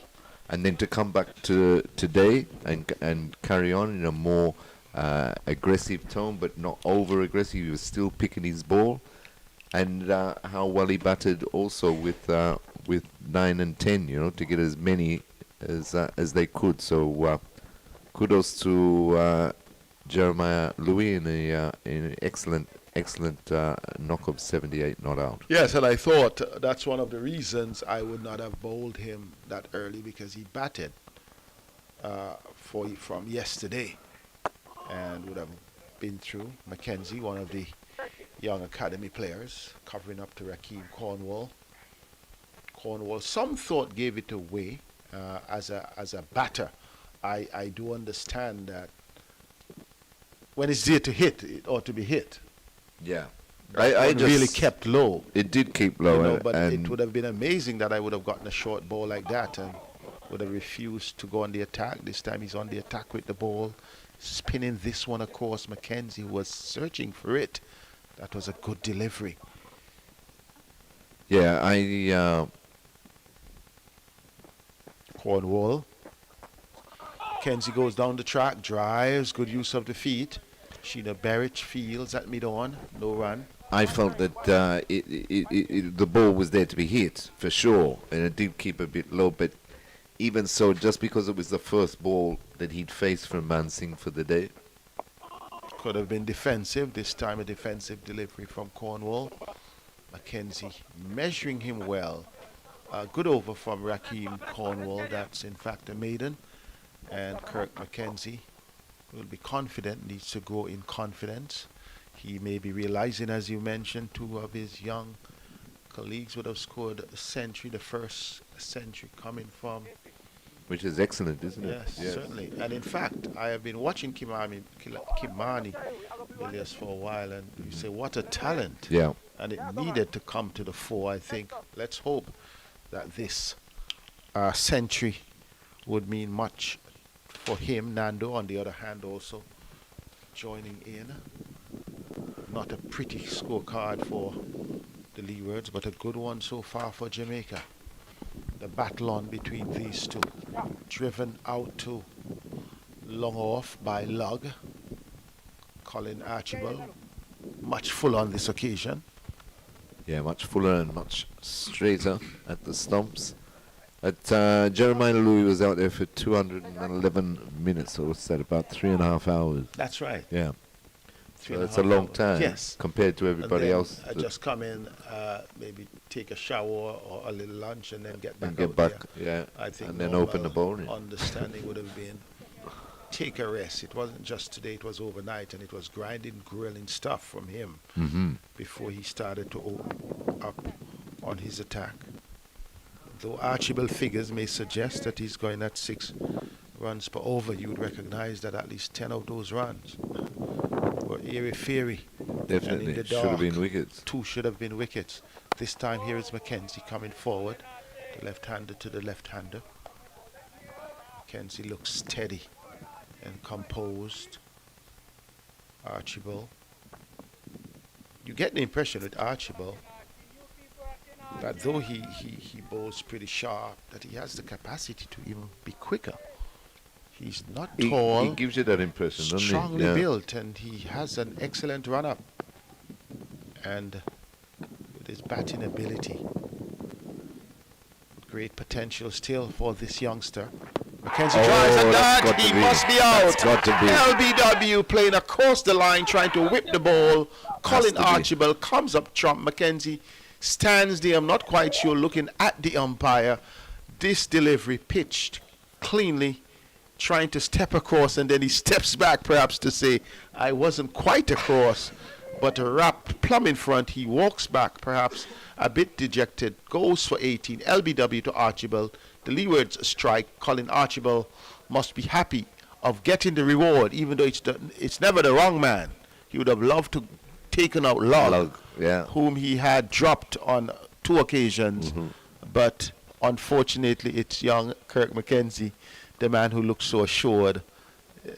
Must be a bit disappointing for him. No, excellent breakthrough there by Colin Archibald, and well deserved. And Mackenzie, he had no real need to query that. I think he was just disappointed. He played the wrong line, wrong shot, trying to play across the line. I guess what Mackenzie instead of was straight. saying, I really wanted to score something Right, big. right. I'm not suggesting that he was upset with the umpire, may be upset with himself. He may be saying, where did I go wrong? I was playing everything out of the middle.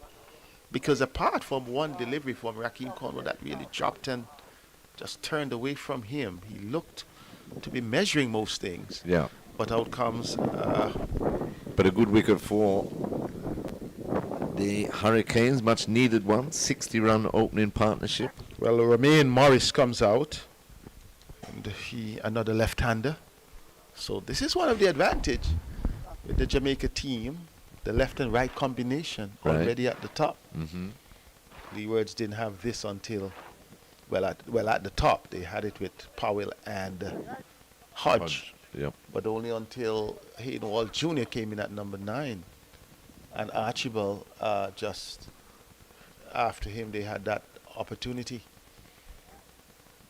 So let's see how the wicket changed things.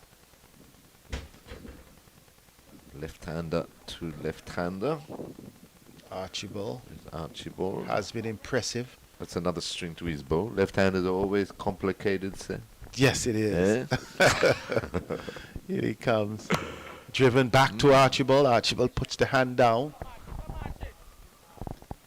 Nice firm shot, and that's the shot that Mackenzie should have played. Yeah. Yes, he was playing around the pads. That was always a dangerous ploy, and it would have been difficult for the umpire not to have given him out. I think only an edge would have saved him.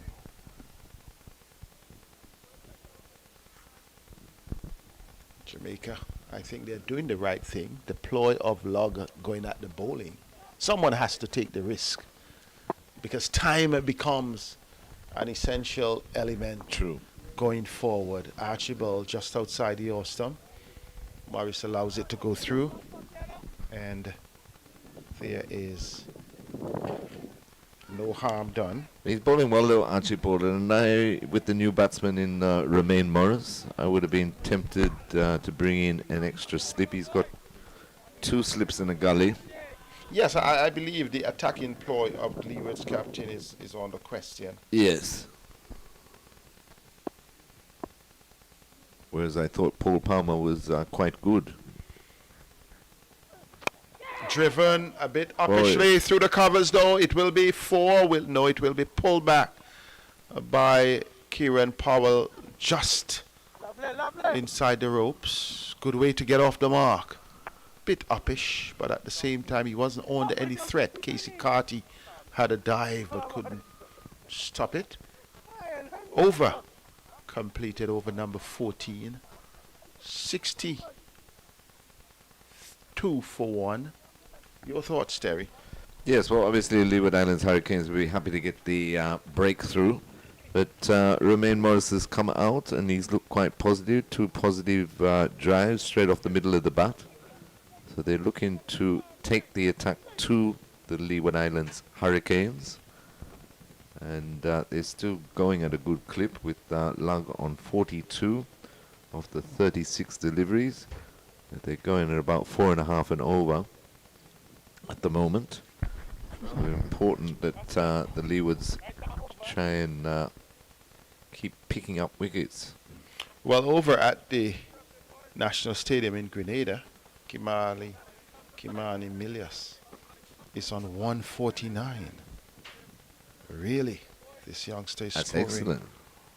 This could really be breakthrough if he gets Kavim Hodge is on 69. Here is Raheem Cornwall to Log. Log goes back and he slaps this one through extra short. cover for 4. Short delivery from Cornwall, and Log going back and showing that he can be adept to spin as well. At least it's the first delivery. And he is getting close to a half century. Within striking distance, he moves to 46. Yes, it was a bit short, you are correct. And got the treatment, that one. yes, got the treatment that it deserves. Let's see. The captain just has a short leg or short square leg. Cornwall to Log. Log covers up well. Better delivery on the stumps. And Cornwall would be examining what he can do, because the Leewards would need another wicket here. In fact, they need Log, because Log has packs on punches, goes down the track. This one is a 6. Furious shot. He timed it. He gets his 50, reaches his 50 with a 6. He just picked it up on the volley, quick footwork, over long off, and Log is on the charge, hitting Raheem Cornwall over long off for 6 to bring up his 50. 7 4s and 3 6s off 39 balls. Wonderful way to start. Most definitely, and that was a lovely shot there by Lug. Great use of the feet, and you want to see that from West Indian batsmen.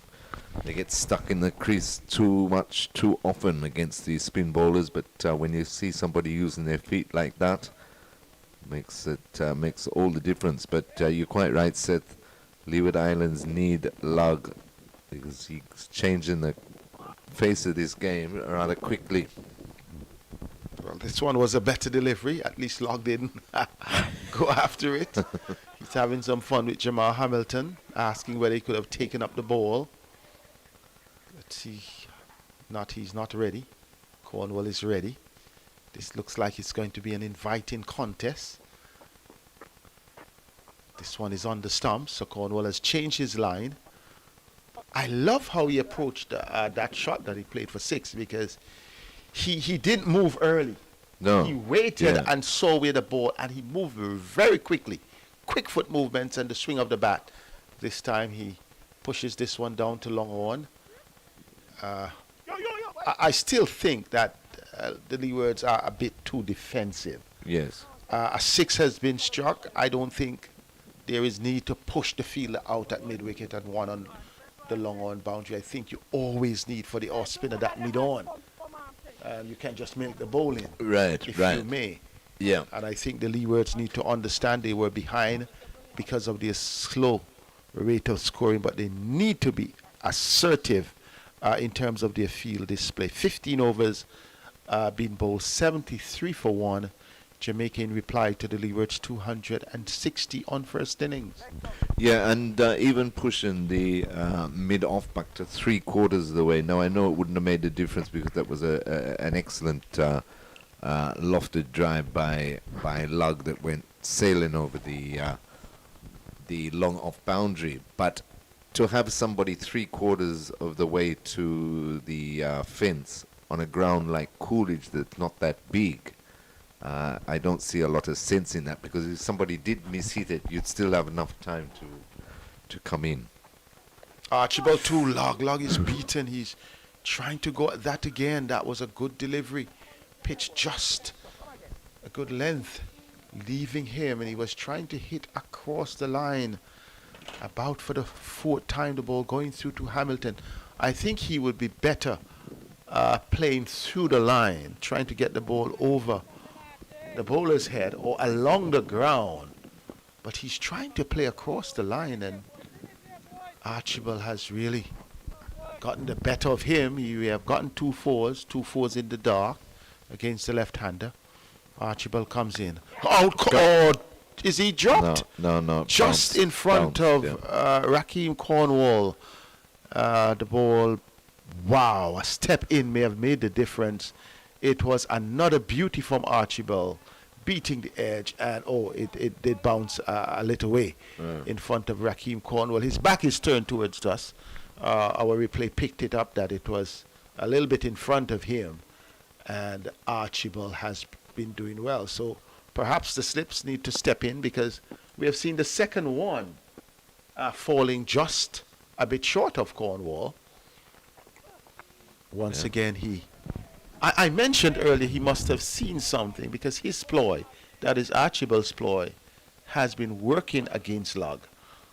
Could have had him a couple of times, and then this one falling short of slip. One that took a splice off the outer half, went down to backward point for 4. It was in the dark. He has been having a tough time against Colin Archibald, but he had a good feast against Jeremiah Louis. But that is why he's troubling, and I still support him in the field a lot more. This time he comes forward and digs out that one. I agree with you that the need for the third slip, 3 slips in a gully for the gully for Colin Archibald against Lug, that is important.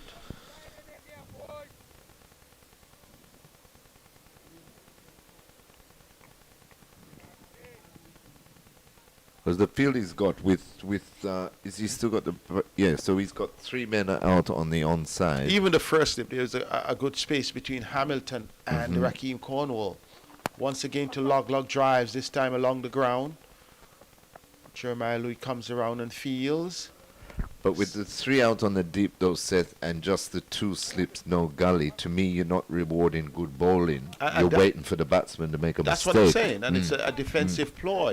Look at it against Archibald and Lug. Apart from the one that flew off the edge and went down to backward point, the one that was went to the fingers of Kofi James, short square leg, he was running back. So it wasn't a decisive boundary against Archibald. I could understand if it were Jeremiah Louis or Dino Berridge, but I can't understand a feel like that for Colin Archibald going across. 2 of the 3 chances would have been towards the offside. Good delivery coming back in. Morris played hard down on that and was cramped a bit and was coming through for the single, but in the end realized that it did make sense. The over has been completed. Another good over from Colin Archibald. He has been putting the work. He has only been rewarded with 1 wicket, but he has really been bowling well. Yes, he got the breakthrough of Kirk McKenzie, LBW for 18, but he could have had 2 or 3 so far this afternoon in Colin Archibald. But this is the competition within the competition, though. If Lug gets on top of Cornwall, and that danger signs for Leeward Islands Hurricanes. Yes, they have been got to pick him totally reliant on Cornwall over the years. In fact, I took some time to go through his bowling stats over the years. He has bowled quite a lot. There's no bowler who has bowled as many overs as him between the period 2016 and now. Log comes down the track and plays the ball. Whereas, in fact, last season, he may have bowled less because there were just 5 matches. Here is Cornwall into Log. Log comes forward, paying some respect. I mean, when you look at him, has been the bulk of wicket takers, 2015, 2014, 2015. Log goes down the track and he hoiks this one over long on. That's another 6. He has really taken into Raheem Cornwall. And Log is really on the march here, just flighted up. And he reached down the track and he really launched that one towards the Jamaica dressing room. 6 runs umpire Deaton Butler signals. And Log is pressing on. Score goes up to 80. Log moves to 60 from 50 deliveries. Cornwall and Jamal Hamilton, they're having a discussion. And I think that the only thing perhaps Cornwall may want to do is to go defensively and come from around the wicket, because Log is going to go. Yeah, come from around the wicket or fire them in a bit quicker, just stump to stump, and at least try and keep him in his crease, because his foot movement is lovely to watch. And once again, danced down the pitch, and once he got to the pitch of the ball, it was good night. No, sailed out of the ground here at Coolidge once again. So worrying times for the Leeward Islands Hurricanes, as Leroy Lugg is certainly taking the challenge right up to them, and you'd have to say boss in the game at the moment. 60 off 50, and 80 for 1 is a strong reply so far. Very positive chasing reply. 260, yeah. But 80 for 1, and you've got 60 of them. That's you right. know you're doing something right. You're doing something right. What he's doing is attacking, and rightly so. He's not letting up. Started against Jeremiah Louis. Has been a bit ruffled by Archibald. Gave a couple of chances to Archibald, but has now taken a liking to Raheem Cornwall. The second 6 of Cornwall in the last 3 overs. In fact, this is Cornwall's 4th over. In his 2nd over, he took him for 6 over long off. Now in his 4th over long on, this time he comes forward and he's playing smart, because he did not attempt it on the 2nd attempt. Cornwall, though being clever, going back the same length, the same line, has the confidence in his bowling, comes into Log, and Log defends with some measure of comfort. He's enjoying his time here at the CCG.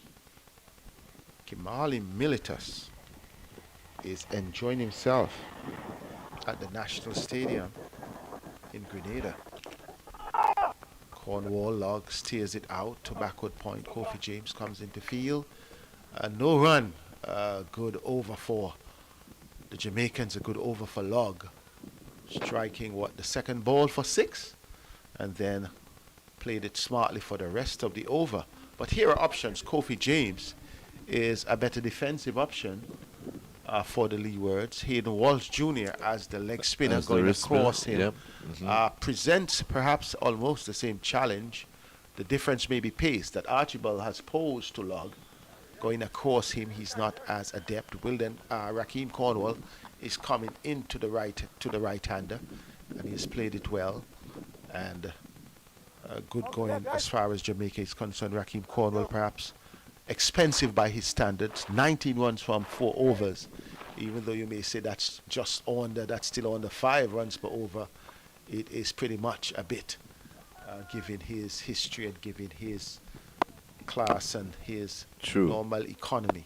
And the way the runs have come off him also. Archibald played in the air. Powell takes it. Well done. Wicket number 2. The 2 left-handers going to the left-handed bowler, the left-arm bowler, Colin Archibald, and Morris, for some lack of understanding of his part, the ball is coming into him and he's turning the face of the bat as though he wanted to go towards on the ball, may have taken the shoulder of the bat, and Kyron Powell at the mid-off position took a good catch over his head.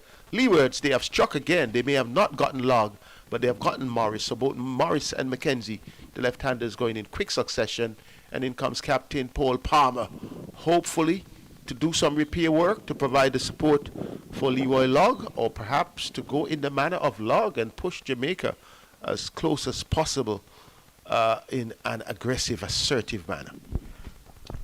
Yeah, good wicket again by Archibald. It seems with the left-handers, they instead of playing straight, they're trying to play him through the onside, and that's been their downfall. Right. And even Mackenzie, who was playing straight off everybody else, was also trying to go across to play Archibald. And Archibald is a smart and clever bowler.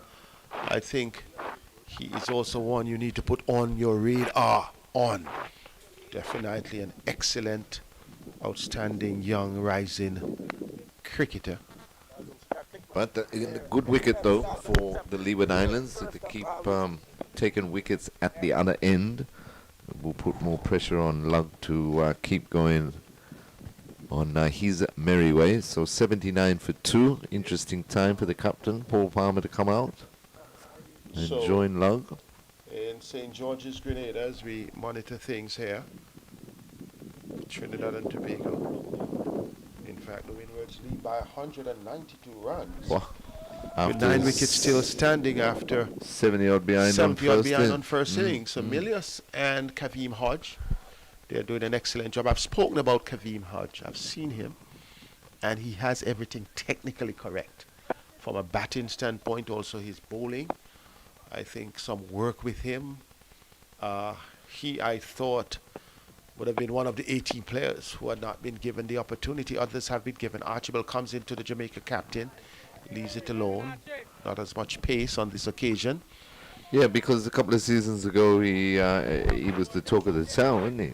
Yes. The talk of the region. And still looks good. I don't know why, but yeah, when you look at him, he's still performing at a moderate rate. He's not really beating down the door.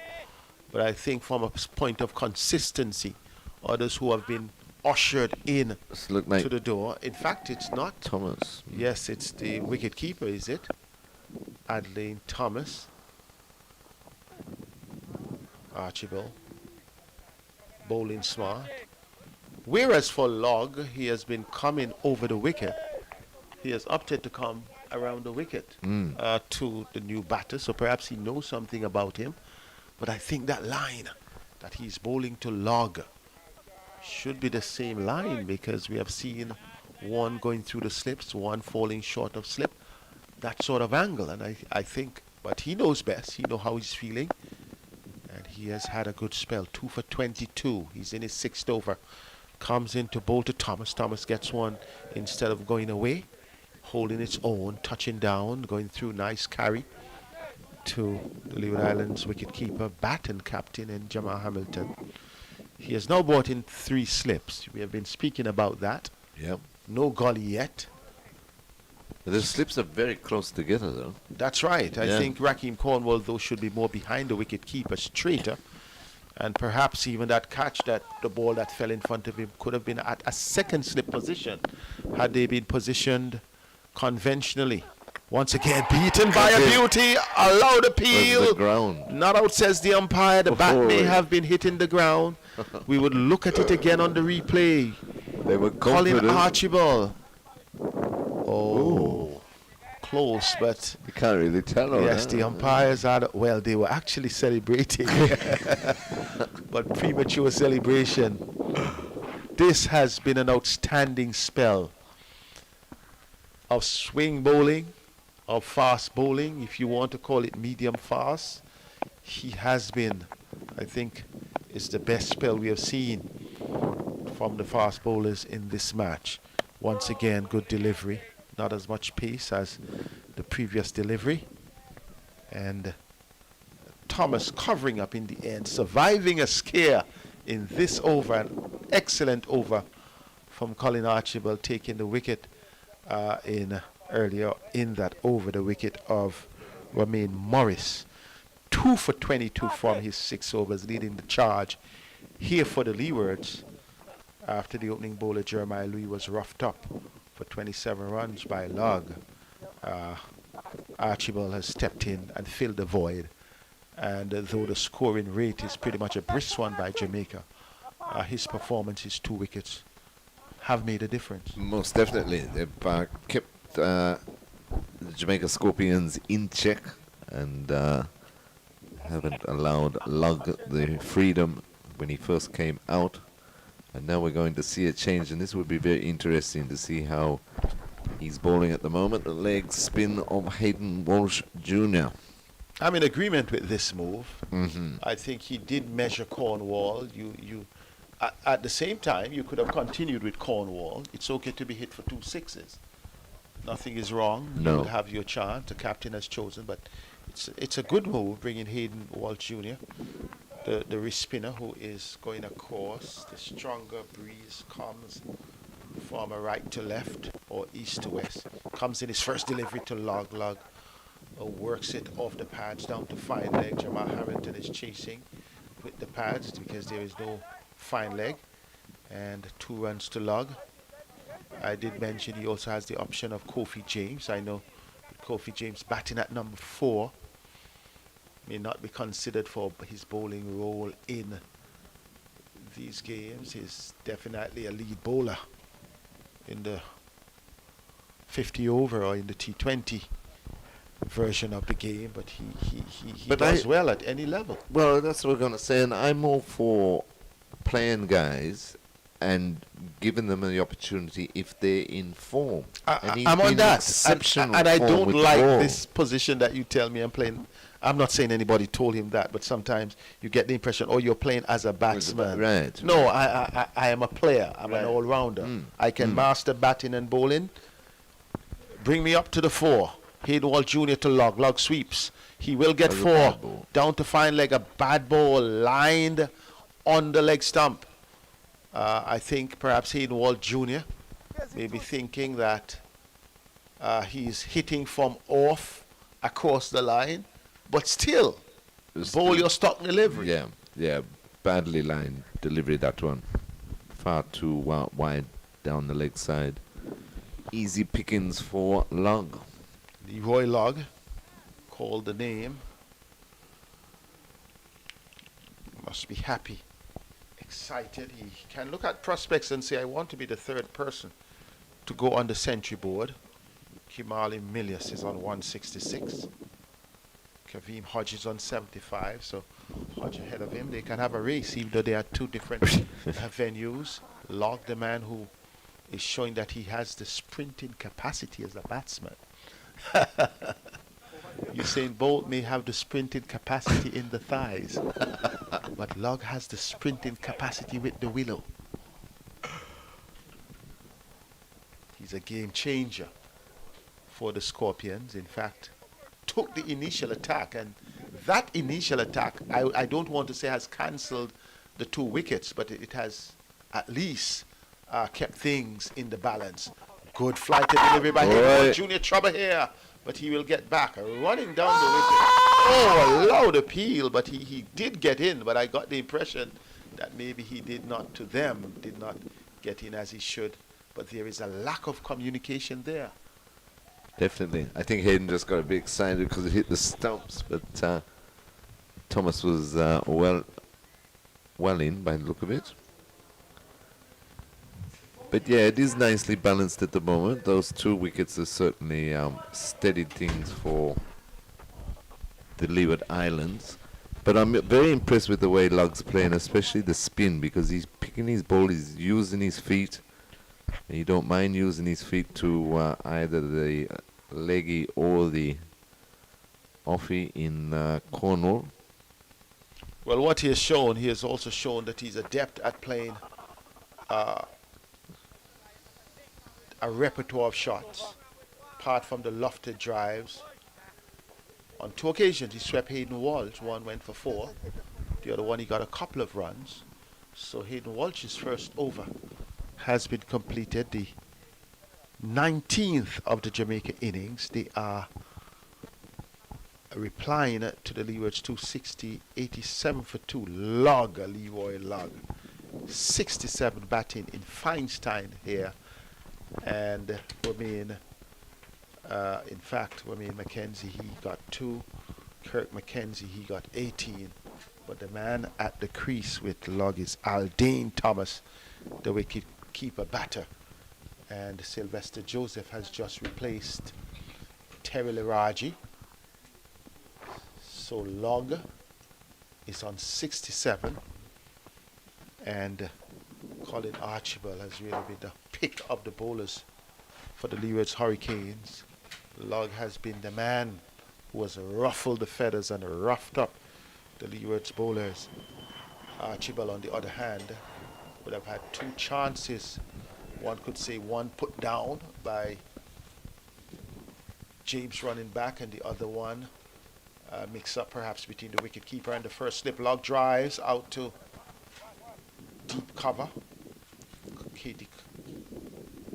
Carty Casey Fields, only a single. Casey at point, deep point. And then after roughing up Jeremiah Louis, Log earlier in his innings, came back after they would have lost Mackenzie and Morris. Log came back, and between that had 2 sixes in 3 overs from Raheem Cornwall. And the change, Cornwall being replaced by Junior. But Archibald continues an impressive spell. The most inspiring spell of fast bowling that I've seen in the match, taking 2 wickets. It could have been really 3. Had 2 bites at the cherry. Log allows, watches though, not the man in command on that, but watches as Aldane Thomas steered that one down to point, getting 2 runs. Have you ever, as a slip fielder, between you and the wicket keeper, deciding whether you want, well, you have been a captain all the days of your life, so you make the decision. So that's a bad person to ask, because they have now brought in 3 slips. But in the option of not having 3 slips, when you have 2 slips and then the first slip is positioned at second, and the ball drops short of him, you must look at yourself as the wicket keeper and as the captain and question whether the right decision has been made. The right decision has been made by Aldane Thomas, allowing this one to go through. So we were looking at the fact that Archibald was bowling so well, but with 2 slips, and then having Cornwall a bit wider than, as first slip from the position where he should have been. One dropping short, another one, the wicketkeeper diving to his right in front of Cornwall, and the ball going through both. For 4, Kofi James would love to have a ball, but he watches as Archibald is driven by throw comes in, and that one just missed. Log could have been in trouble. The ball went to Hayden Wall Jr., and these 2, they need to be careful about their running between the wicket, because you don't want Log to be out, run out. No, not the way that he's going. In terms of the field placing, when I was captain, either at first slip or second slip. That's right. I tell you, these days you have all sort of field placement that I'm not sure about. But Hugo. This is the modern day. Hugo, your former manager, was on the air the other day. Yeah, he's still in the Super, in the Dream 11 T10. And he was saying that perhaps the guys are watching too much TV, so they're applying some of the things they see without understanding the rationale. Because I usually know the first slip here is Log facing up to Archibald, and he gets another good one. comes down hard on it. You know, usually the wicket keeper, the first slip is actually behind the wicket keeper, just at his half pace of his arm length. And then you'd have the second standing in line, and then the third. Well, it's easy to judge in our day. I mean, your left foot goes on the return crease. You make sure you line up with the crease, your left foot. That's right. So that every cricket pitch that you find, why is this, you have a return crease. That's right. That's your guide. That's your guide. You're right. So the I don't know. So if the ball drops in front of the first tip, the wicket keeper, easily, that's his job. Yeah, easily go and take it. That's his job. Nicely glanced down by Log. We'll get 2 runs. A good contest between Archibald and Log. Log has blown away the other bowlers. Has some challenges with Archibald. And Archibald is a youngster that not only the Leewards should have eyes on, but I think at the higher level, he's one needs to be pulled in to a special situation. Well, he's a part of the West Indies A team. He played a few games here in Antigua, I think. And he's one that shows a lot of promise and consistency, both with bat and ball. So I think he's one that should Not be just under promise, the radar. he's a performer. Well, yeah, I like that word. I like that. He's That's a performer. Key. That's the key. Nothing beat performance when you get good performance. He's a wholehearted cricketer. You just watch his mannerism, positive energy, his body language, his approach to the wicket, running up. He's an athlete. He's an athlete. Yeah, he's a good Not athlete. only an athlete, he just has an imposing personality. Like Log? Yes. Well, well, Log has an imposing presence. I'm not sure about the personality. well, you don't know him like know that. much about you him. don't know him. But what we have seen so far, he has that personality. Cornwall is back outside the off stump to Thomas. Thomas allows it to go through. Log's approach reminded me some years ago when there was a Philo Wallace against the Leewards. You were too young to remember that. Who's too young to remember Philo And, Wallace? no, you're not too young to remember okay. Philo, but to remember the innings that I'm talking about. Okay. Here is Cornwall, and Aldine Thomas plays it out to Jeremiah Louis on the long off. But I don't think that Philo Wallace has too many different innings. Well, I'm speaking about a specific one against the Leewards down at the Antigua Recreation Ground. To Curtly Ambrose, Kenny Benjamin. Winston Benjamin did not play that game because of a situation and the rest of the attack. And Philo Wallace, he tore the attack apart. Uppish hitting. Well, that's what I'm saying. From all the games that I played against Philo Wallace. He's just like that, yeah, and he's playing against the great Curtly Ambrose and all these guys, and he has a way of just being so positive and playing shots, And that was the impression I got from Log at the start. Yeah, you know my good friend Cleve Joseph. He messaged me and told me that Log remind him of Philo Wallace. Wow, so Cleve and I are thinking in the same manner. Yeah, well, I mean, you're from the old school. You commentate Yes. while we are playing. And so Cleve, you're part of yes, us. Cleve is a wonderful player. I'm not going to say former player. Thinks the game. He's good at his craft. He's such a positive person. One of those Antiguan pacers who should have gone all the way through. Pulled across the line. Carty should have moved inward and to his right. He was moving backward, anticipating saving. It's different. Sometimes one could be aggressive and decide I'm going for a catch. Some may decide I'm going to try and save the ball. Cornwall. Good length. Those two deliveries were good length, good a bit of flight, and I think the length was the key, as Thomas tried to whip it on the onside, but he wasn't really to the pitch. And the other one, he respected it and understand that you are batting against one of the best spinners, if not the best off spinner in the Caribbean. So you have to show respect. There is no if about that. If not the best in the Caribbean. Okay. Cleve Joseph, back to the Cleve Joseph argument. He would have come up at a time when basically the Antiguans were dominating in terms of the bowling of the West Indies. So it was difficult to get through to the Leewards and then to the West Indies. But he had a barrage of them himself, Jensen Joseph. You can just call names. Antigua always had a four-pronged pace attack, whether the Leewards were touring, whether the West Indies was touring. So there were at least 12 persons you could call on to bowl their heart out. And Cleve Joseph, he was one of those. Jensen Joseph, The same, you know, the Vaughan same. Hungry Walsh. The saying goes that Cleve Joseph is the best bowler that never really made it to a Leeward Islands or a West Indies team from Antigua. You know, he stopped playing when he was 28. Wow!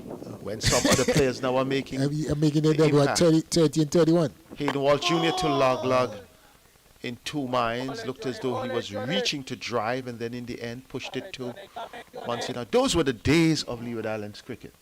I remember watching a Leeward Islands 3-day match. That was as exciting as watching a test match. No joke about that. Walsh to log. I like this from Hayden Walsh. He's giving it the air. Log. How old is Log? Log look like a player that will be... I think Not I easy. picked up that he was about 26, but I would recheck that. Didn't take the note. I know Brian. I think Brian was 30. Yeah, Brian, I had a chat with him at lunch. He's 30, but even though he's 30, he looks a good find. Yeah. These days, you're speaking about guys retiring at 28 and in the 20s, but these days, guys are finding their way in the 30s. As you said, that's the time when you're settled. Guys That's are the time making- when you're mature. It depends on your fitness. Yeah. It depends on the opportunity that you get. The Australians, they have brought on some good players in the latter part of their years. Hayden Walsh fielding to his own bowling. The South Africans, they have done it well. In fact, you're saying the top teams have done it. I'm not going to say why we are not doing it, but we tend to be doing it now, whereas in the past we were pushing them out. I mean, that's the way to go. It doesn't matter what people may think or whether you have the more experienced players at that time and you don't want them to leave. You want some stability, you know, especially if they're performing. Because those guys that, I mean, the bigger countries, the different countries selected, those guys have performed over and over and over again.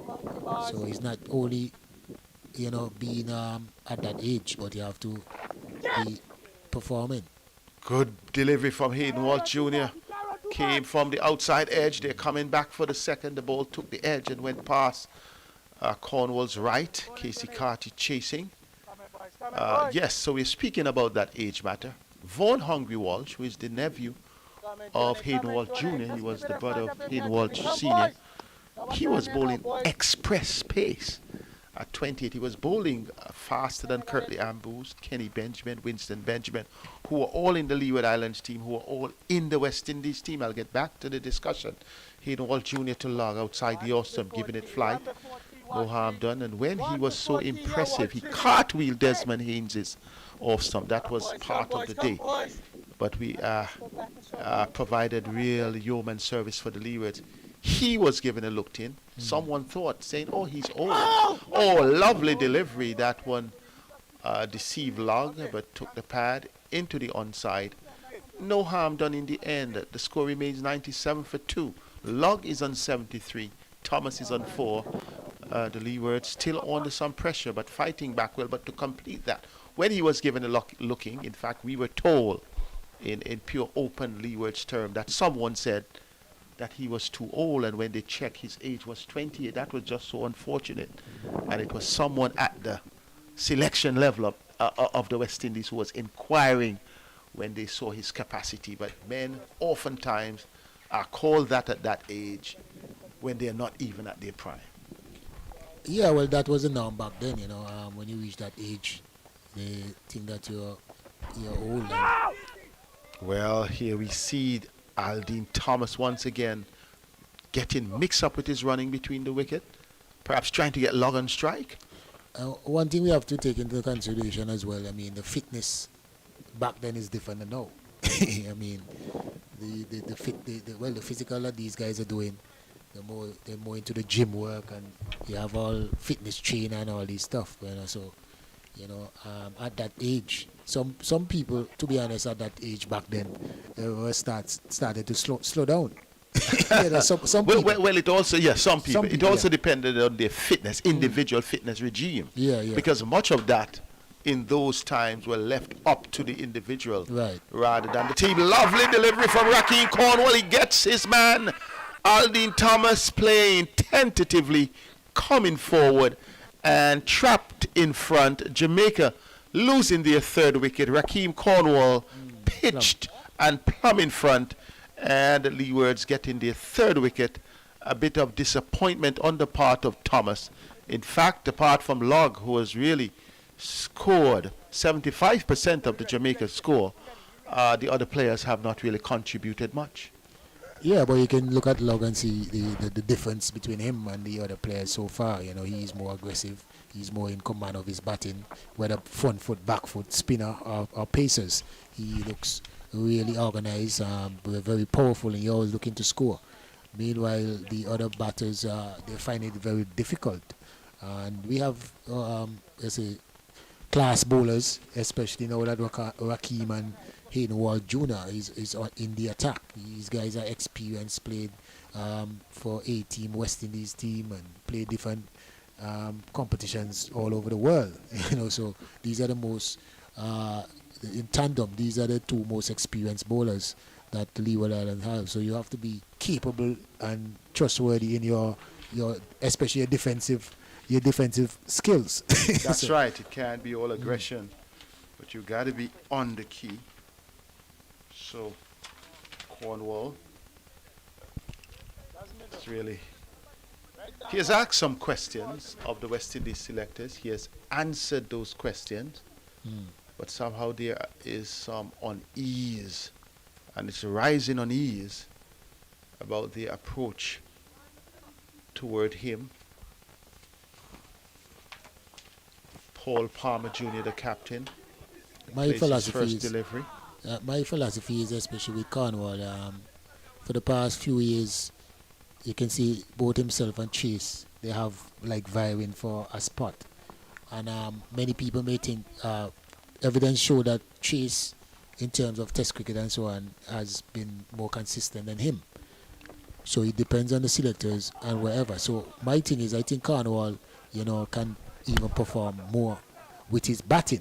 He can score more runs, you know. So sometimes the way that he gets out, he is left a lot to be desired. But I think if he can take more responsibility with his batting and score when he can, more often than not, you know, that will eliminate even whatever doubt that, well, the selectors have, because they are making this decision in picking Chase over him.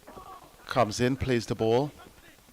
I would respond to that. I really don't think it's doubt. I think it's predetermined decision making, because if you were to look at the reality, Cornwall has 9 test matches, and how do you measure that consistency? He has 34 wickets if you were looking at the bowling element of it. But the players are going off to tea. Cornwall will be happy, but the happiest man, I believe, would be Colin Archibald. But beyond, that's for the Leewards. But the real happy man is Leroy Log, who goes in on a 73 From 67 deliveries, a score that you'd be proud of in an ODI or even in a T20. Or T10. And when he looks up and sees 73 of 97, strongly built Log has the prospect of scoring 100 and joining Milius, joining Nandu as Centurions during the first round of matches here. So the news is Jamaica replying to the Leewards 260, 97 for 3. Still 164 runs are behind. We will join you in 15 minutes time to continue the action in the post-tea session.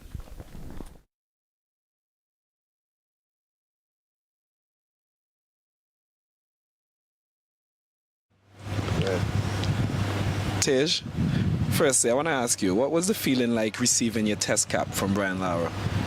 Well, you know, it's a special feeling receiving your cap, and from the legend himself, it's even better.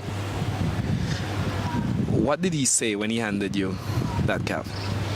He said he was there when my dad made his debut, and I think he would be proud right now watching on the game and seeing me receive my cap. And just as you mentioned your dad, coming through the system, how did you deal with the pressure of being Shiv's son? But it's something people always talk about, so I just try and be myself. I can't be him. I could only do what I can do and be me. In terms of your batting style, a lot of people say that you're similar, you take your time. Is that his influence shining through, or is that just something you developed throughout your career?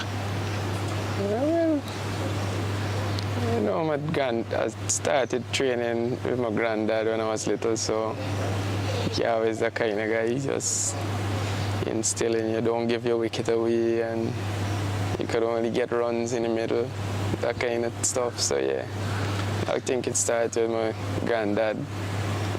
And I know that you've done a bit of training with your dad as well. Is that the same type of idea that he tries to instill in you, or what is his coaching style?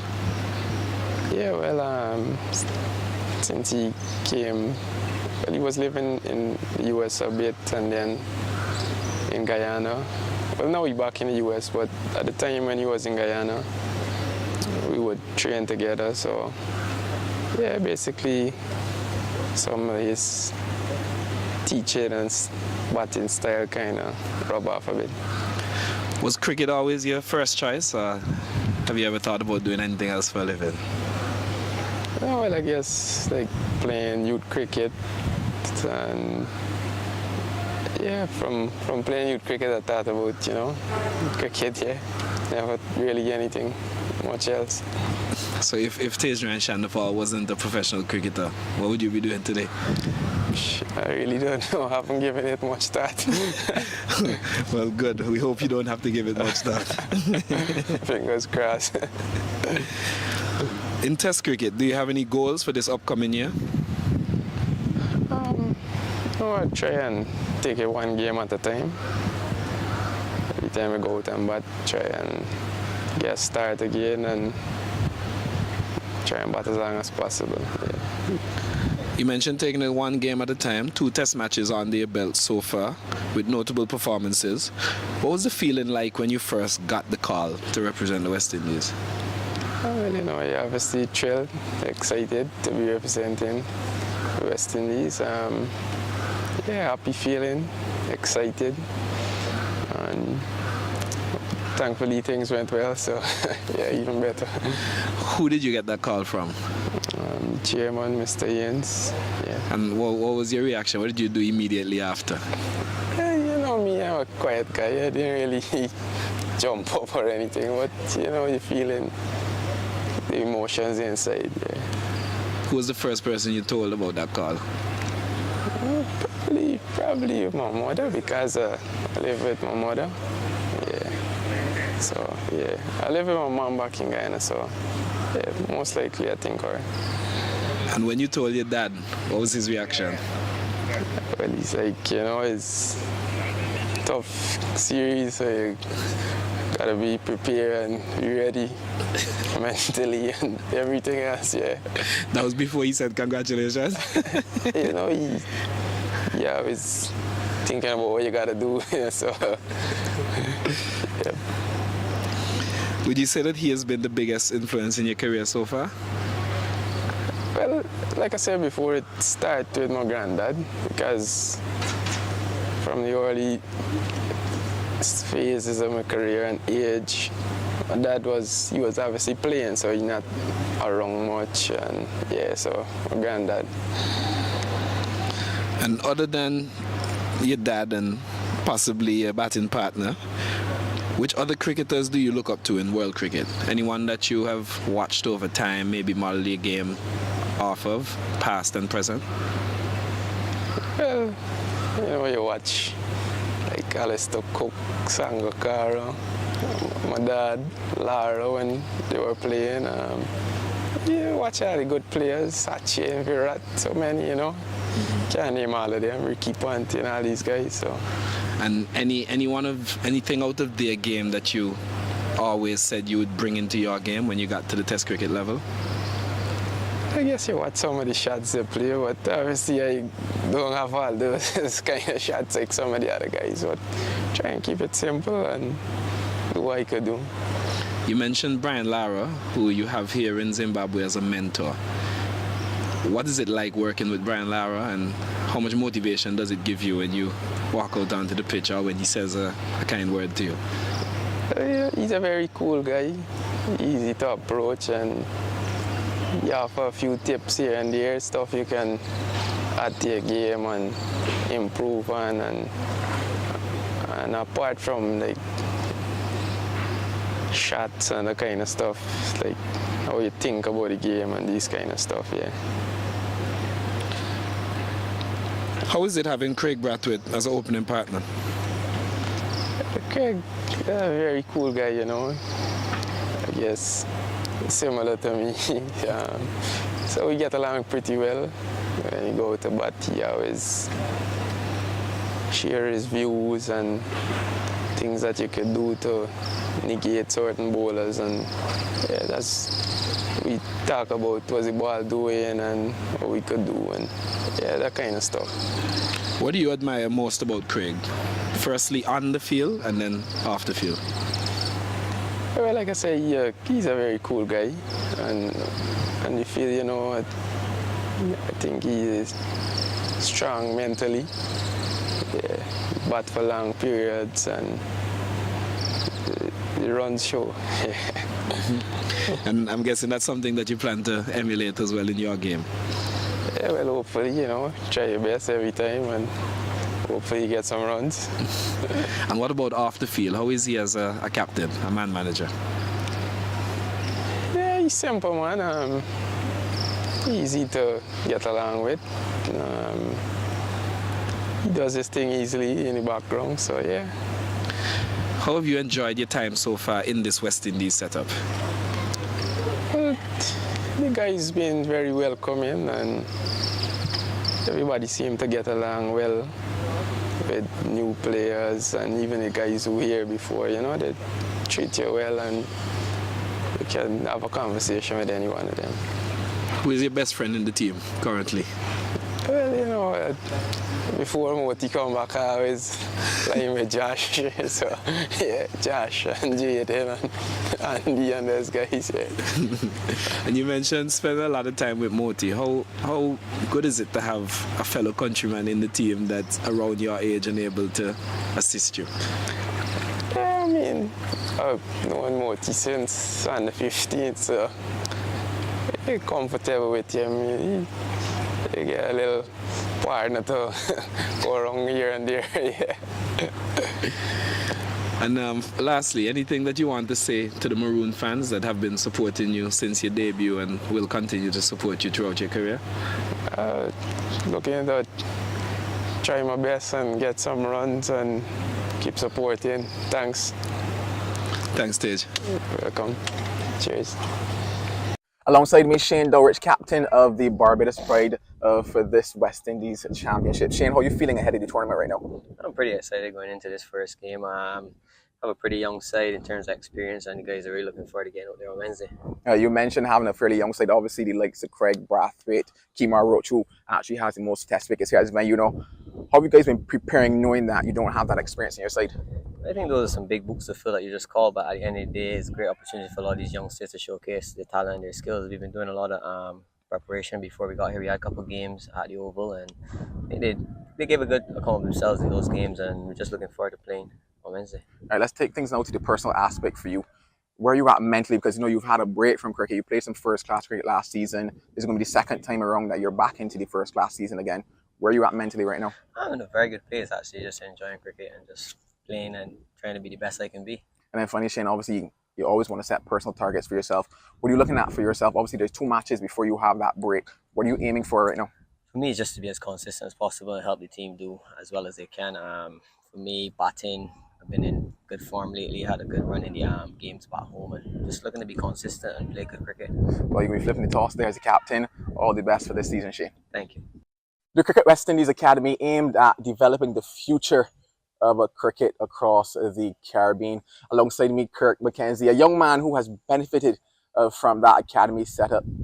Kurt, what's your experience been like inside the academy? It's been good. Just playing a lot of cricket, developing my skills, trying to be better in the future. Yeah. All right, so for people who do not know about the academy setup, somebody like me, what does, let's say, training day or training week look like for you guys? It's really a holistic approach. We have sessions where people come in, like development, personal development, nutrition, all those things, and then we hit the back where we work on our technical skills, and then we have a couple of games we play against teams here from Antigua. All right, so going through all of that then, for you personally, what have been some of the highlights from the academy for you? Really the nutrition part of the sport, knowing what to eat and how it affects the body leading up to game days and stuff. All right, so we're now at the beginning of the first class season.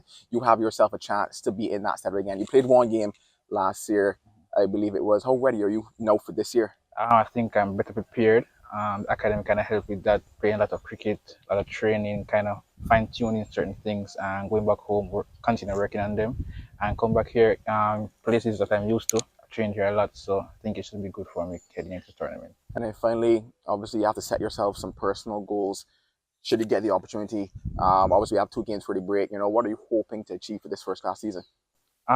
We're just trying to, first, I score 100. That's a big thing for me as a batsman, but trying to put myself together to know the back end of the tournament I'll be in good stead for about most runs or something like that. Just trying to think of it on that line. That's definitely high aspirations there, but yeah. Kurt, all the best for this first class season. Thanks for that. At the age of 19, I was probably sitting on my couch watching TV. At 19, the young man next to me has a chance to make his first class debut. Kevin Wickham, how are you feeling at that possibility? I'm feeling really good. Representing my national senior team at the age of 19, I really feel it's a very good achievement because not much do it. All right, now obviously a year and just a bit more, you were recovering now from a broken foot. You had a chance then to come in as a replacement for the Under-19 World Cup. You had a chance to play in the Super 50. Did you think that you would be here today 1 year later? Honestly, if I'm being honest with myself, no. But the hard work and the dedication, my physio, Miss King, I really feel that she played a real good part in terms of me getting back on my feet and being back out here. Getting back on your feet, literally. Yeah. But beyond that, you then obviously, like I mentioned, that's Super 50. You were with the West Indies Academy. You've been in that setup for some time. Obviously, there have been some stellar former cricketers who are also a part of that Cricket West Indies Academy. What have you been learning coming through that? Obviously, Coach Coley, he was very open to the boys, I must really say. He was really, really kind to us, really open, willing to hear what we have to say. And he wasn't really about changing up much of our game. He was just about bettering our game. So I really feel like the academy really helped me in terms of knowing my plans and knowing what I want to do, because the coaches go based on what I want to do. They would just assist in terms of the little things that need to be adjusted. So I really feel like the academy is a very good thing for the youngsters. I know, in that you mentioned talking about your plans and what's not. Obviously, the start of the year, the start of the cricketing year, what are you hoping to achieve this year for yourself? Obviously, coming out to last year, I had a very good right ball season coming out to the end. So my confidence are very much high in terms of playing first class. So I really think that once I get the opportunity, I grab it with both hands and do Barbados Pro. Well, we certainly hope that you could get that opportunity, but all the best. Cheers. Tej, firstly, I want to ask you, what was the feeling like receiving your test cap from Brian Lara? Well, it's a special feeling, receiving your cap, and from the legend himself, it's even better. What did he say when he handed you that cap? He said he was there when my dad made his debut, and he think he would be proud right now watching on the game and seeing me receive my cap. And just as you mentioned your dad, coming through the system, how did you deal with the pressure of being Shiv's son? But it's something people always talk about, so I just try and be myself. I can't be him. I could only do what I can do, and yeah, be me. In terms of your batting style, a lot of people say that you're similar, you take your time. Is that his influence shining through, or is that just something you developed throughout your career? Yeah, well, I started training with my granddad when I was little, so he always the kind of guy, he just instilling you, don't give your wicket away, and you could only get runs in the middle, that kind of stuff. So yeah, I think it started with my granddad. And I know that you've done a bit of training with your dad as well. Is that the same type of idea that he tries to instill in you, or what is his coaching style? Yeah, well, since he came, well, he was living in the US a bit, and then in Guyana. Well, now he's back in the US, but at the time when he was in Guyana, we would train together. So yeah, basically some of his teaching and batting style kind of rub off a bit. Was cricket always your first choice, or have you ever thought about doing anything else for a living? Oh, well, I guess like playing youth cricket, and yeah, from playing youth cricket I thought about, you know, cricket, yeah. Never really anything much else. So if Tejran Shandapal wasn't a professional cricketer, what would you be doing today? I really don't know. I haven't given it much thought. Well, good. We hope you don't have to give it much thought. Fingers crossed. In Test cricket, do you have any goals for this upcoming year? No, I try and take it one game at a time. Every time I go out and bat, try and get start again and try and bat as long as possible. Yeah. You mentioned taking it one game at a time, 2 test matches on your belt so far, with notable performances. What was the feeling like when you first got the call to represent the West Indies? Well, you know, you're obviously thrilled, excited to be representing the West Indies. Yeah, happy feeling, excited, and thankfully things went well, so yeah, even better. Who did you get that call from? Chairman, Mr. Yens. Yeah. And what was your reaction? What did you do immediately after? You know me, I'm a quiet guy. I didn't really jump up or anything, but you know, you're feeling the emotions inside. Yeah. Who was the first person you told about that call? Probably my mother, because I live with my mother. Yeah.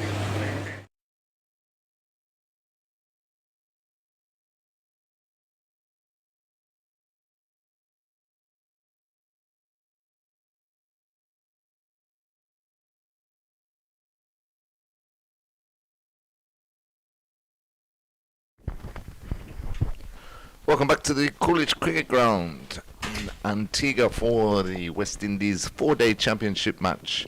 Day 2 of the Leeward Islands Hurricanes versus the Jamaica Scorpions. And players just coming back on the field after the tea break for the final session of this Day 2. Still brilliant sunshine, lovely weather here in Antigua and Barbuda. And we can tell you that the Jamaica Scorpions are 97 for 3, with Leroy Lugg taking the attack to the Leeward Islands Hurricanes bowlers. He's on 73 not out. His second first class half century in just the 4 matches. And that's in reply to in reply to the Leeward Islands Hurricanes first innings total of 260. As I welcome back Sylvester Bouncing Joseph. Good afternoon, Sylvester. Good afternoon, Terry. This is going to be a very important session, especially the first hour after tea. If they can dislodge Love, I think the Leeward Islands will be in a chance even to get first innings points. But if you allow him to, to continue to command the situation and bats the way that he is batting with such power and control, you're gonna find yourself behind of the 8 ball. And you have Palmer, who's a batsman there, using about 20, averaging 26 and 2006 runs from 45 matches. So he's capable, and as a captain, they would want to get a good partnership here and continue to press home the advantage that they have gained through the batting of Lug so far. Yes, most definitely. Lug has been the one, as we say, that's taken the attack to the Hurricanes, and he's looked quite good against both the paceman and the spin, especially the spin. The way he uses his feet has been very impressive. He's on 73 from just the 68 balls.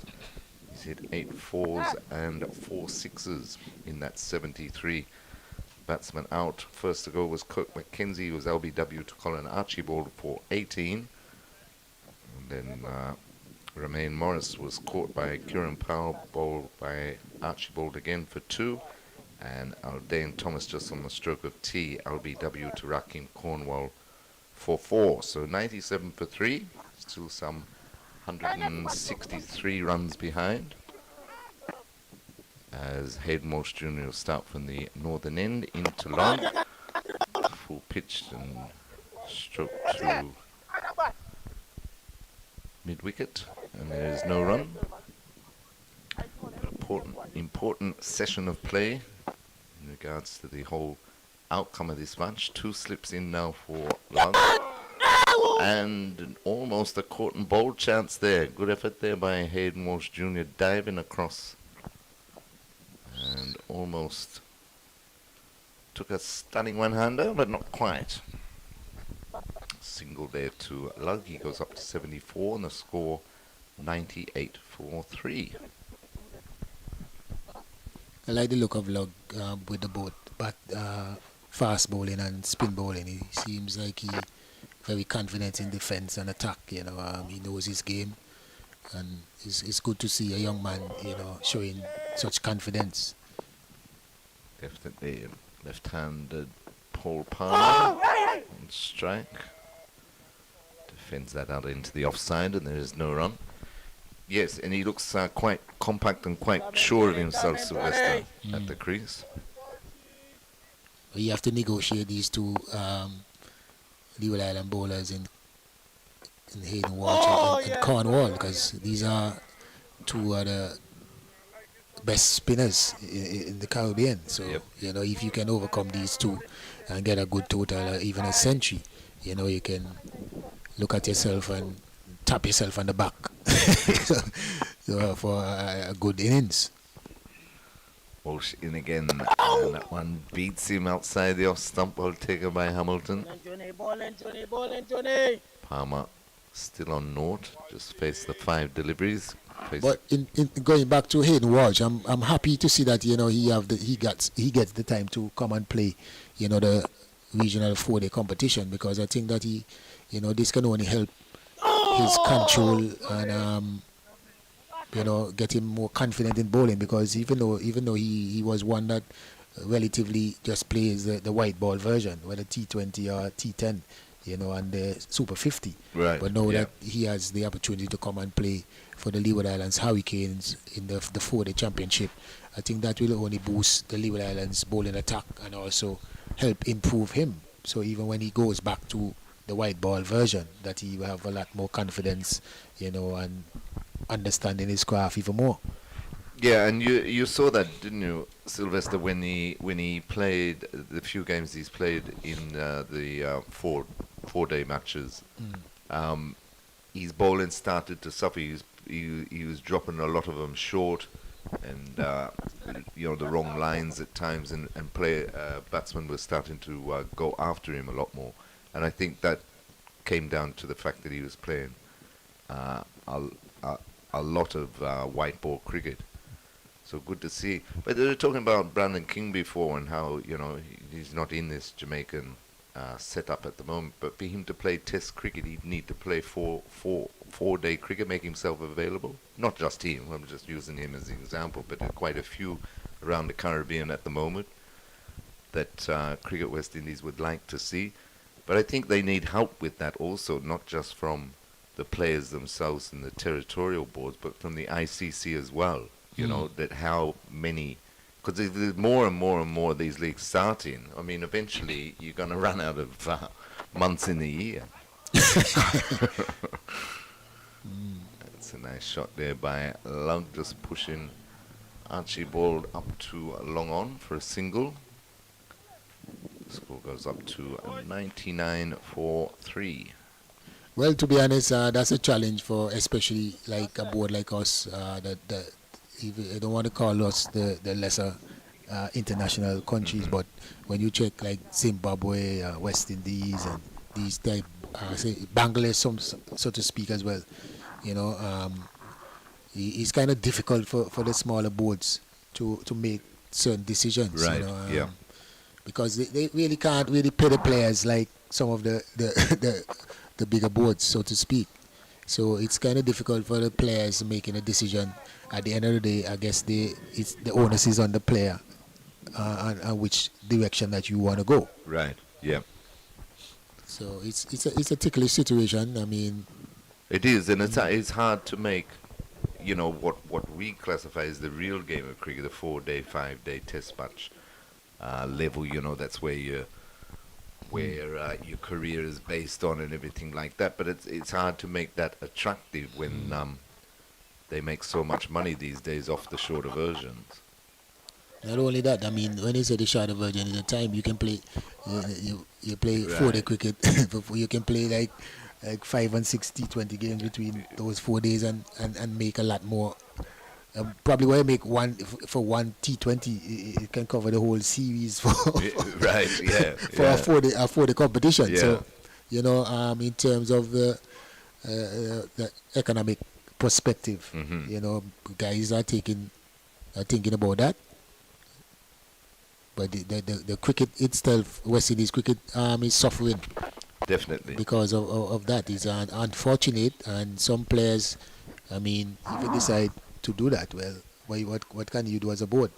Yeah, exactly right. I mean, you can't stop a person from making a living, isn't it? At the end of the day, no matter how much you wish, you know, they put pride in country first. And of course, it's different here also in the Caribbean. I mean, these guys now are representing or have represented, say in the Leeward Islands case, they have represented their country. They have got to national level and represented their country. Now they're representing their sub-region before they even get to international level.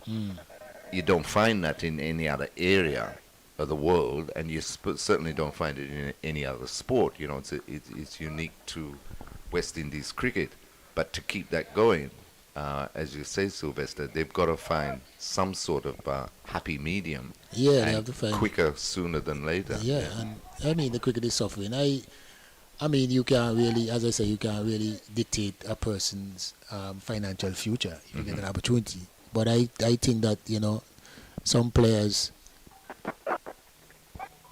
well, bowled again by Colin Archibald. I think some players, I mean, can take the responsibility upon themselves and decide when the national team is playing, which is West Indies team, there are certain tours that you can make yourself available for. Yes. And you're going around playing in all the T20s that you get called for. You know, when you check South Africa and Australia and even, well, not India, because India players they don't really go out, but most of these top the English players, when England is playing and they are selected, you know, they prioritize themselves and for certain tours and so forth. So I think this is some of the things that it can happen in a West Indies setup. But if the players decide that they are playing every T20, obviously West Indies is not going to get any part of their service. No. Yeah, I think that is the problem for me personally. If I have a problem with it, that's the problem. I think they can make maybe some sacrifice to play for West Indies, and West Indies board will make sacrifice for them to play in certain different competitions. But that is their outlook at it. Yeah. And it's really because when they reach to that level where you think that they have the experience to take the West Indies team a little further, that's when they go and play in these leagues because they get the opportunity. We have a break here now because it seems like Log has a bit of cramp. I guess he's getting a bit tired after feeling a day and a session. Day in a session. I know. Going that you see, that's the difficult thing about an open batter. You know, after you finish feeding all this time, you're the first man up. Right. He's playing a good innings here, so you don't want to be impeded by any foot injury that you can't continue. Mm-hmm. Did it take its toll on you? I mean, I know you were more or less thrust into opening for West Indies, but some days, you know, when you're out there a long time, did you feel it? Yeah, when I was playing for Leeward Islands, when you're in the sun a lot, but I never really opened for Leeward Island, but I usually bat at 3, and then if you get in early, you know, sometimes. But I mean, when you're playing and you love batting, you know, every opportunity that you get, that is why I go and play. I want to bat. I'm a batsman, so every opportunity that I get to go out in the middle, I will try my endeavor best to go out and do my best. You know, it doesn't work out all the time, but that is so I never really think about being tired and that when it comes to batting. I want to go there. You know, sometimes as it should be. But to be honest, no, sometimes you're in the dressing room and waiting so long, so sometimes you wonder, you're not going to get out. I want to get a chance. You know, so sometimes, but I know how the batters think. So when you're out there batting all day too. Well, should the captain really be thinking that as far as the team's concerned? I'm a batsman first. I know what you mean. Let me out there. Especially when you have a flat wicket with some sweetie bowling, you want to get out there. All right. Hope that log is good. Hope that is log is good. Walsh Jr. into him now, and that's right back on the stumps. Half a shout, but I think he just jammed down it in time with the blade. 99-4-3. Still trailing by some 162. Okay, the watch is getting into a good rhythm, a good spell so far. Nice flights, and he's hobbling badly as he takes the single to long on. But the cramps have certainly got him by the look of it. Let's go, change, let me go. He's collapsed in a heap, Sylvester. He's in tremendous pain. Yeah. That cramp. Cramps are the worst. They can really get. Well, I hope it's cramp, otherwise. His reaction. And the Leeward Island players are not. They want to get on with the game. Even the umpires helping out now. His cramps.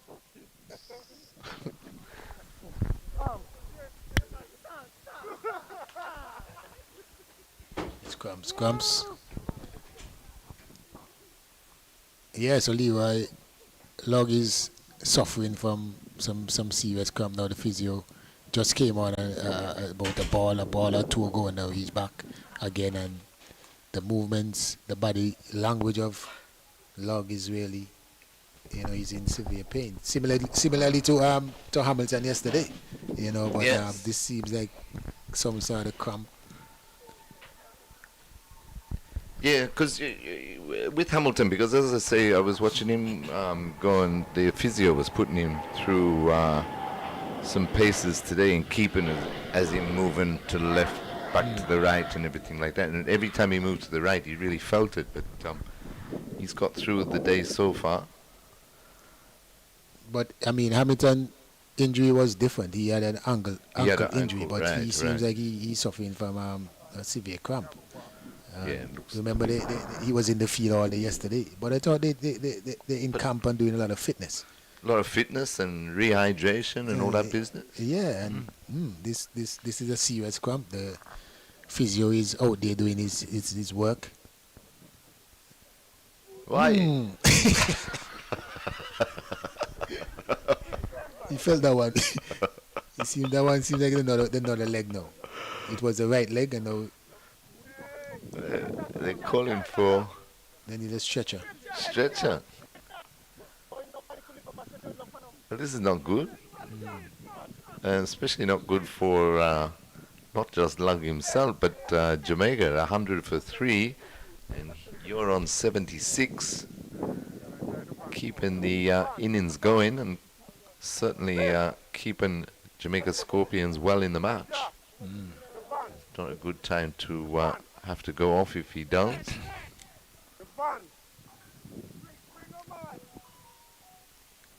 So we've got a delay here at the Coolidge Cricket Ground. Yeah, because I mean, in a situation like this where the Jamaica Scorpions are pushing on, he's the main culprit in that, giving the Jamaica Scorpion the opportunity to, to propel them past the Leeward Island score. But now that he's basically Sophia, what's the movie that look like Bernie? Bernie. He's up. Oh, gingerly walking very around. gingerly. The ambulance is coming onto the field.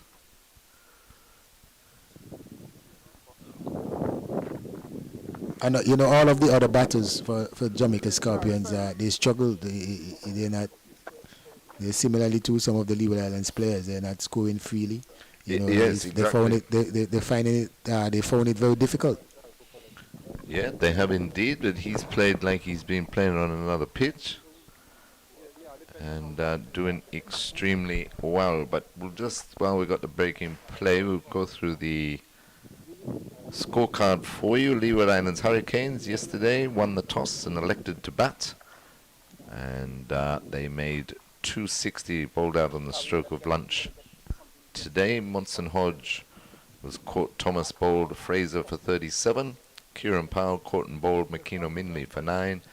Casey Carty caught Thomas, bowled Brian for 2. Coffee James caught Brian, bowled Jamie Merchant for 15. Jamal Hamilton caught Minley, bowled Man Singh for 40. Terence Ward bowled by Man Singh for 10. Rakim Cornwall today, LBW to Man Singh for 29. Hayden Walsh Jr. was bowled by Minley for 13. Colin Archibald caught Harty, bowled Bryan for 17. And Shino Berridge caught Thomas, bowled Minley for 3. Jeremiah Louis was not out 78, his highest first-class score. And the Leeward Islands first innings, 260 all out. Bowling figures for the Jamaica Scorpions: Makino Minley 19.3 overs, 7 maidens, 3 for 28. Gordon Bryan 21 overs, 6 maidens, 2 for 52. Owen Williams, who unfortunately had to leave for medical conditions the game, but he bowled 5 overs. Prior to that, 5 overs, 3 maidens, no wicket for 7. Jamie Merchant 17 overs, 3 maidens, 1 for 31. Patrick Harty 23 overs, 10 maidens, no wicket for 32. Really tied up one end very well for his captain yesterday. Kim Fraser 13 overs, 2 maidens, 1 for 57. And Abhajar Man Singh, who came in as the replacement substitute for Owen Williams, and grabbed his opportunity with both hands. 20 overs, 3 maidens, 3 for 47. And in reply, Jamaica Scorpions, Kirk Mackenzie was LBW to Colin Archibald for 18. Romaine Morris was caught Powell, bowled Archibald for 2. And Aldane Thomas was LBW to Rakim Cornwall for 4. Leroy Lugg is 76 not out. Paul Palmer has just joined him at the crease just prior to tea, and he's still on 0 not out. And the Jamaica Scorpions, in reply to 260, are 100 for 3. And the good news is Lugg seems to have shaken off his cramps. He's back on his feet, so play will resume in a couple of moments. Yeah, for one moment there, we thought that Lugg was gonna retire. The ambulance came out on the field, but after he did that, the Bernie Mac stand up, I guess he felt better, and so he padded back up, and he's out there and ready to go again. Good to see Walsh Jr. into the left-handed Palmer, and Palmer just strokes it to short extra cover, and there's no run. There's a slip and a leg slip in for Palmer. Facing the left-handed Walsh Jr. is in now, and forward in defence. Squirts out to the offside, and there's no run. Good, nice control, good areas there by Hayden Walsh. He spins the ball a lot. He can bowl the googly as well, and he has different variation. If he has to be consistent I think he can keep the pressure on. But Palmer is finding it very, very difficult. Like like like the rest of the Leeward Island batters. He's one also looks like he's not. He doesn't have that positive intent. He's more in looking to survive. And that one is just strummed up to short. Mid-wicket, no run, but they've taken the leg slip out and brought him into a short leg under the helmet. Again, forward in defences, Palmer to finish the over. So at the end of the over, Jamaica remain on 100 for 3, with Lug on 76 and Palmer on 0. Yeah, good reply so far. More so from Levi Lug in terms of the reply from the Jamaica Scorpions. The positive intent, and even though he slowed down a bit, he's still more runs than balls that he faced, and we haven't seen that we haven't seen that on this pitch for the entirety of the game so far. Not at all. He's certainly taken the attack from ball one. Couple of lovely flicks of his pads through mid-wicket. Went sailing over the boundary for sixes. I think the captain of the Leeward Islands team, he has to be very careful in overbowling Colin Archibald. He bowled a lengthy spell before the break, the tea interval, and now he's back. He started right after the break, continuing. I mean, he's bowling the best of the Leeward Island bowlers, but you don't want to overbowl him. True. Spot on target again to the right-handed Lug. Yeah, prior to that ball, 8 overs, 2 maidens, 2 for 29. If you put that into context, the opening bowler, fast bowler for Jamaica Scorpions in Makino Minley only bowled 11 overs for the day yesterday. So and this is already into his ninth straight, but he got a 20 minutes, 15 minutes break between the tea interval. But you can say this is his ninth over straight. He needs to Lug, and Lug is forcing that off the back foot and hobbles through for another single as it goes to a long off. So the score goes up by 1, 101 for 3. Lug goes to 77.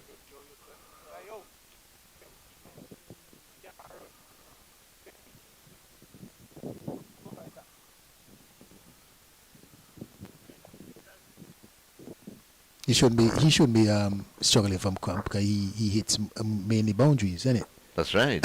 Move much, yeah. 3 slips in for Palmer as Archibald is into him, and he's forward in defence to Kati at short extra cover, and there's no run. I guess the intensity and the power that he plays each shot with, cause those cramps. Because in terms of running, he hasn't run much. No, not at all. But it's good that he stays out there and keep fighting, because he's an important factor at this present time in this game for the Jamaica Scorpions in order for them to get as close as possible and even pass. And he cuts that beautifully past point for 4. That was Palmer getting off the mark in style. Wide outside the off stump, that one, and short by Archibald, and he was onto it in a flash. I don't like the look of Archibald body language. I think he's a bit tired. Feeling it a bit, yeah. He walks like a bit stiff. You don't want him to be cramping up or whatever. He should get a break. You have other bowlers, they get paid for bowling. So you come and do your work, innit? A better delivery by Archibald. Defended into the extra cover region by Palmer. So Palmer's on 4 now, 105 for 3. Yes, important how you rotate your bowlers, especially when you've got options, as you say, Sylvester. And Hamilton has certainly got that in And that's Leeward why, Islands team. and he got he got an example there from Palmer yesterday. You know how he managed his bowlers, always fresh. Archibald again wide, very wide outside the off stump, left alone by Palmer to complete the over. So at the end of the over, Jamaica Scorpions are in pursuit of Leeward Islands Hurricanes' first innings total of 260, 105 for 3, with Lug on 77 and Palmer on 4. But important that Lug stays out there, as you say, because the momentum is with him, and he's put in the impetus. Well, he's put himself in a situation now where basically the rest of the Jamaica Scorpions batting order can bat around him in pursuit of this 260. Yeah, Makino Minley that high? I'm not sure if that is the correct batting order, but if don't think so, and can't be, because they've still got Williams. Well, they got Williams and Mansing up there. Williams, remember Williams is not. Williams got Williams medical. Yeah. So they haven't. They haven't made the adjustment. Yeah, the scorers, whoever you are up there, you need to change the medical exempt there. Walsh Jr. starts a new over, and this one is guided on the bounce to second slip by Lug. Not his shots. Not his shots. As Hamilton, as you might have heard, saying to Walsh Jr., not his shot. That is not a shot to be for him to be playing now with the second slip there. Even not cutting it or punching it, it might as well let just leave it alone. Yeah. That is the reason why you have the second slip there, for you to guide it. If you can just eliminate that opportunity for the fielding team. Walsh in again, and that one's tossed up, driven firmly back. But Walsh Jr., excellent fielder that he is. There's no trouble stopping that on his follow through.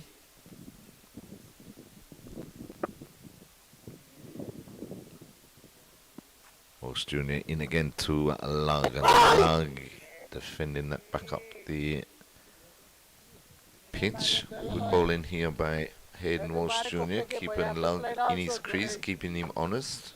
Lug reminds me a little of Kenna Lewis, the white ball batsman there from Jamaica. My good friend Kenna, he has the same kind of ability built in. Again, he hobbles the single to mid-on. So one more to Lug. He's fighting through these cramps that he's suffering from. He moves on to 78. The score 106 for 3. The left-handed Palmer, the Jamaica Scorpions captain, comes on strike. This is an opportunity for the Leeward Island Hurricane bowlers. If they can nick him out, when he's going through this distress. And that's cut nicely again off the back foot through the cover region into the boundary for 4. So 2 good-looking boundaries there by Palmer has got him going. He moves to 8. The over comes to an end. Jamaica Scorpions 110 for 3. A very good shot. Forced that through the cover region off the back foot. Pierced the gap nicely. Good looking boundary for Paul Palmer. Yeah, and they have to be mindful of Palmer. Palmer, 950s, and he had 4 centuries already. In this type of cricket, so he's one that is capable of going big. Yes. So application on this pitch and positive intent. Looking to score, you can get a good score here.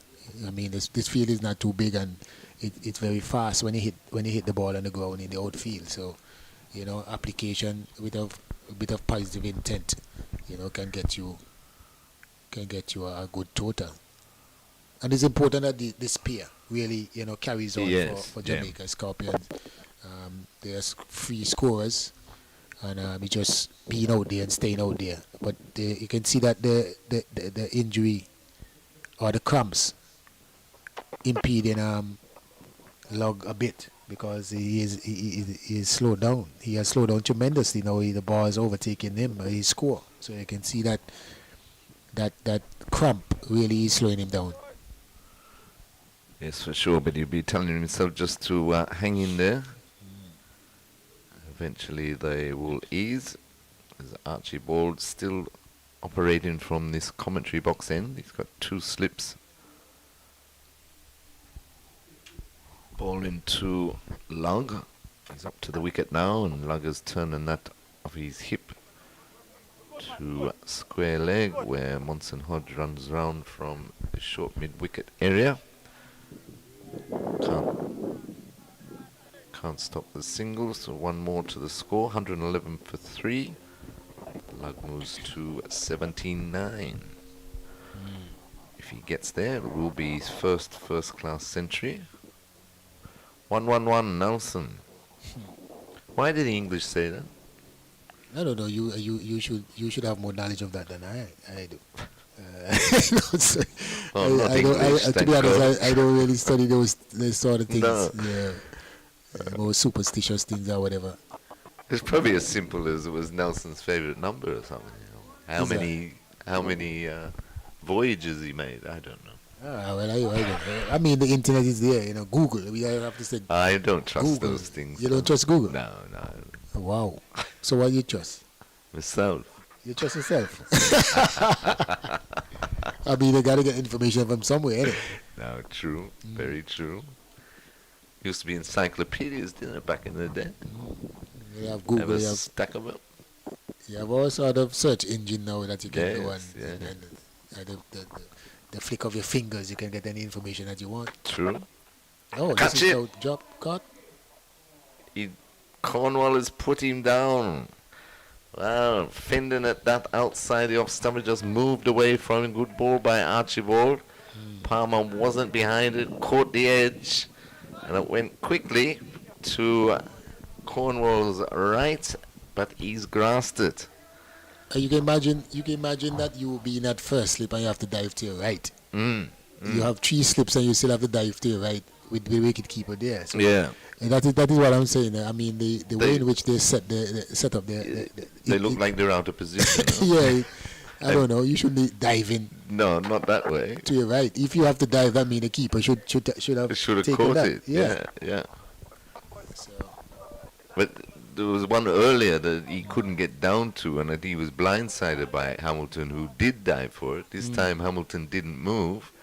But that one should have been taken because the ball went straight into his hands, to his right. And comfortable height. Yeah. I mean, and after Colin, Archibald is tiling in his 10th over. Exactly. He's picked up 2, but he could have a 5 by now. And he comes again to Palmer, and that's full pitch, and that's whipped through the mid-wicket region, running out towards the boundary, but won't make it, and settle for 2 as Lug's still hobbling along with his cramps to complete the over. He's hobbling a little better. He is hobbling a little better than over or 2 ago. So it seems like he's getting a little better, and that is not a good sign at all for the Leeward Islands. It's not. You especially when you're putting down catches at the other end. Yes. Come on. When you have a bowler tiling in this heat of the day and this flat track, and you get an opportunity like that. Come on, you should have taken that.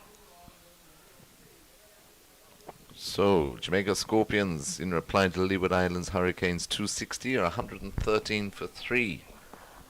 Lug on 79, and Palmer, who's dropped in the last over, on 10. Be interesting when Seth Burton comes back, Sylvester. His good friend Cornwall couldn't hold on to that. I would mention that in the word Cornwall to Seth Burton.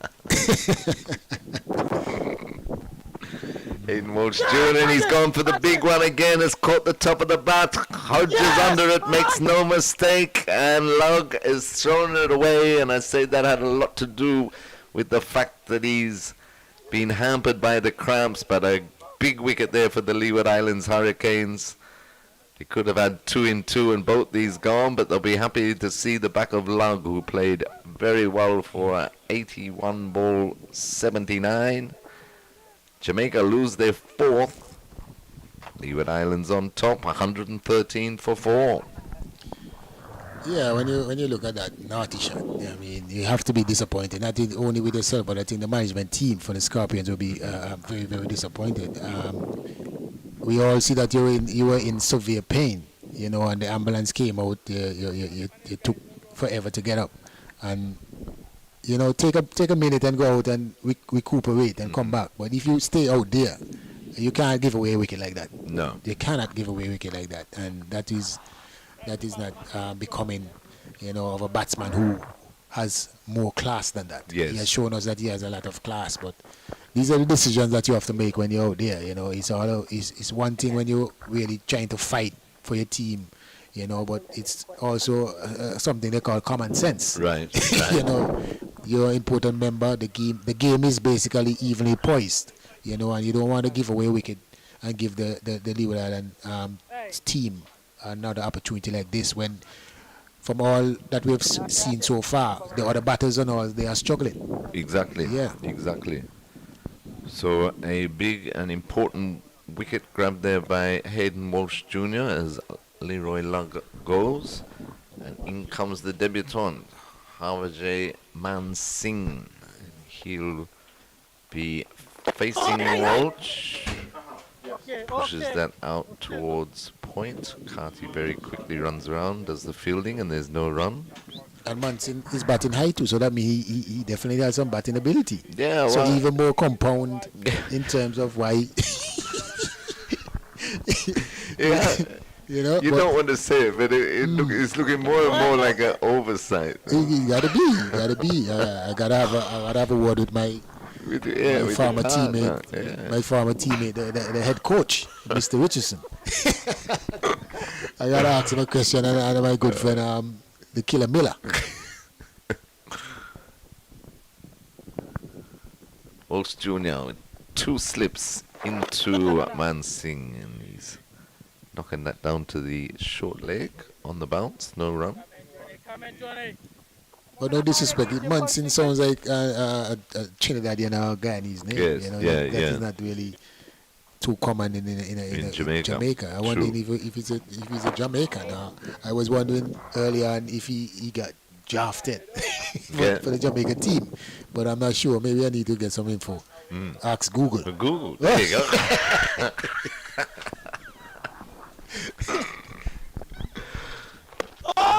And I see our friend Amir Django top scored for Trinidad. Yeah, I mean Django is a good player. Spending a few years here. Yeah. I think Django is a good player. Given the opportunity, even in the T20, Caribbean T20, CPL. Sorry, CPL. Mm-hmm. You got a few opportunities and so on. I think he's a good player, a young player as well. So why is he in it? One day or so you're gonna get some. Right. But he batted rather low though too for his score. He batted about 6 or 7, I believe. So he did well. Rakim Cornwall is going to replace Colin Archibald. This is the commentary box or southern end of the ground here at Coolidge. A very good spell, I must say. Very good spell there by Colin.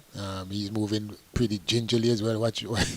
Yeah, there's a few out there. Huh? You know what? I mean, he deserves a break, man. 10 overs straight. Yes, yeah. He definitely, and I put on a few opportunities, especially the last one. Mm-hmm. That was a telling opportunity, but he really put a good day's work in. I don't know if he's coming back the next hour, but the way he's looking at a doubt.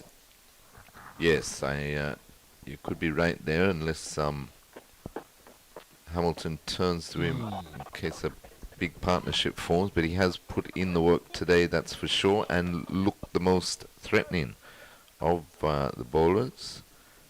And so far he's bowled 10 overs, 2 maidens, 2 for 37, but that 2 could have easily been 4 or 5. A bit of luck going his way and catches that just out of reach, just dropping short, and 1 that should have been swallowed.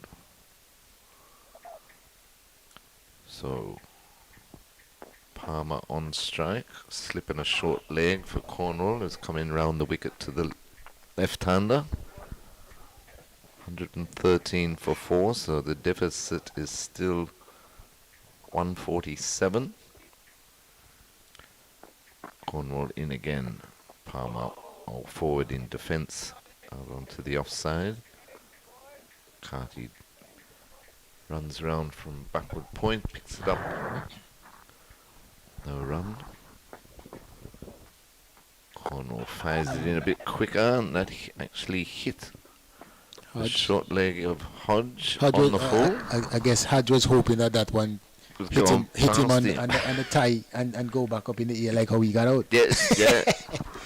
Very unfortunate way to go out, isn't it? Especially when you've been out there all day for not many. I tell you. Or even if you've been out there and you had a lot, that is definitely a difficult way of getting out. Yes, there, yeah. I mean,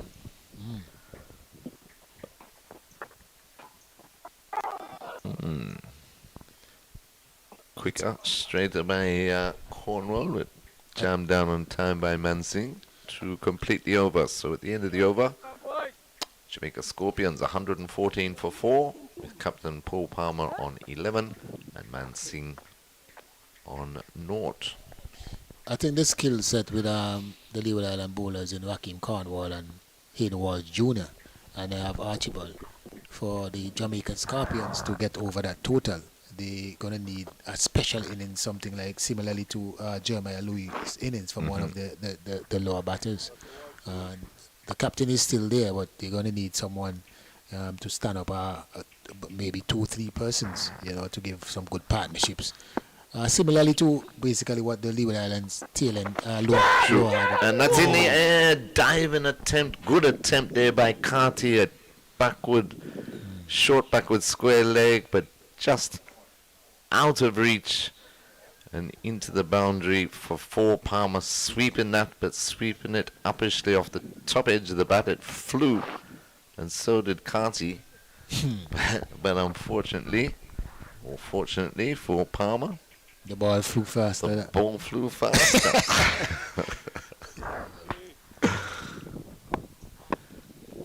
Walsh Jr. into Palmer again this time. Forward in defence, fuller delivery. Smothered the spin. Back to Walsh Jr. 118 for 4. Palmer's moved to 15.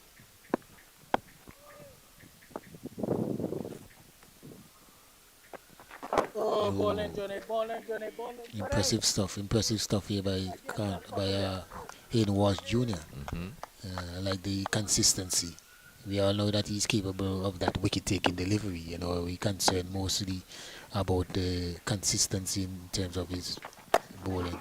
Just talk about it. Cut beautifully by Palmer.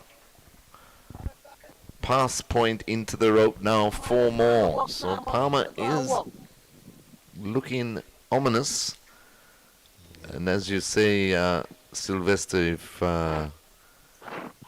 Leroy Long had just taken his bit more time to get over his cramps and so, that was the partnership. So Palmer would realize that he needs a decent partnership. He's moved to 19, 122 for 4. Again, think about the single that's not there. In quickly looks like Shino Berry. Yeah, that's point. Palmer has good timing. All the boundaries, the 4 boundaries that he struck so far, they flew to the boundary with good timing. Good stroke, good placement. Walsh Jr. in again to Palmer. Palmer's back in defence, punching it back to the bowler to complete the over. So at the end of the over, Jamaica Scorpions in pursuit of Leeward Islands Hurricanes' first innings of 260, 122 for 4, with Palmer on 19 and Mansing yet to score. Hayden Walsh Jr. 7 overs, 1 maiden, 1 for 24.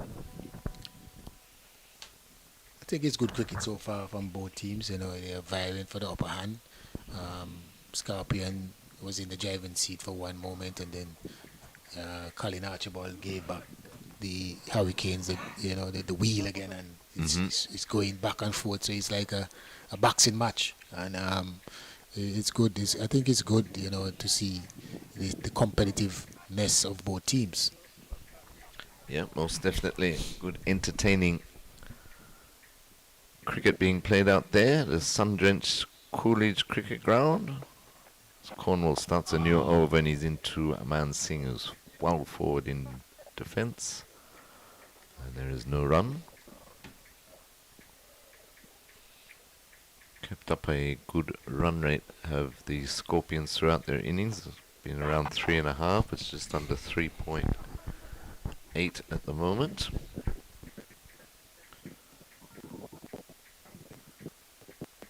Cornwall's got a leg slip and a short leg. Short extra cover, point mid-off for Mansingh. Was intent at the moment of just playing defensively.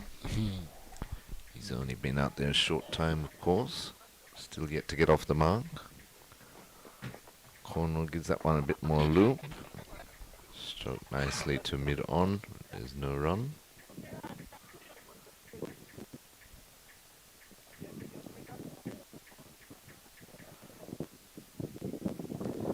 Rakim Cornwall to Mansingh, and that one straightened a bit, but he was up to the challenge. Back and across, defended it well.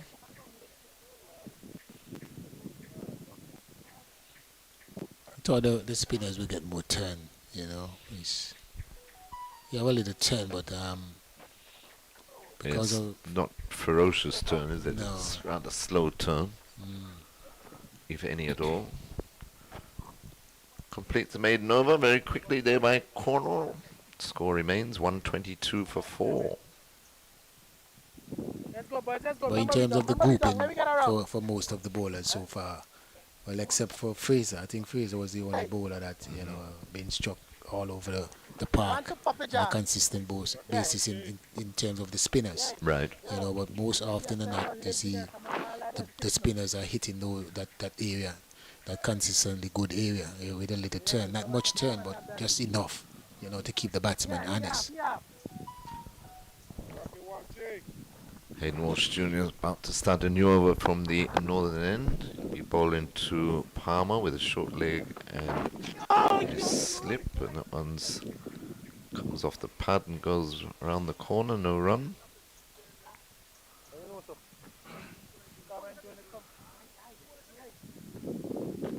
It's interesting times. Ideally, Jamaica would not want to lose another wicket before the close tonight. Of course. That one had a little turn coming back sharply to Palmer, who was equal to the task. Yeah, he read it well. There's Walsh Jr. in again to Palmer.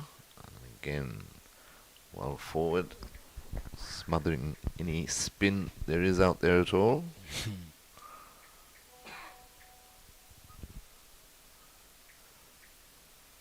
A bit overcast here at Coolidge, which the attendants on the manual scoreboard would be pleased about. That's flicked through the mid-wicket area for a quick single to Palmer. So he goes on to 20, score 123 for 4. Yeah, definitely the manual scorers. Get a breather. We definitely love this weather.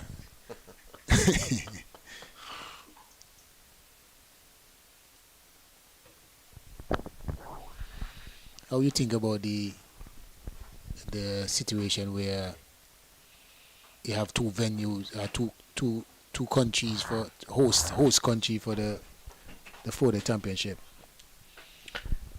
For the 4-day For this year, for this year, Antigua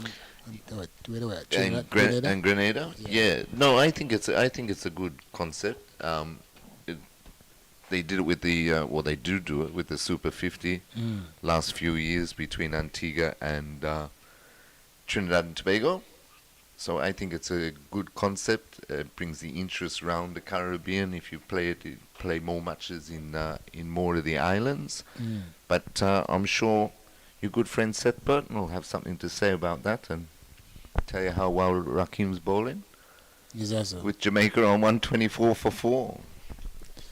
Yeah, good going by both teams. They're fighting for supremacy here, and as I say, it was going back and forth, and it quite evenly poised.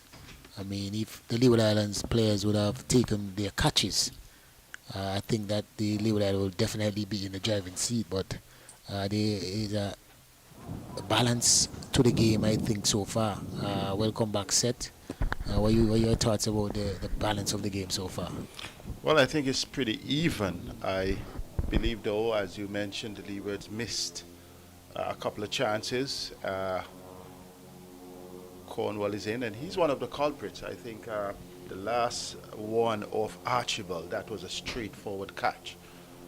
Should have been taken, was not difficult, it was not one falling, and that would have sort of tilted the balance in the Leewards' favor. He comes into Mansingh. Mansingh looks a competent batter, in fact. He's slated, he has the capacity that he can even open the bat in, so he's no slouch with the bat. Is that so?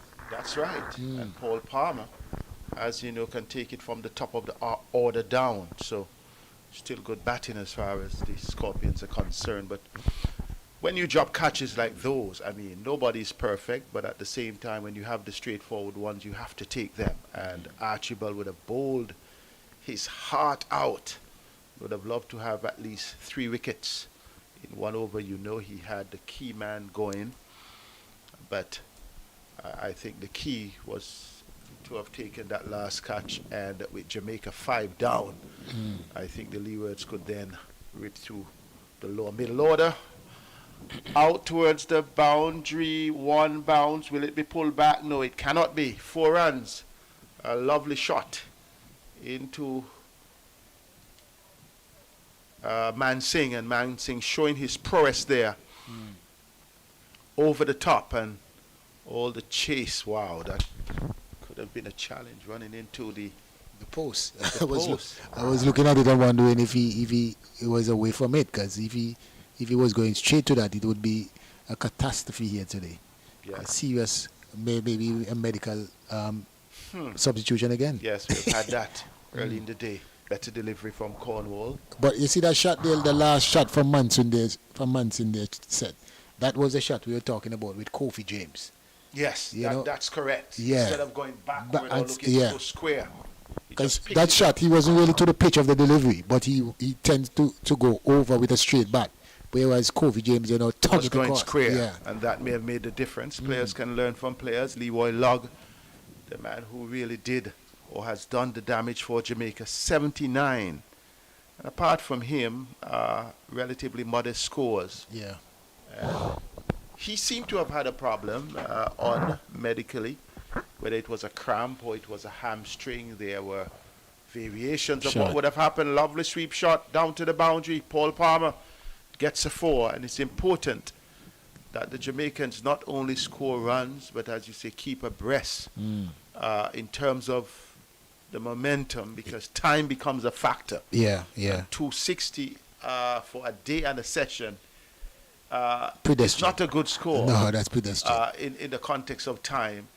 And if the Jamaicans can overhaul, they would need to overhaul it and have enough time to bowl the Leewards out and then look to a victory target.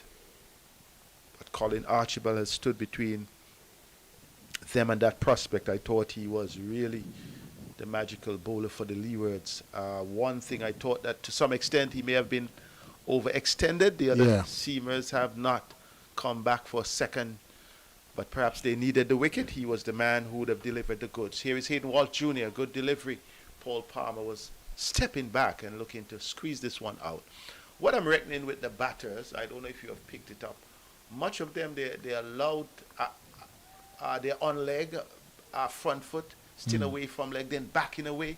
You're not getting the movement of both feet. A good delivery from Hayden Walt Jr. had him in all sorts of challenges. As I made that point, you're not getting, at least we saw from Log, some movement once he was playing, but the others seem to be a bit static, and I think that has affected their capacity or ability to score more freely. Walt Jr., once again to Palmer, good shot, out to the cover fielder, and no run.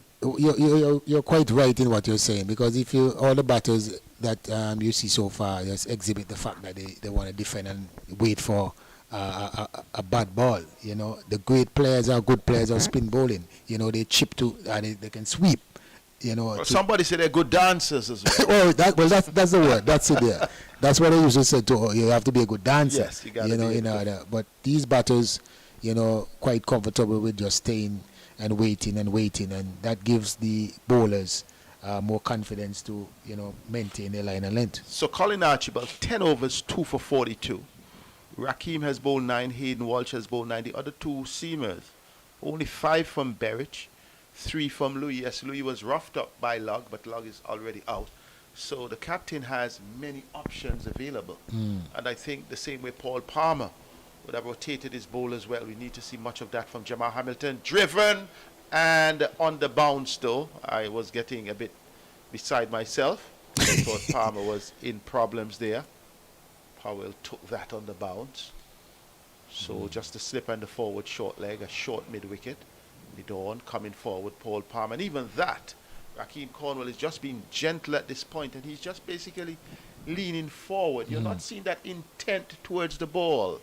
And I think Log would have shown them that if you have the intent, if you have the right positive movement, then you can get some greater dividends. This time he sweeps. Does not sweep well into, wicket-keeper Jamal Hamilton, who has had his fair share of knocks or injury during this game. Yeah, but he's moving well. I've been watching him behind the stumps, and I haven't seen any sign. Well, it's amazing what medical science can do these days, because the way he looked yesterday, you thought that he would not be able to keep in duties today. Better come back from Cornwall. Mansingh and Palmer will be consolidated. Palmer looks good. 25 from 45. 2 left-handers have gone back to the pavilion. This time he sweeps his favorite shot. It will go into the boundary, or will it be cut off? Good bit of tumbling save by Kofi James in the end. I thought he was knocked over, but he was able to pull it back, and the batters only coming through for 2. Palmer moves to 27. Palmer score fairly most amount of his runs, fairly about 20. Got 4 fours from sweeping. I think it's about 4 fours, and then you have another 3 or so to the covers. Most of his runs, comes in boundaries. He finds the gap when he go on the attack in the front. He hits the gaps a lot. Cornwall, a better delivery. Palmer was down to it, was able to defend it in the end. He completes his 10th over. Raheem Cornwall 1 for 28. Has pulled it back a bit, because after 3 overs, after 4 overs, he was done for 19 after being struck for 2 lofty sixes by Leroy Log. Since then, he came back with a wicket and sort of calmed things down. Hayden Walsh Jr., he has also had a decent bowl, 1 for 31. But the main man in this Leewards attack has been Colin Archibald, being bowled from both ends and has represented himself well. Should have had 4 or so wickets. One tough chance to Kofi James at square leg off Log. Another one put down between Cornwall and the wicket keeper, going through Cornwall's legs. And then the last one went good waist height to Cornwall's right. But Archibald just need to keep his head up. Jamaica, though, they need to consolidate this partnership. Only 22. And if they can even get to a half-century partnership, even by the end of the day, 24 overs remaining. So they have quite a bit of batting to do.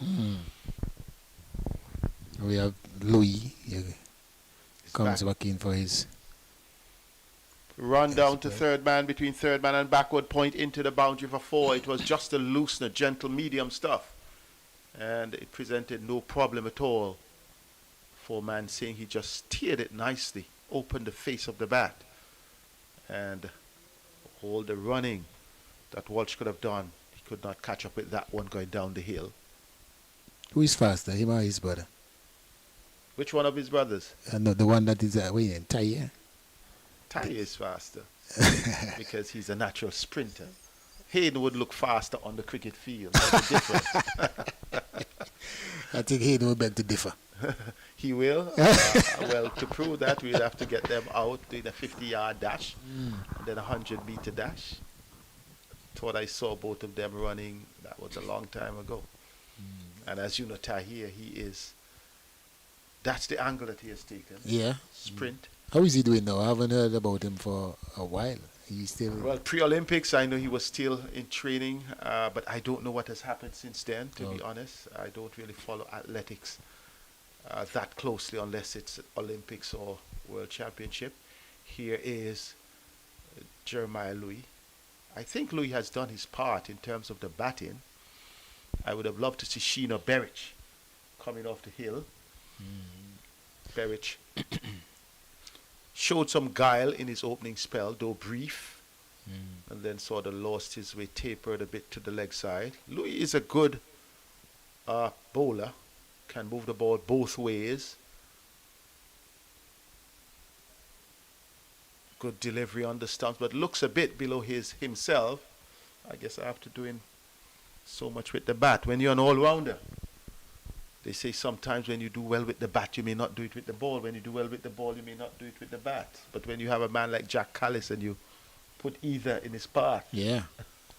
That's if you want to be a proper all-rounder. You got to balance it. You have to really balance it, you know. And balance the equation. The all-rounder and the wicket-keeper, they are the fittest. They're supposed to be the fittest on the team. That's right. Here is, a good delivery from Louis. That one kept low, but Mansingh had it measured well, came down on it. So do you get the sense that the pitch may be wearing a bit? Yeah, it looks so. I have a few more deliveries that are, keeping a bit lower than normal. And but I'm keen on seeing the spin. And I haven't seen. No, I haven't seen much turn. Much turn. Yeah. A few from Cornwall may have, against the left-hander, may have turned. A few from Walsh, but we have not seen any prodigious. Well, I mean, Cornwall can turn it on ice. Well, that's right, but still we have not seen quite a lot of sharp turn. Yeah. So it's almost a feather bed. This one, another one, keeping a bit low. Mansingh exploring the possibility of a single, but Captain Palmer says no, the over has come to an end. They will be having some drinks break and perhaps a good time for us to just have a peek at the Jamaicans' batting card, the Leewards' bowling effort, to see exactly how it has panned out not just all day, but how it has panned out so far during the match. Jamaica. Do you think the reply is a strong reply? Do you see it as one that will go beyond the 260 made by the Leewards, or you think it is going at an even Steven situation? Yeah, I would say a Steven situation. They have to really, someone from the Jamaica Scorpions have to give a good knock, similarly, as I said, to Jeremiah Louis, because Log, who was the main destroyer of the Leeward Islands bowling attack, he's the only one that I see batted on the pitch so far that look like he's batting on another pitch, but he was impeded by, I guess, his cramp or whatever ailment he has, whatever he pulled, whatever it is that really slowed him down. At one stage, it looked quite ominous for him because I thought they actually signaled the emergency medical service and they came onto the field and then he got up. He got up, yeah. So it's a sort of strange situation, but we hope that he will be okay, at least to boast to the Jamaica batting in the second innings. But in a situation like that, as I was telling Terry, said I would be disappointed if I am the part of management staff, because he was. You saw the grimace on his face and how he was moving, and the ambulance came out. So it was obvious that he was thinking about coming off. That's right. And then he stayed, was getting back in his groove, and the way that he got out, that is really disappointing, the way that he got out in the context and the situation of the game. So I think that really gave the Leeward Islands another opportunity to get back in the game, or even put a little more pressure, back on the Scorpions batting.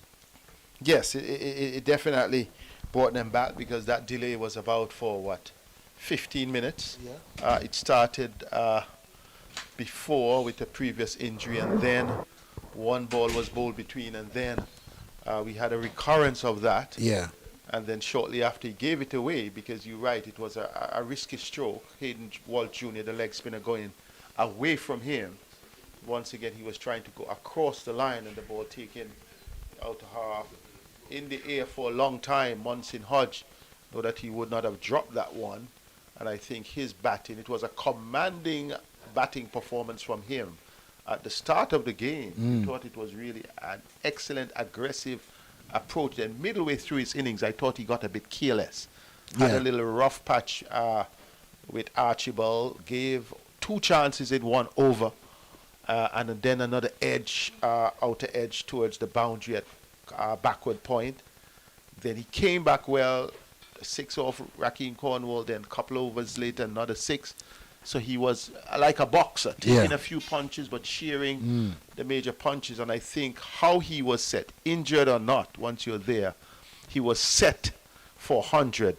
And the disappointment is that, for me, is that he didn't show the intent or the commitment to go on for the 100. As you mentioned, seemed as though he was more interested in making it off the field. I thought once he decided not to take the emergency medical services, and once he stayed there physically, he should have made the same commitment mentally that I am going to stay. And I don't think he had that mental commitment. I think he was thinking in his mind whether to go off or whether not. But he made 79 from 82 balls, 8 fours and 4 sixes, and those were well-made runs. Kirk McKenzie, he scored 18 from 45 deliveries. Then we had Ramin Morrison, only 2. The wicket-keeper, Aldine Thomas, he only scored 4, but Paul Palmer has stemmed the flow of wickets, and this time he comes forward to this delivery from Raheem Cornwall. Palmer is on 27, 5 fours so far in his knock from 48 deliveries, and he has been well supported now by Man Singh. Palmer is beaten by a good delivery. I think this partnership could well be the key, because they have at least 22 overs after this. And if they want to be around and they're going at least 3 runs per over, they can find themselves at least to 200 by the end of the day's play. If they can be 200 for 4, they're definitely on top. If they lose a wicket or 2 before the close, it could well be trending Leewards' way.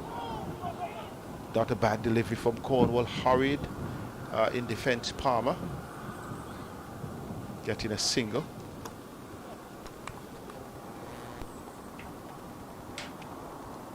But it's gonna be difficult for them to score freely against Cornwall.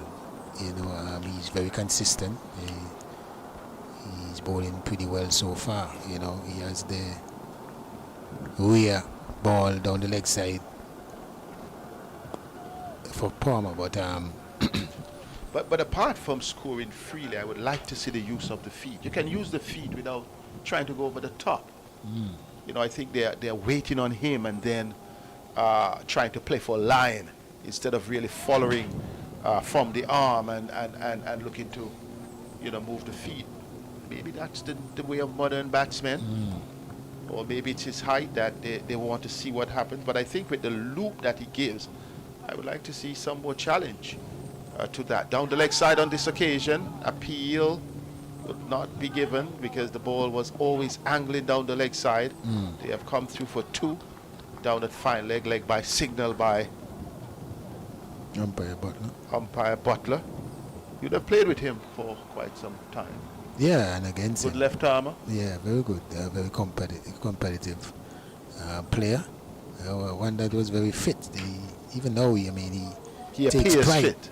No, he takes pride in his exercise. Fitness. Even though sometimes I will, you know, he pop up on Facebook doing some exercise, and I'm, you know, at this time and age. That's good. That's good.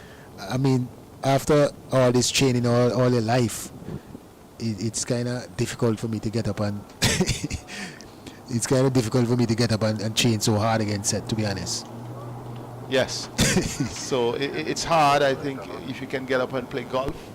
Well, golf is a walking, driving sport. So why not do the fitness? And I mean, I can, but I mean, to get up every day now and to do these. I see these guys training like they're going to play.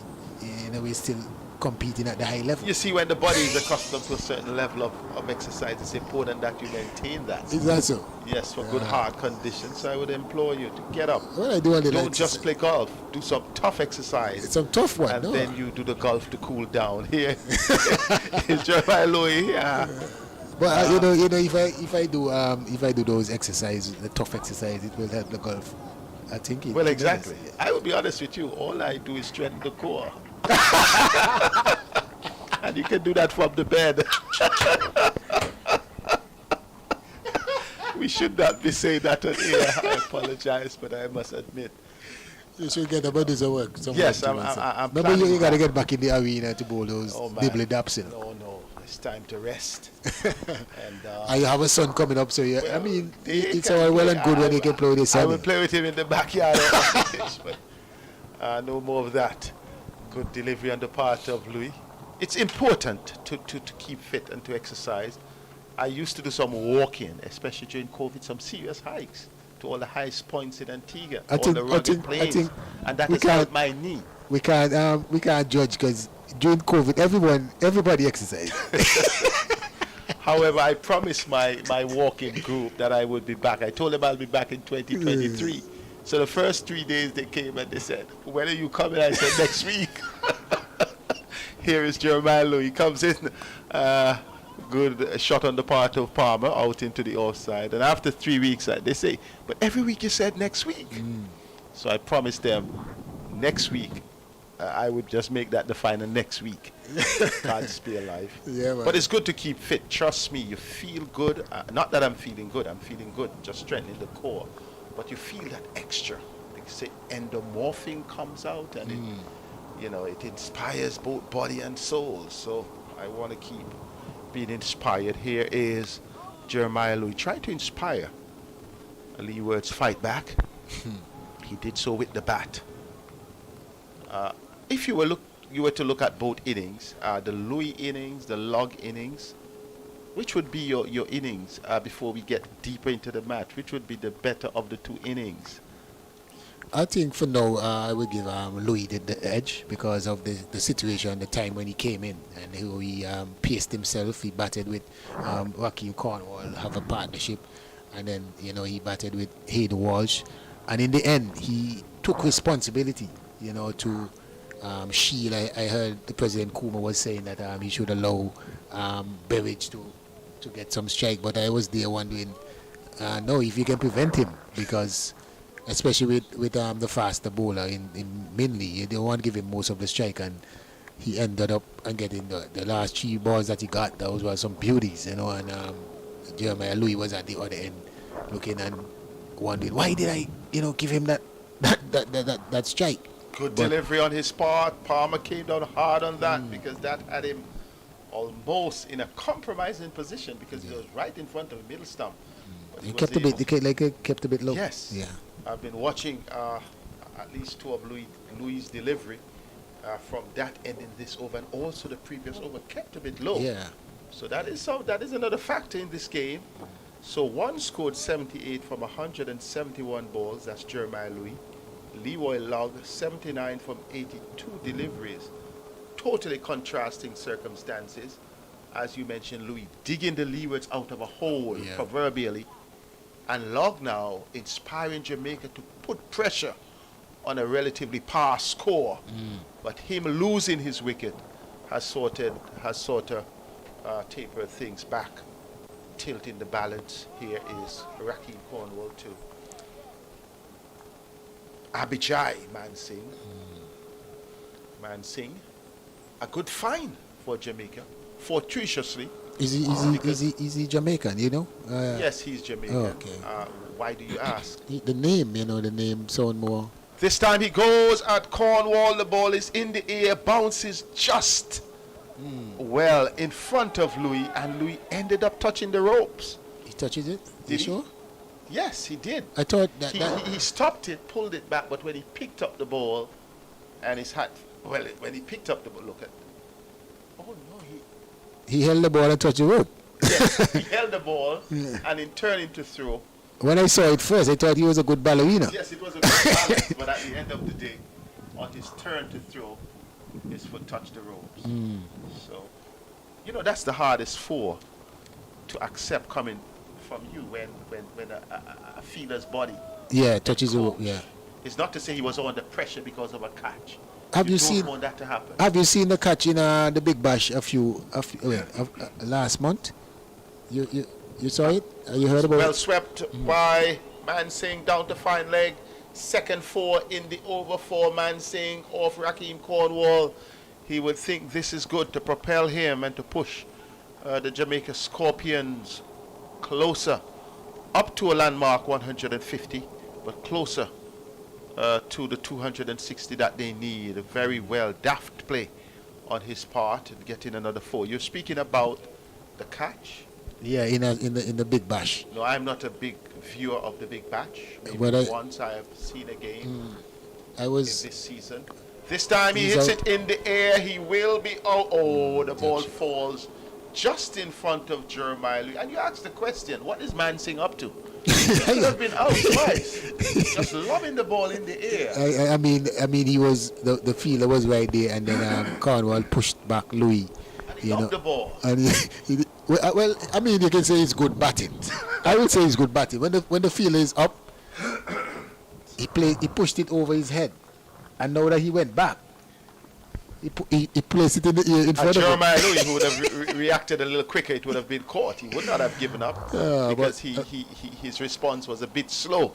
Remember, he's bowling. Remember, he's bowling. That's right. To be fair. To be fair. But let's be fair. Cricket is cricket, so you'd want 100%. You ought to be prepared. Ought to be prepared. You may be seeing the clouds at the back there. No clouds to worry about. Just a little dark clouds hovering. But the rain would usually come from the eastern side, which is the airport side. That cloud is actually at the back of us on the southern side. It would be easier to see. We have northeasterly trade wind, so it would be easier to see the rain coming from the east or east-northeast. Sometimes you may have west rain on the rare occasion. Those are the ones, because they would just stand up and rain and rain and rain. But once it's coming from the south, it is going further to the south of the island. So don't worry if you are looking at the screen. Yeah, I was telling you about the catch in Australia when the fielder catches the ball, but he was going over the boundary, so he threw it up in the air outside of the boundary. He walk out and then jump in the air. This one being steered out to backward point, but continue. Yeah, he was out in the boundary. So he threw it up and he went over the boundary. air when he went outside the boundary. Both the ball and himself, when he threw it up, they were outside of the boundaries. But he caught it and threw it in the air, but he was outside. So he kept walking outside of the boundary. Then when he jumped and catch the ball again and threw it back in. And then went back in and catch it. So he was in the air when he took it on the outside. Yeah. Because it would have been 6. And then he went back in. Wow. That may need an ESPN Play of the Day replay. I think it was. Shot down to backward point, Hayden Walsh Jr. I think it was all over social media. How did I miss that? I don't know. You were in the bank. Busy. You were in the bank having meetings. Well, I do a lot of virtual meetings. And I've been doing quite some intense meetings, for banking institution online, and it has been a little crazy in terms of demand. So you realize my eyes are back and forth with the glasses when I'm reading. So you do any work for ECAB or Scotiabank? I don't get into the discussions on the air, Sylvester. Don't call any brand name. Don't call anybody. I'm sorry. My apologies. So we want to keep it good. We don't want a bill to be sent by CWI. Oh my God. Or any brand infringement. So let's keep it general. Here is Jeremiah Louis. 2 slips down. Good shot.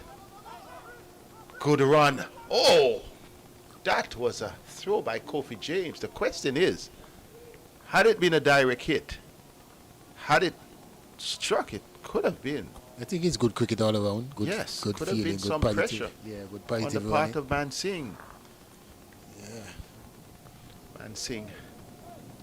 all He's a well useful and- cricketer, Man Singh. Yeah, he seems like a one that really cherishes the opportunity as well. And I'm looking at players for different roles. I would love to do some more detailed research into log, because everything is not on paper. Perhaps he could be a Google, cut for the your trust is T20. in Google? We can discuss that later. Here is a good one down, but it's glanced nicely by Man Singh. It was heading down the leg side, but it was keeping low. Man Singh's adjustment. What I like with him, he's definitely a good leg spinner, good wrist spinner, and he's showing good competencies with the bat. I was speaking yesterday to a player from the Windward Islands, Kaveem Hodge. I would like an update in terms of his score. Excellent with the bat. You don't see any flaw in his batting. Has been relatively consistent by the current standard. Bowls well. Yeah. And those are sort of the players you need to go on in Feels terms well, of the he longer feels well, version. good fielder. Delivery. Excellent. And those are the players. Those are the players you need. At the last time I looked, he was on 82. Did he get out? Terry will tell us. Yeah, he got out. 80. Got out. And Man Singh seems like that technically competent player in terms of his batting, very tight and also very effective as a batter. When you look at log, though, you see potential for perhaps a T20 style, a List A style player, because he has the positivity. Will he succeed? That's the question. This one is driven into the offside by Paul Palmer Jr. So you think you don't think he has the ability for Test cricket? I'm not saying that, but you Oh. tend to look there based on his approach. Positive in Test cricket, yes, you should be able to. In fact, good players, if you are good, real top-line Test player, you should be able to play any version of the game. Look at the Australia team, and you could take 9 of the T20 11 in the Test 11 in the ODI game. So, you know, you can say that. But there are certain players you may realize he may be a bit chancy for Test cricket when 2 catches may have gone down through the slips or one short of it. You know, there's some questions that may be asked in that version of the game when you have the fielders in certain places. Whereas in the T20 game and the ODIs, you have The white ball, the white ball in general, you have field restrictions that may suit his style. 154 for 4. Coming forward nicely is Man Singh. Why did you ask if he's Jamaican or not? He's just a name, you know. His name is not. So are you saying this one is driven, Is pushed not out to mid-on? Are you saying names determine where you are from? not necessarily, but some names will relate to certain culture. Okay. Jamaican is multicultural, even though it may be dominant. One way you have Chinese, you have Indians, you have That's the first time you ever hear a name of Man Singh from Jamaica. Yes, there is Dr. Man Singh as well from Jamaica. Going back on this occasion, you look at India and you hear Washington Sunda. Have you heard of Washington in India before? Well, they're not the first name. So these Washington though is Sunda. You know Sunda. coming forward on this occasion, he was just trying to kick the ball off the stumps and almost got in a tangle there. A Man Singh being hampered there by Rakeem Cornwall. So these days you can't even look at names to determine location.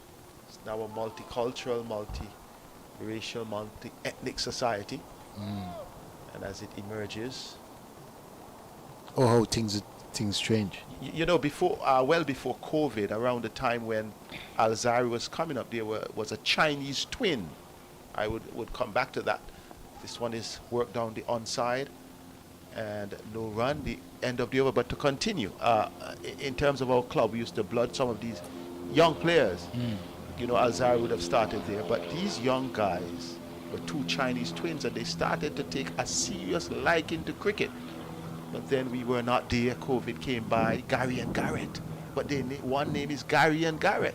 So if you were to look, you would say, okay, they're Chinese playing with the team, and one is Gary and one is Garrett. So So the point that I'm making, we can't go by names in terms of that in these days. Terry would agree. Are they The Antigua? Australian would agree. Were they born in Antigua? Yes, they were born So in they're Antigua. Antigua, not Chinese.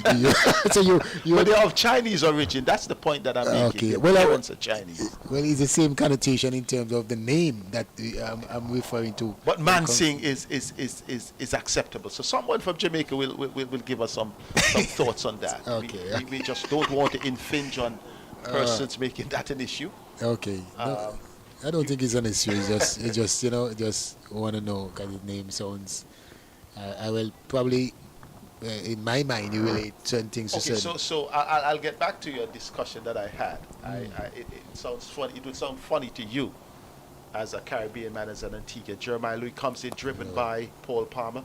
So I was in the library some years ago in Birmingham, Alabama. That's in the United States. And this veteran, she's a doctor. She came up. We had a conversation, and she said, "Anybody hear the name Seth?" She said, "That's a Jewish name, and Burton is a white American name." So if I took the paper up and just looked at your name, I would be expecting either a Jew or a white person to come. Coming forward on that occasion. We're speaking names, we're not getting off cricket. So I said, that is strange. I never thought about that. A Jewish name. And we had a healthy conversation based on what we were discussing, professionally. And I thought about it. She said sometimes people's expectations vary. Yeah, especially if you only use the name, so then perhaps I would give Sylvester Joseph, let him off the hook, for that assumption that Mansing is not Jamaican. Let's get back to the cricket as Louis the Kittian comes in a good delivery to Paul Palmer. Do you have any question about Paul Palmer? No. Okay, fine. It's good to have a little humor, man. That's a Jamaican name. Paul Palmer. So there was a Dion Burton from Jamaica, a footballer. When I met him, I said, "You're Burton," but he is born in England, former Jamaican international. Those days, I heard about used it. to the football. I heard about it. Never did cricket, and we had a good conversation. And only after speaking to my late uncle, who died just a year ago, that he was able to say, "Okay, such and such had connection between Burton, Jamaica, and Antigua. This one has been steered," and then that's how it goes. I remember 1997 being in Barbados, and I was called from the commentary that someone wanted to speak to me, and the person said, "Listen, I'm a Burton. So if you're listening to me, Burton, sorry I didn't make that appointment." They said, "I'm a Burton from Barbados, and I swear I have family in Antigua, and I want to know if you're my family." We set a time to meet, and based on how the game went and other things, I didn't get a chance to meet potentially a family. So sometimes it is named, sometimes it's not named. All the Josephs are from Antigua. No, I'm not getting into any Josephs with you. Here is Louis, Jeremiah Louis, bowling well, the Kittian, representing his country well, the same way Log represented Jamaica well. And Paul Palmer out there representing Jamaica well. Certainly. All the Jamaicans have done that. Mansing also representing Jamaica exceptionally well. And still is doing his part now in the batting. That's right. So partnership going there, set 41 from 88 balls. Responsible batting, and I think where the Jamaicans have also used the advantage, the left-right combination. We have seen it at every partnership. This time pulling across the line, only a single, and that looks like, is it Louis, young Louis? Yeah, at the field. So someone is off the field, the substitute fielder. He has been Colin for quite a while now. Colin Archibald. He's off before the break.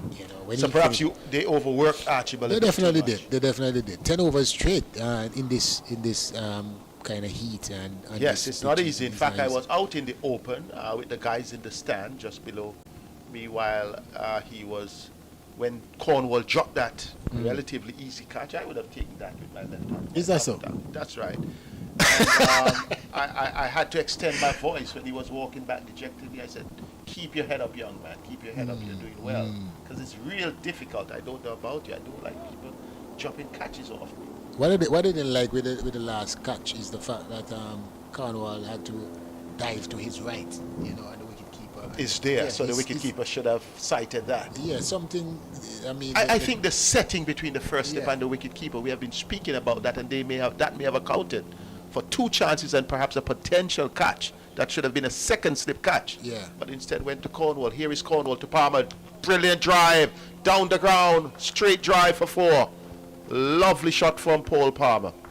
Really leading now from the front with the bat.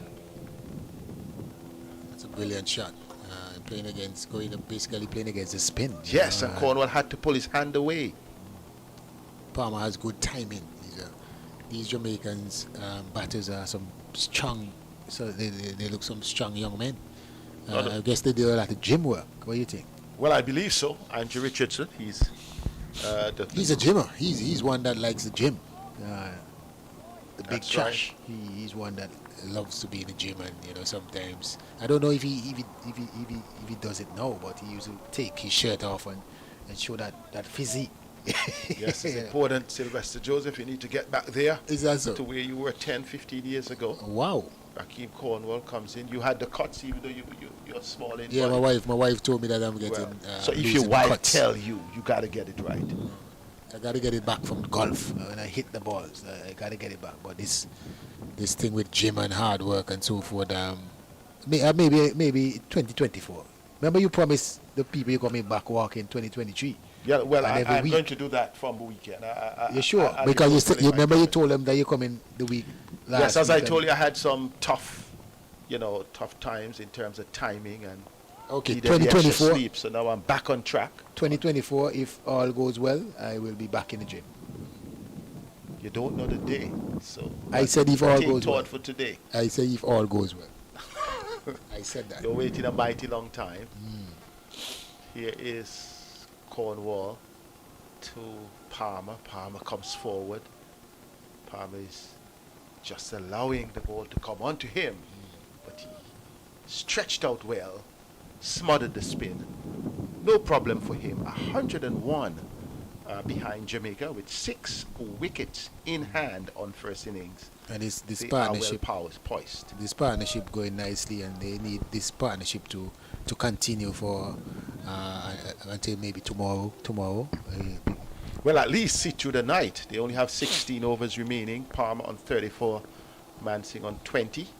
Apart from that, the outstanding performance of Leroy Logg with his 8 fours and 4 sixes, striking at over 96. That has been the platform on which this innings has been carved and built. And the Leewards know they need an injection of life. They need a wicket at this time, and they seem to be bringing back Sheena Berridge. What I thought ought to have been the Before- option before Louis. I guess because Louis had bowled only 3 overs, and Sheena Berridge had bowled 5, so they wanted to give the fresher man, the fresher bowler, the opportunity first. But let's see what What I don't understand. He has changed to the northern end. Yes, but bowling is bowling. If Archibald could have gone 10, hard 10, we saw Bryant yesterday going about 14. These fast bowlers need to bowl their overs. No apologies to them. Here is Sheena Berridge on the way to Mansing, and Mansing drives, flowing drive out to Powell at cover, and there is no run. It is tough for a spinner. You're asking the spinner. Cornwall has already gone 14. You look in the Jamaica game, the spinners are the ones just doing the bulk of the bowling. I time mean, after the time. spinners run from 2 to 3 steps then. Ask Andy So you Roberts reckon- you how reckon- many he would have bowled in a day You reckon the fast when he bowler? was playing for the West Indies. You reckon it's easier work to bowl fast than spin? I'll tell you that is it easier? Bowling in general is hard work, but if you are a genuine fast bowler, those are rare. It's equal.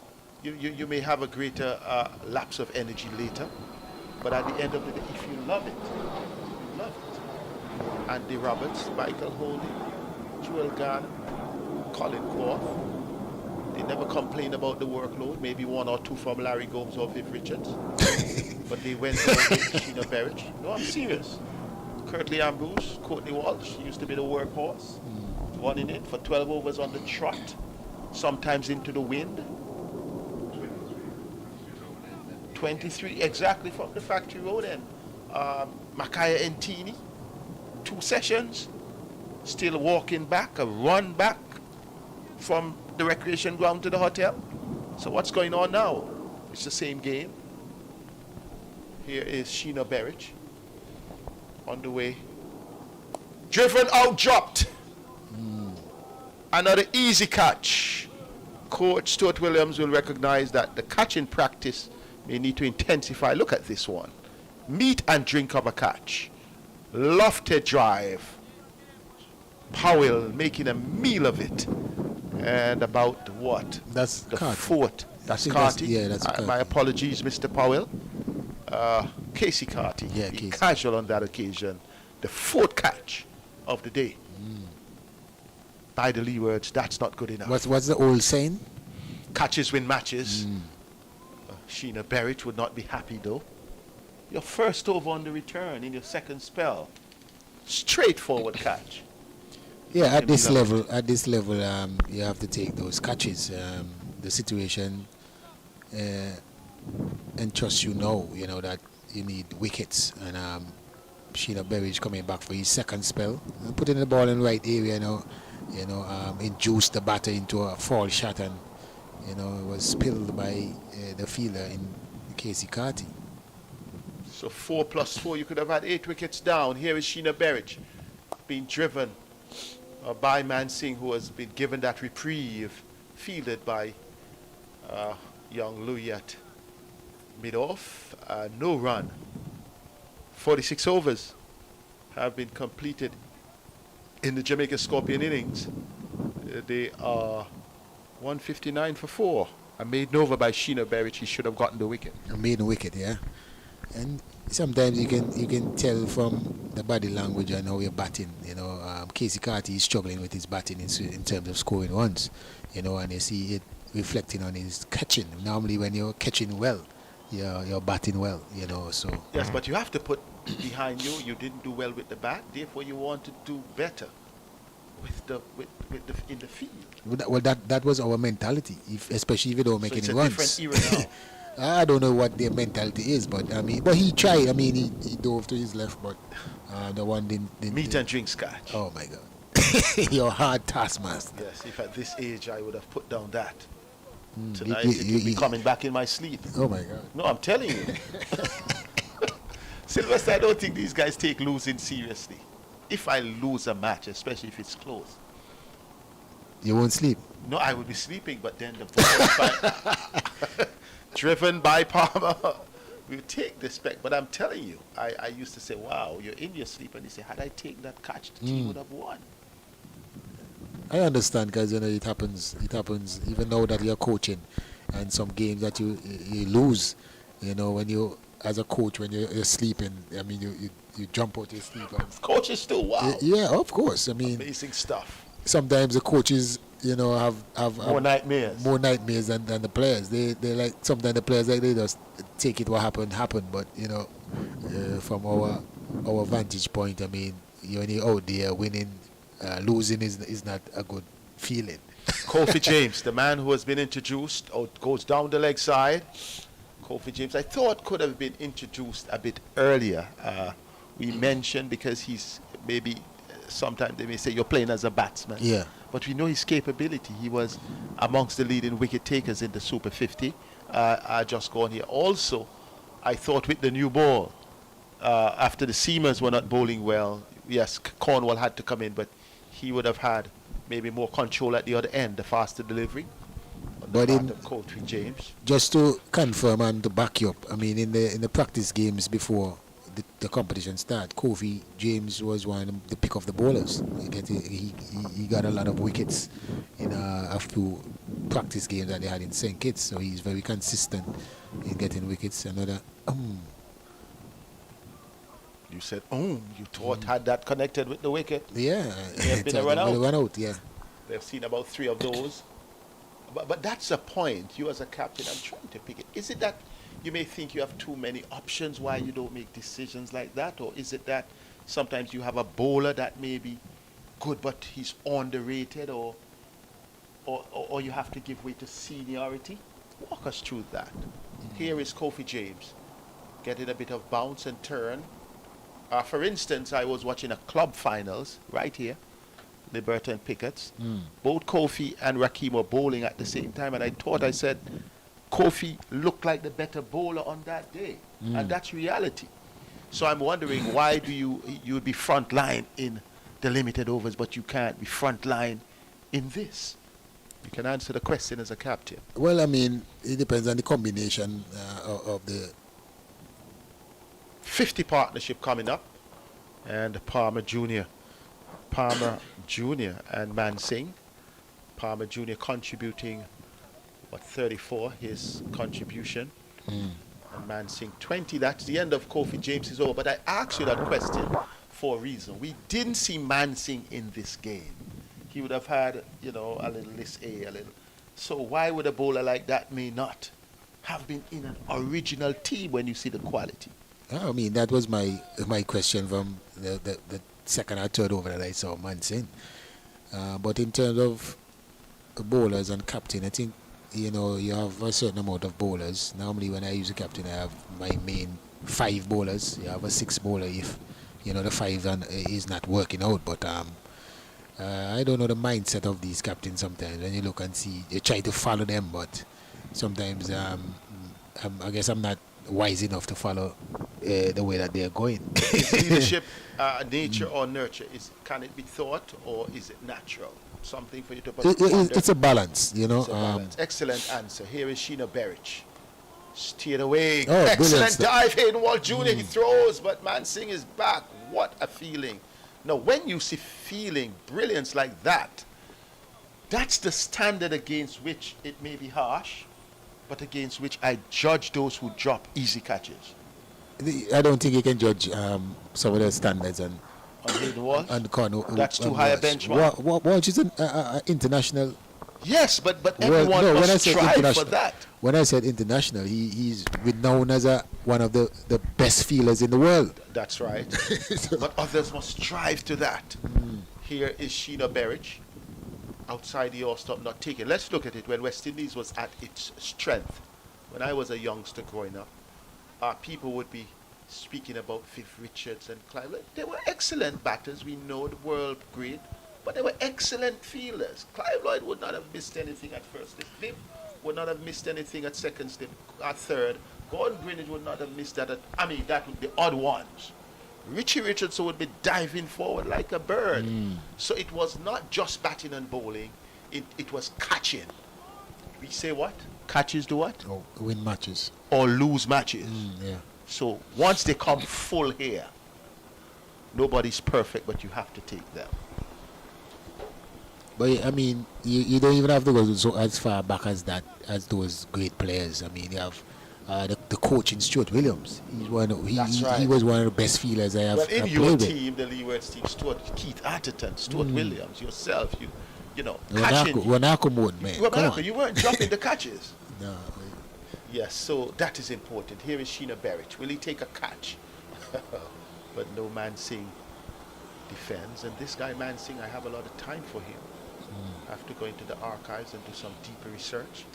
But some introspection. Someone in Jamaica. Some introspection need to be done in the feeling of the Leewards Hurricanes. You can't be dropping four catches in a day. Not in a match or in a season. Yeah, come on. Also, we also made a point. Perhaps you could have perhaps you don't want to infringe, but I'll get back to that as Berich comes into Mansingh. Mansingh leaves it alone. Good line on the part of Berich, just in that cordon of uncertainty. Also, I know you're a selector of the Leewards. You don't want to mentor at the same time. You don't want to infringe, or some players feel that you think you know too much. But I think you can also have a word with leadership in terms of field placement. We were just speaking about even the natural angle that a first slip is positioned.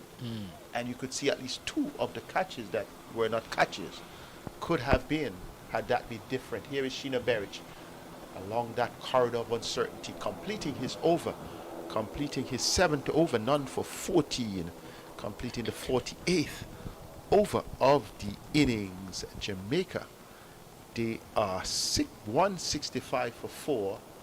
They are in a good position. If this partnership of 52 can stretch, Sheena Berridge, one of the leading lights, but I think Colin Archibald, he is off the field.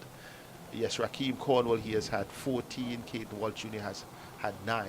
So it may be time for the Jamaican batters to set in and decide that they can do an overnight situation that you saw from Louis and Cornwall. If they can do that, by tomorrow morning they will be ahead. Yeah, most definitely. 95 runs behind, and this partnership needs to continue for, as I said, for especially to close a play. Then you can assess. So you can assess and come back tomorrow and make the adjustment again. But they're going well so far. Captain Palmer, he was been given a chance some time ago, and he has settled back in and, giving his team a wonderful opportunity here now to overhaul the Leewards first innings total. So Kofi James, right arm off spinner to Palmer. Palmer drives, gets a comfortable single to Powell. Good batting we have seen in the other 2 games. When I say the other 2 games, I'm not saying we haven't seen good batting here. But Windwards Trinidad, good fight back. 2 centuries being scored thus far. 1 with Nando in the Guyana Barbados game, 1 with Milius, and it's a big 100. Yeah, Milius. I thought he would have gotten his double century. It's a rare opportunity to get a double century in a first class game. And at his stage, just 21 years of age, driven back to Kofi James. But Milius has shown promise from the under 19. Under 19. So he has been a special talent. And credit must be given to the Windward Islands Volcanoes. I see a few youngsters who they are, giving them. Alec Atenay. Yeah, as a vice captain. Yes, featured well in the Super 50. And I think both can look forward to opportunities. Consistency will become the key. Kofi James driven nicely by Mansing. Good to see new players. We may speak as West Indians that we don't have the amount of players, the volume like India, etc. But it's important that those who come through that under 19 setup, that there is a link. In your time, you were able to transition to the senior Leeward Islands team. Here is Kofi James being driven back to him by Palmer. In fact, the ball hitting the stumps, dislodging the bails, and the over has been completed. Quick over on the part of Kofi James. When I say quick, in terms of getting through the over rather quickly. But that transition we need to see. I think you were about 19 or 20 when you had to face Patrick Patterson and Courtney Walsh and the like. I think you fell short of 100, did you? Yeah. 99? You love 99. No. And Renako Morton was also in that setup for the Leewards. Yeah, we had a few. It was championship match. We had a few youngsters. And Ronnie Sarwan was in it for Guyana. Yeah. We need to have those under 19s coming through if we are going to be celebrating as a West Indian team, returning to the level. So the younger players push the senior players and the younger players open the door of opportunity. Yeah, most definitely. And I think the emerging players academy, that will also help. We had the A-team. We had a few A-team tours and so on, but with these young players, they need more cricket, and I think Cricket West Indies is doing a fantastic job in getting yes, in terms of the general development. I don't know, people may have different views, but there are some credits to Cricket West Indies. Yeah. Even the women's game. Yeah. We have seen more women's cricket in the last 4 years than I've seen in my lifetime. And I think the advent of the under 19 as well. Yes. That will boost. And the best versus the best concept. The opportunities are there. Berridge may say, I need some opportunity. Here is Munson Hodge who picked that up. Got the opportunity in an 18. So the issue here is that the opportunity would have been given based on the system. We have seen a systematic approach by Cricket West Indies. And no one can complain that I didn't get. There are areas that you may have questions about, but in terms of that, structure, that development now, the academy are being coming back in terms of transitioning. Those are some positives. And here is where I would say the players would have to take the initiative and not complain. Allow the complaining from the press and from the others. Here is Berich once again to Palmer. Leaves it alone, goes through to the wicket keeper. Yeah, there are a lot of criticism in the media about the West Indies board, and you know, in some aspect you can attest to some of the criticism, but I mean, you have to give credit where credit is due.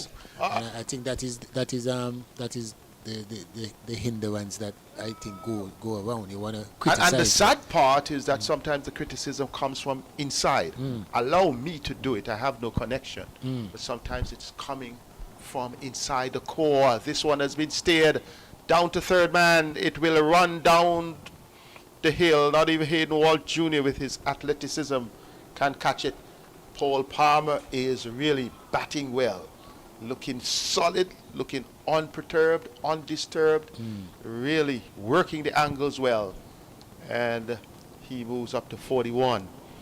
And Jamaica score up to 168 for 4. Yeah, the Jamaica Scorpions are edging closer and closer to to overhaul the Hurricanes total. But when you give chances to quality players, you're going to suffer. 4 chances. Yeah. That's half of a team there. Here is Berich in search of his first wicket to Palmer. Good pitched up delivery. Palmer came down on that hard. Not happy with himself, perhaps.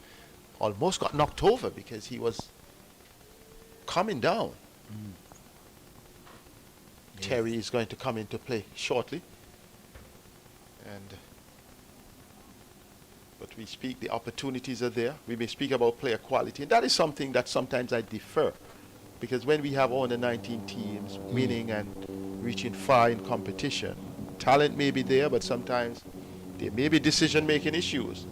There may be personal issues. This one driven back up on the offside. Kofi James Fields. There is no one on that occasion. Paul Palmer remains on 41. And Man Singh on 26. 172 for 4. 172 for 4. Sylvester Joseph will get a break. Terry Laraji would come by and we would continue that conversation. Jamaica, the balance in their favor at 172 for 4. This partnership of 59, Terry, has really brought back the balance in Jamaica's favor after a fighting comeback from the Leewards Hurricane. Yes, good afternoon, Seth, and good afternoon to all our listeners and viewers. Yes, it certainly has wrestled the initiative back in the favor of the Jamaica Scorpions. Less than, what are they, 90 or 89 behind now.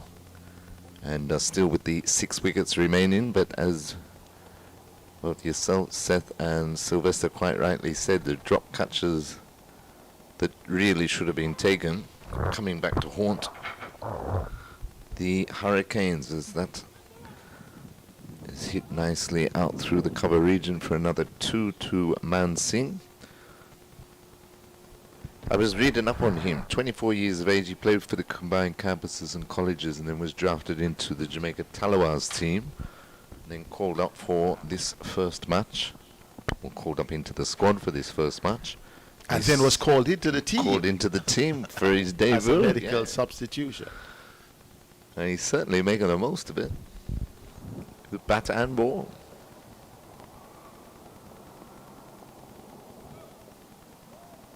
But I like what you and Sylvester were saying with the Cricket West Indies under this Skerrit Shallow administration, what they've put in over the last 4 years. Under 19s, both male and female, the female game, and a distinct pathway now set for any budding cricketer to choose cricket as a career. More is up to the individual themselves. That's right. It's there. Driven. Oh, Powell went in on that, toward a bigger challenge, a quicker challenge. may have forced more pressure.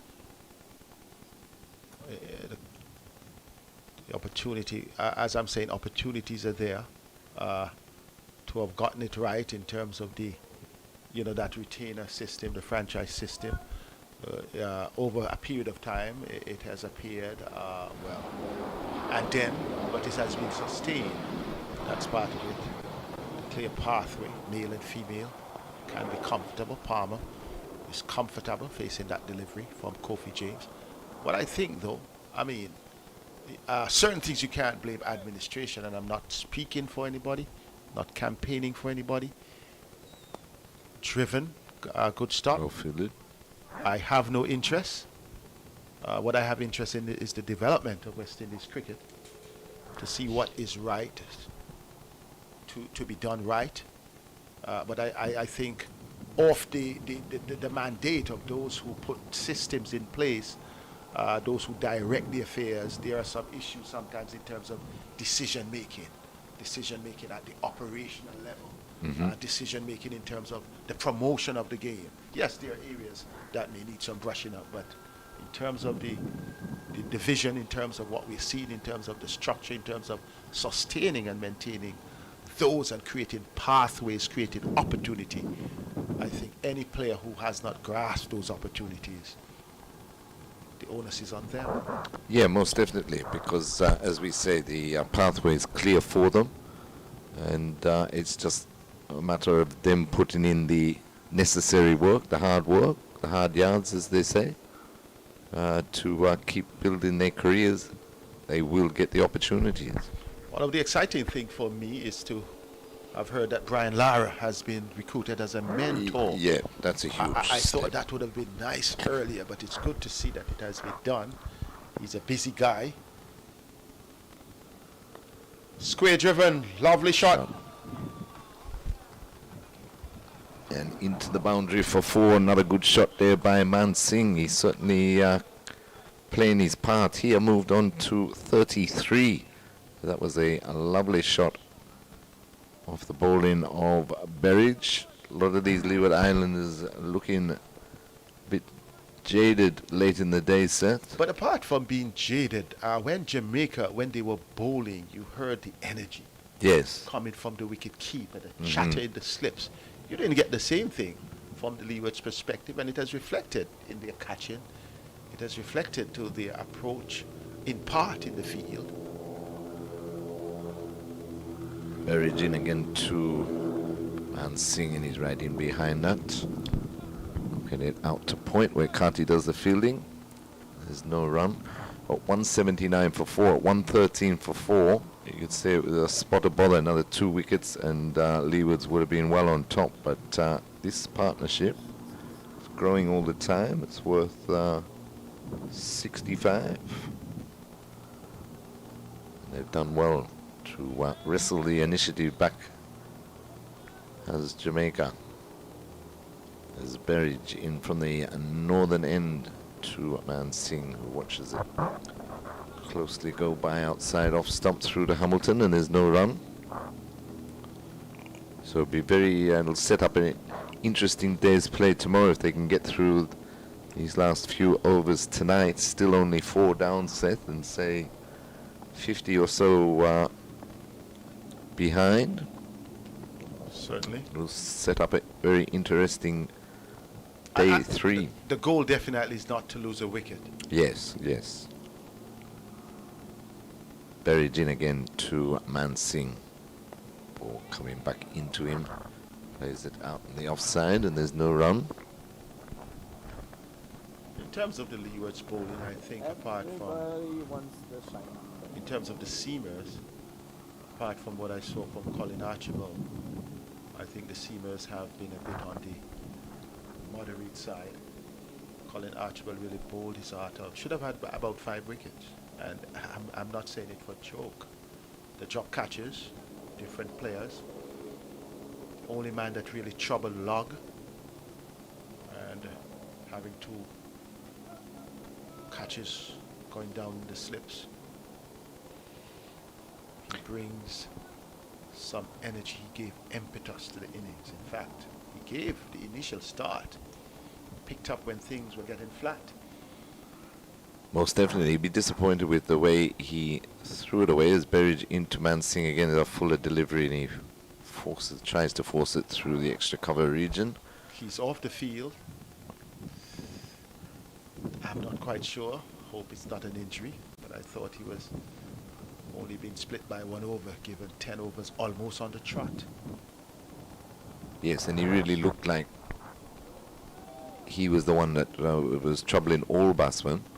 Bowled beautifully to the left-handers. And as you say, could have quite easily had a 5 for this afternoon as Berridge into Mansing, and Mansing again forward in defence. Pushing it out to cover, and there is no run. That completes the over. So at the end of the over, Jamaica Scorpions in pursuit of Hurricanes 260, 179 for 4. Mansing on 33 and Paul Palmer on 41. A relatively gentle over by Sheena Berridge's standards. Just content to just plug away at line and plug away at length. Nothing special, nothing rattling, nothing happening. Palmer and Mansing, though, just keep being patient and continue to build. They could have the luxury of allowing a Bader because they are not under any pressure. Now we see a move has been made to bring back Raheem Cornwall. Correct, they're really desperately in need of a wicket. Yeah, they'd love a breakthrough or two tonight before Stumps with the Hurricanes. Is Cornwall the man? He's going to be bowling from the commentary box end. He'll be bowling to Jamaica skipper Palmer. He's forward in defence. And there is no run. For the Leewards, they need a wicket because I think the team that is going to bat on this 3rd and 4th day track could find themselves in some struggle. That was like a French cut. That one rushed Yes. on to Palmer. He picks up 1. Almost slipped through. Yeah, almost. Score goes up by 1 to 180 for 4. Yes, and that may have had a lot to do with the fact that it's a new track, how long it would last, why on winning the toss that Hamilton decided to bat first. He didn't want to bat last on this wicket. Perhaps that's something to ponder. Cornwall into Mansing with a slip and a short leg, and that one is kept out by Mansing. But I thought it was unusual for Jeremiah Louis to be out there for so long and then opening the bowling. I think that played into the Jamaica Scorpions' hands because Lugg was obviously sent out there with intent to get off to a quick positive start. Yes, and he was the one he targeted. Yeah. And when you saw Archibald with the energy, you thought had it been different. Think about the single, but Coffee James there in quickly at mid-off.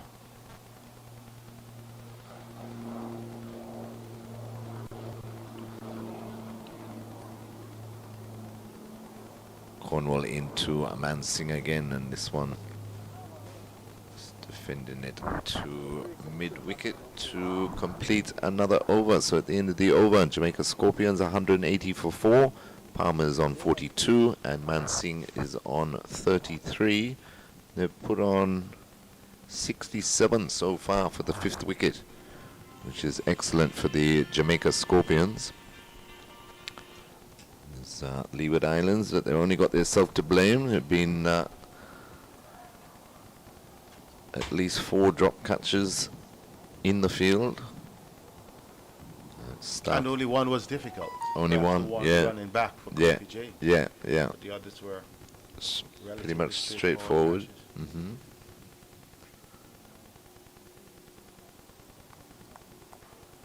Well, they brought back Hayden Walsh Jr. and he had bowled nicely in tandem with Raheem Cornwall at a critical stage of the game. So perhaps they're trying to get that back on track.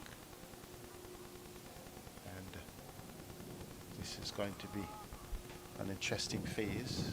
Whether Palmer will just close up shop or they will continue to be cautious with this partnership that they're building. And that one is clipped nicely and firmly to mid-on. They go through for the quick single, well-judged single. Takes the score on to 181 for 4. Palmer up to 43.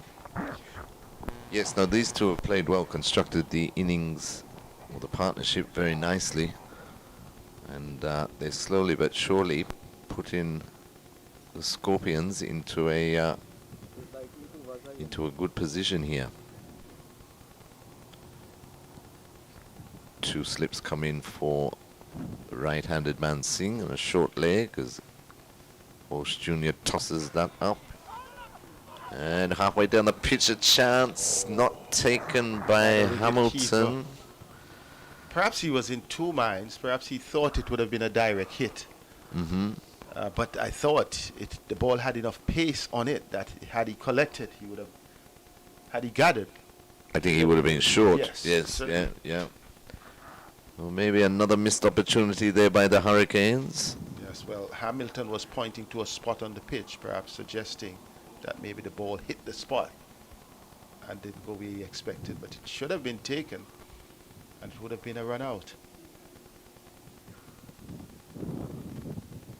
Walsh Jr. in again to Man Singh, and Man Singh is defending that onto the onside. No run.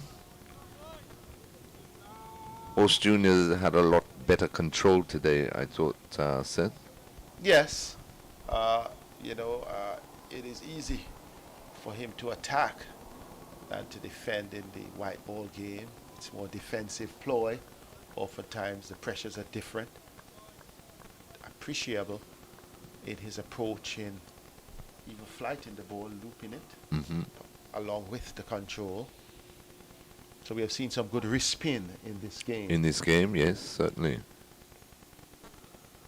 Which is great to see, because a couple of years ago or so, they say we don't have enough wrist spinners around the region.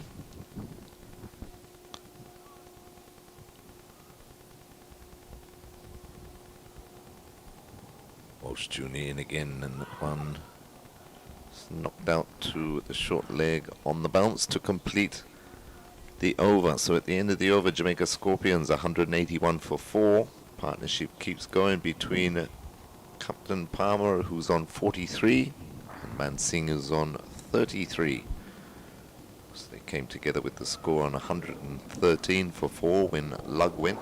I thought Lug would be disappointed. A rash shot. Obviously, he worried about the cramps that were really affecting him. Now, as you look on the bowling card, we have seen, 15 overs for Cornwall, 10 for Walsh, 3 for Kofi James. The spinners again doing the bulk of the bowling. And that's swept nicely by Palmer off the bowling of Cornwall. Long chase right around, and he won't get there. It's 4 more. Lovely shot. He loves to sweep. He has a broom. He does, and he uses it very effectively, which is great to see. And he looks comfortable against the spin. I thought Lug played the spinners very well too. The use of the feet and everything. At the start, we don't see I thought that. he was responsible for Cornwall not continuing in the attack. Yeah, for sure. He struck him for 2 sixes, even though 2 overs apart.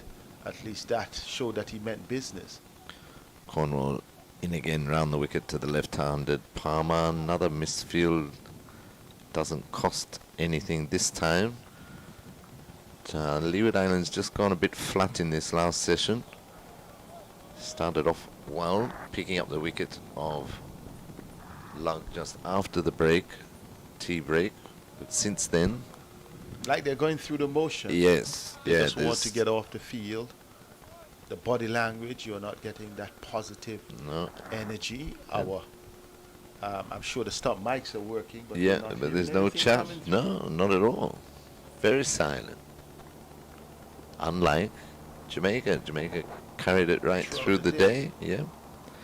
A bit more flight that time by Cornwall, beating for flight, but it's knocked down into the offside. At one point yesterday, remember I asked the question, do you think they will be able to sustain that Yes, that energy. energy? Yeah. And they did. Yeah, yeah.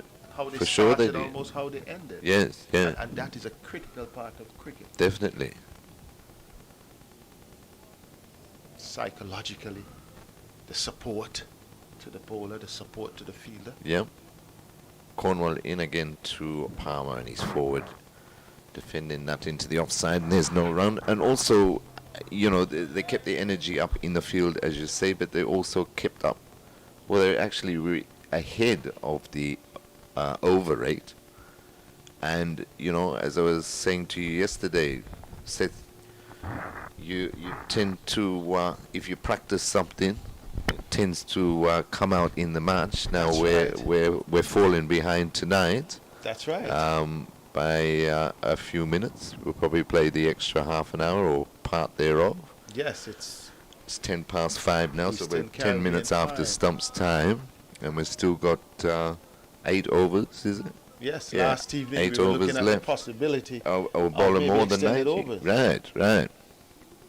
But that shows the difference in mindset of the two teams. Hayden Walsh starts a new over, and Singh lets that go through to Jamar Hamilton behind the stumps, and there's no run. So 185 for 4 as we draw down to the end of the second day, 4-day contest. Defended back up the pitch by Man Singh. Walsh Jr. picks it up, turns. Desperately love a wicket tonight, though. Would Hayden Walsh Jr. and the Leeward Islands Hurricanes. It could be a long day tomorrow on that one. Flighted again, but not tempted. Certainly, if they don't take a wicket, if they don't break this partnership, they will be in for a long day tomorrow, and they would be trailing behind. Walsh Jr. in again and again. Man Singh is happy to just let the go through to the keeper. They look to survive these last 15-20 minutes or so that we've got left in the day's played today. As Walsh Jr. in again to Man Singh and forward in defence. Knocks it back up the pitch. They need something. They need a bit of a spark, the Leeward Islands. Very, very quiet out there, though. 2 slips. The keeper himself and the short leg. Can't hear a word from them. Tossed up again by Walsh Jr., but well defended again by Man Singh. He's not tempted for anything rash as the over comes to an end. So at the end of that over, Jamaica Scorpions 185 for 4. Paul Palmer approaching his 50s on 47, and Man Singh is on 33. Yes, Palmer would like to join Lug, scoring a half century here. It's all set on his part. It's up to him, and he has really pulled Man Singh along with him, and that's leadership. You're doing it right, but you need a partnership. You need someone with you. Yes. This yeah. partnership is now the best partnership of the entire match. 72 runs.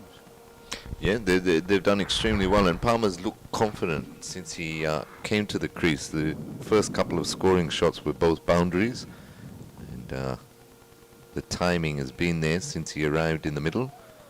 So he faces Cornwall and just knocks it back to Cornwall, who does the fielding off his own bowling, and there's no run.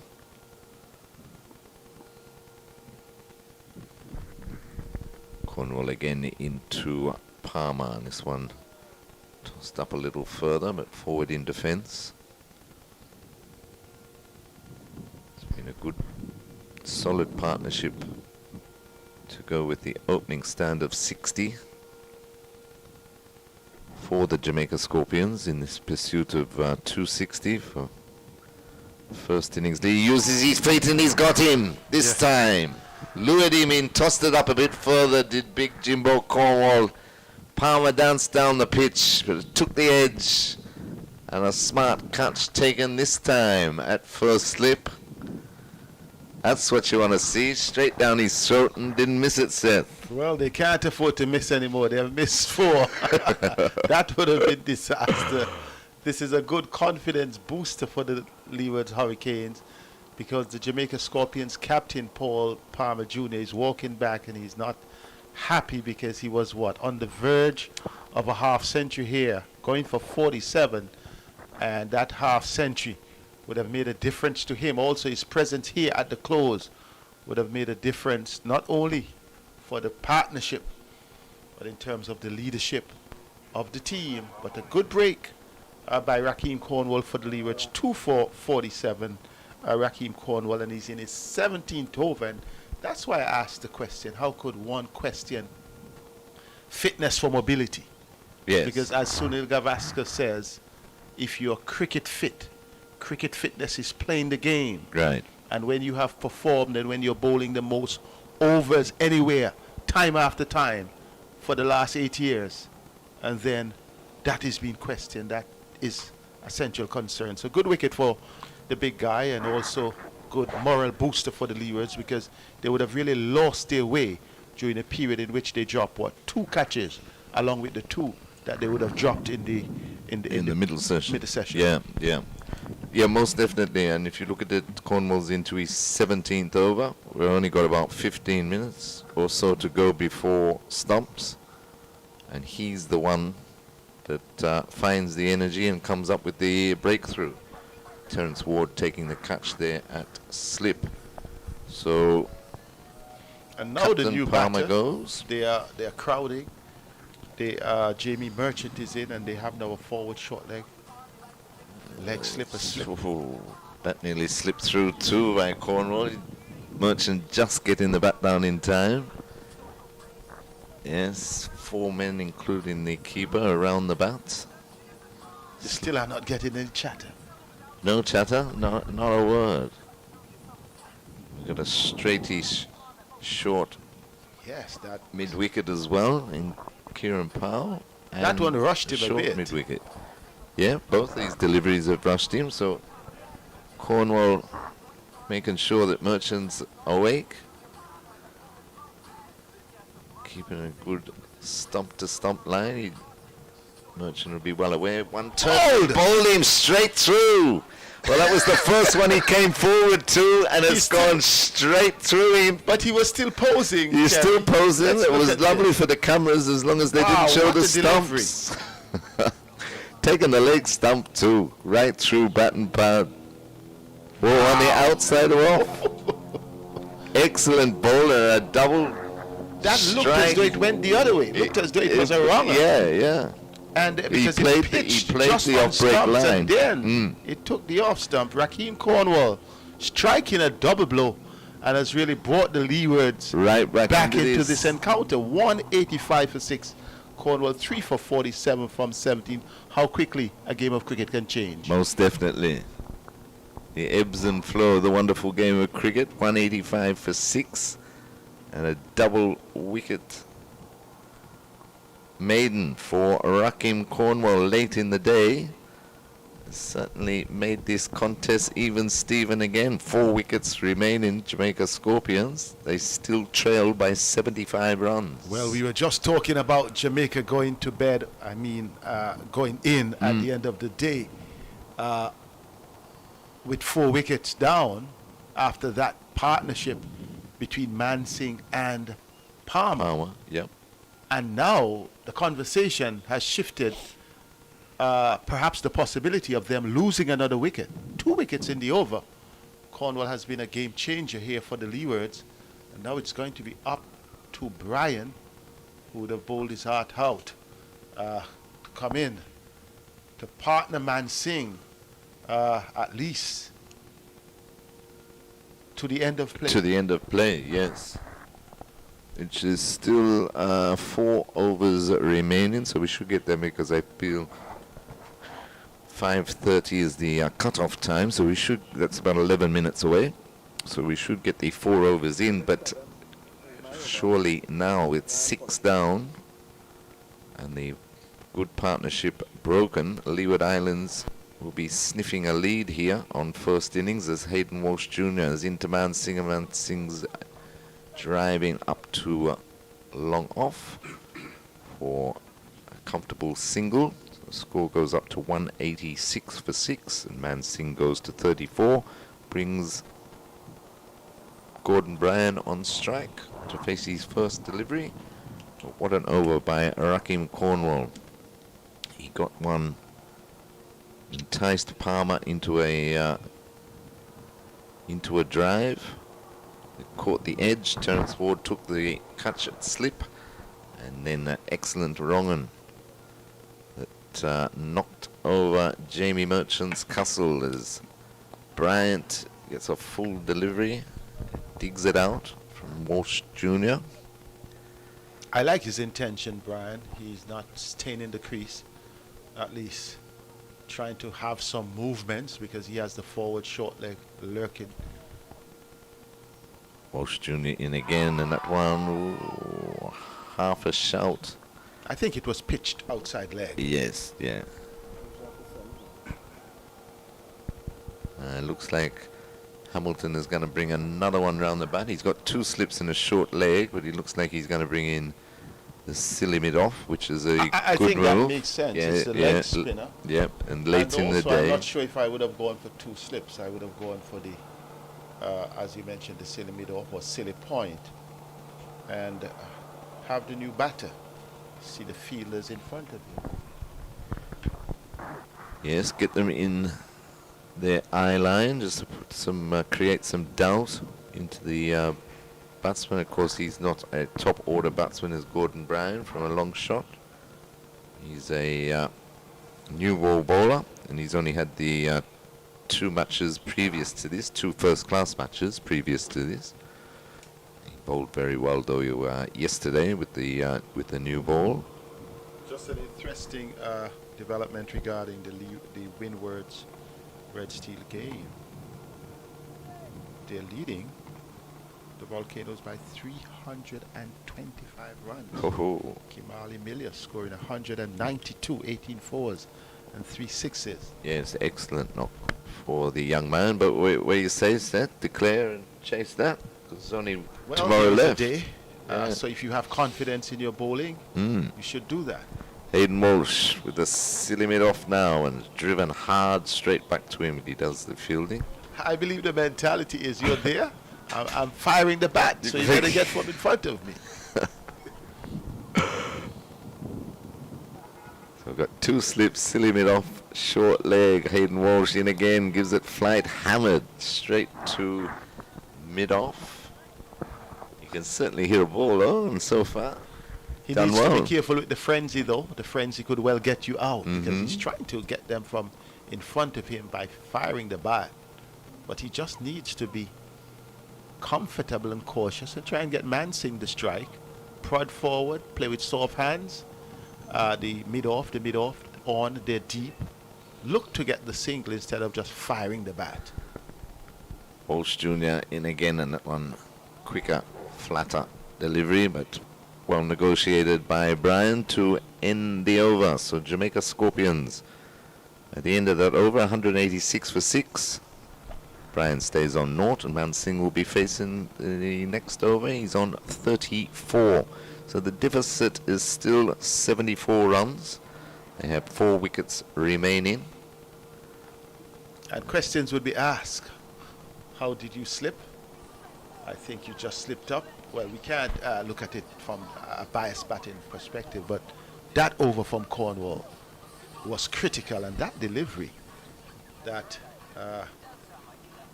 Yeah, he didn't pick that Jamie pick it at Merchant all. at all. And He had also trouble with Palmer. the first two, Yes, but Palmer. when he bowled the wrong one. and Palmer deciding to use his feet to go down the track. Nothing is wrong with using the feet, but intention Yeah. may have been a bit aggressive.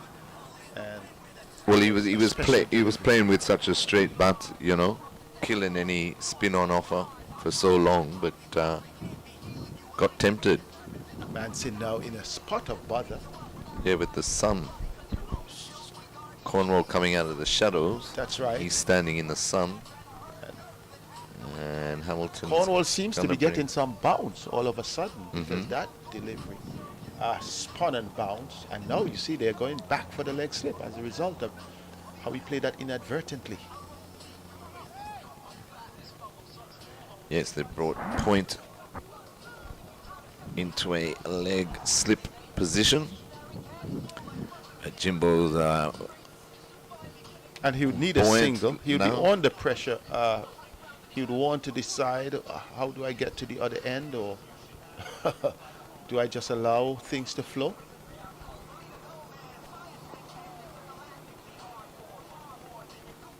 Well, a lot of responsibility, and I wonder how many games they've actually played together, because this is Brian's third match, first class match. And Mansing's And first. Mansing's first. So they would not have played together. Brian might have said, it's all right, it's all right. They're trying What are you worried about? All of a sudden, the complexion of the game has changed. The body It has, language most definitely. on the Jamaicans is suggesting some measure of panic. Cornwall in again to Mansing, and he gave that a lot of air, that one, but safely driven along the ground. Out on the offside, and there's no run. Cornwall in again, and again. Forward comes Mansing, knocks it back to the bowler, and there's no run. I think the revs that Cornwall is getting, he's varying it. So that may have, look at this one there, coming back. Covered up nicely there though, kept out. Well played by Mansing to complete Cornwall's over. 18 overs now he's bowled, the big man, 3 for 47. And that is a maiden over as well. Yes, that's 2 maidens in a row, double wicket maiden, and then followed up with a maiden. The score is 186 for 6. Similarities in terms of the batting summary cards: 78, 79, 40, 47, 37, 39. So we're seeing that that flow. The score Hayden would have been Walsh. similar overnight. The Leewards 163 for 6. Jamaica 186 for 6. It's not players yet on the second day. Can't Hayden Walsh get in a googly? Well, I was thinking of that the last over, the way Brian was comfortable knowing which way it was going to turn. If he bowled the wrong and tui, oh, that's pitched up and just kept out by Brian, who was down on all fours. That may have been it. Or sometimes a fast flutter one. So we're into the penultimate over of the day. And Brian's got everybody round the bat for him. He sticks the pad off his nose. Shot. Big appeal by Hayden Walsh Jr. Umpire says not out though.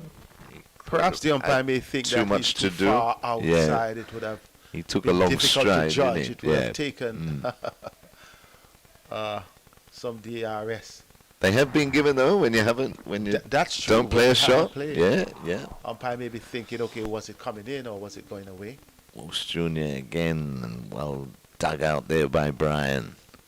He's fighting hard. Brian is a character.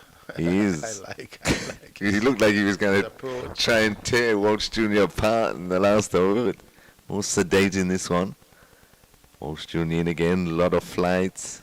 Knocked down nicely. They appeal for a run all out. of a sudden, they the sillied it off. chemistry in the league Yes, all of a was sudden they body come awake language, again they're now, looking Seth. for a run out. They were sleeping. They were. They They're certainly waking were. up now, apologizing and saying, I'm sorry for all the drop catches. They could have already been out. I'm sorry we didn't show this energy. You got to be consistent. Definitely.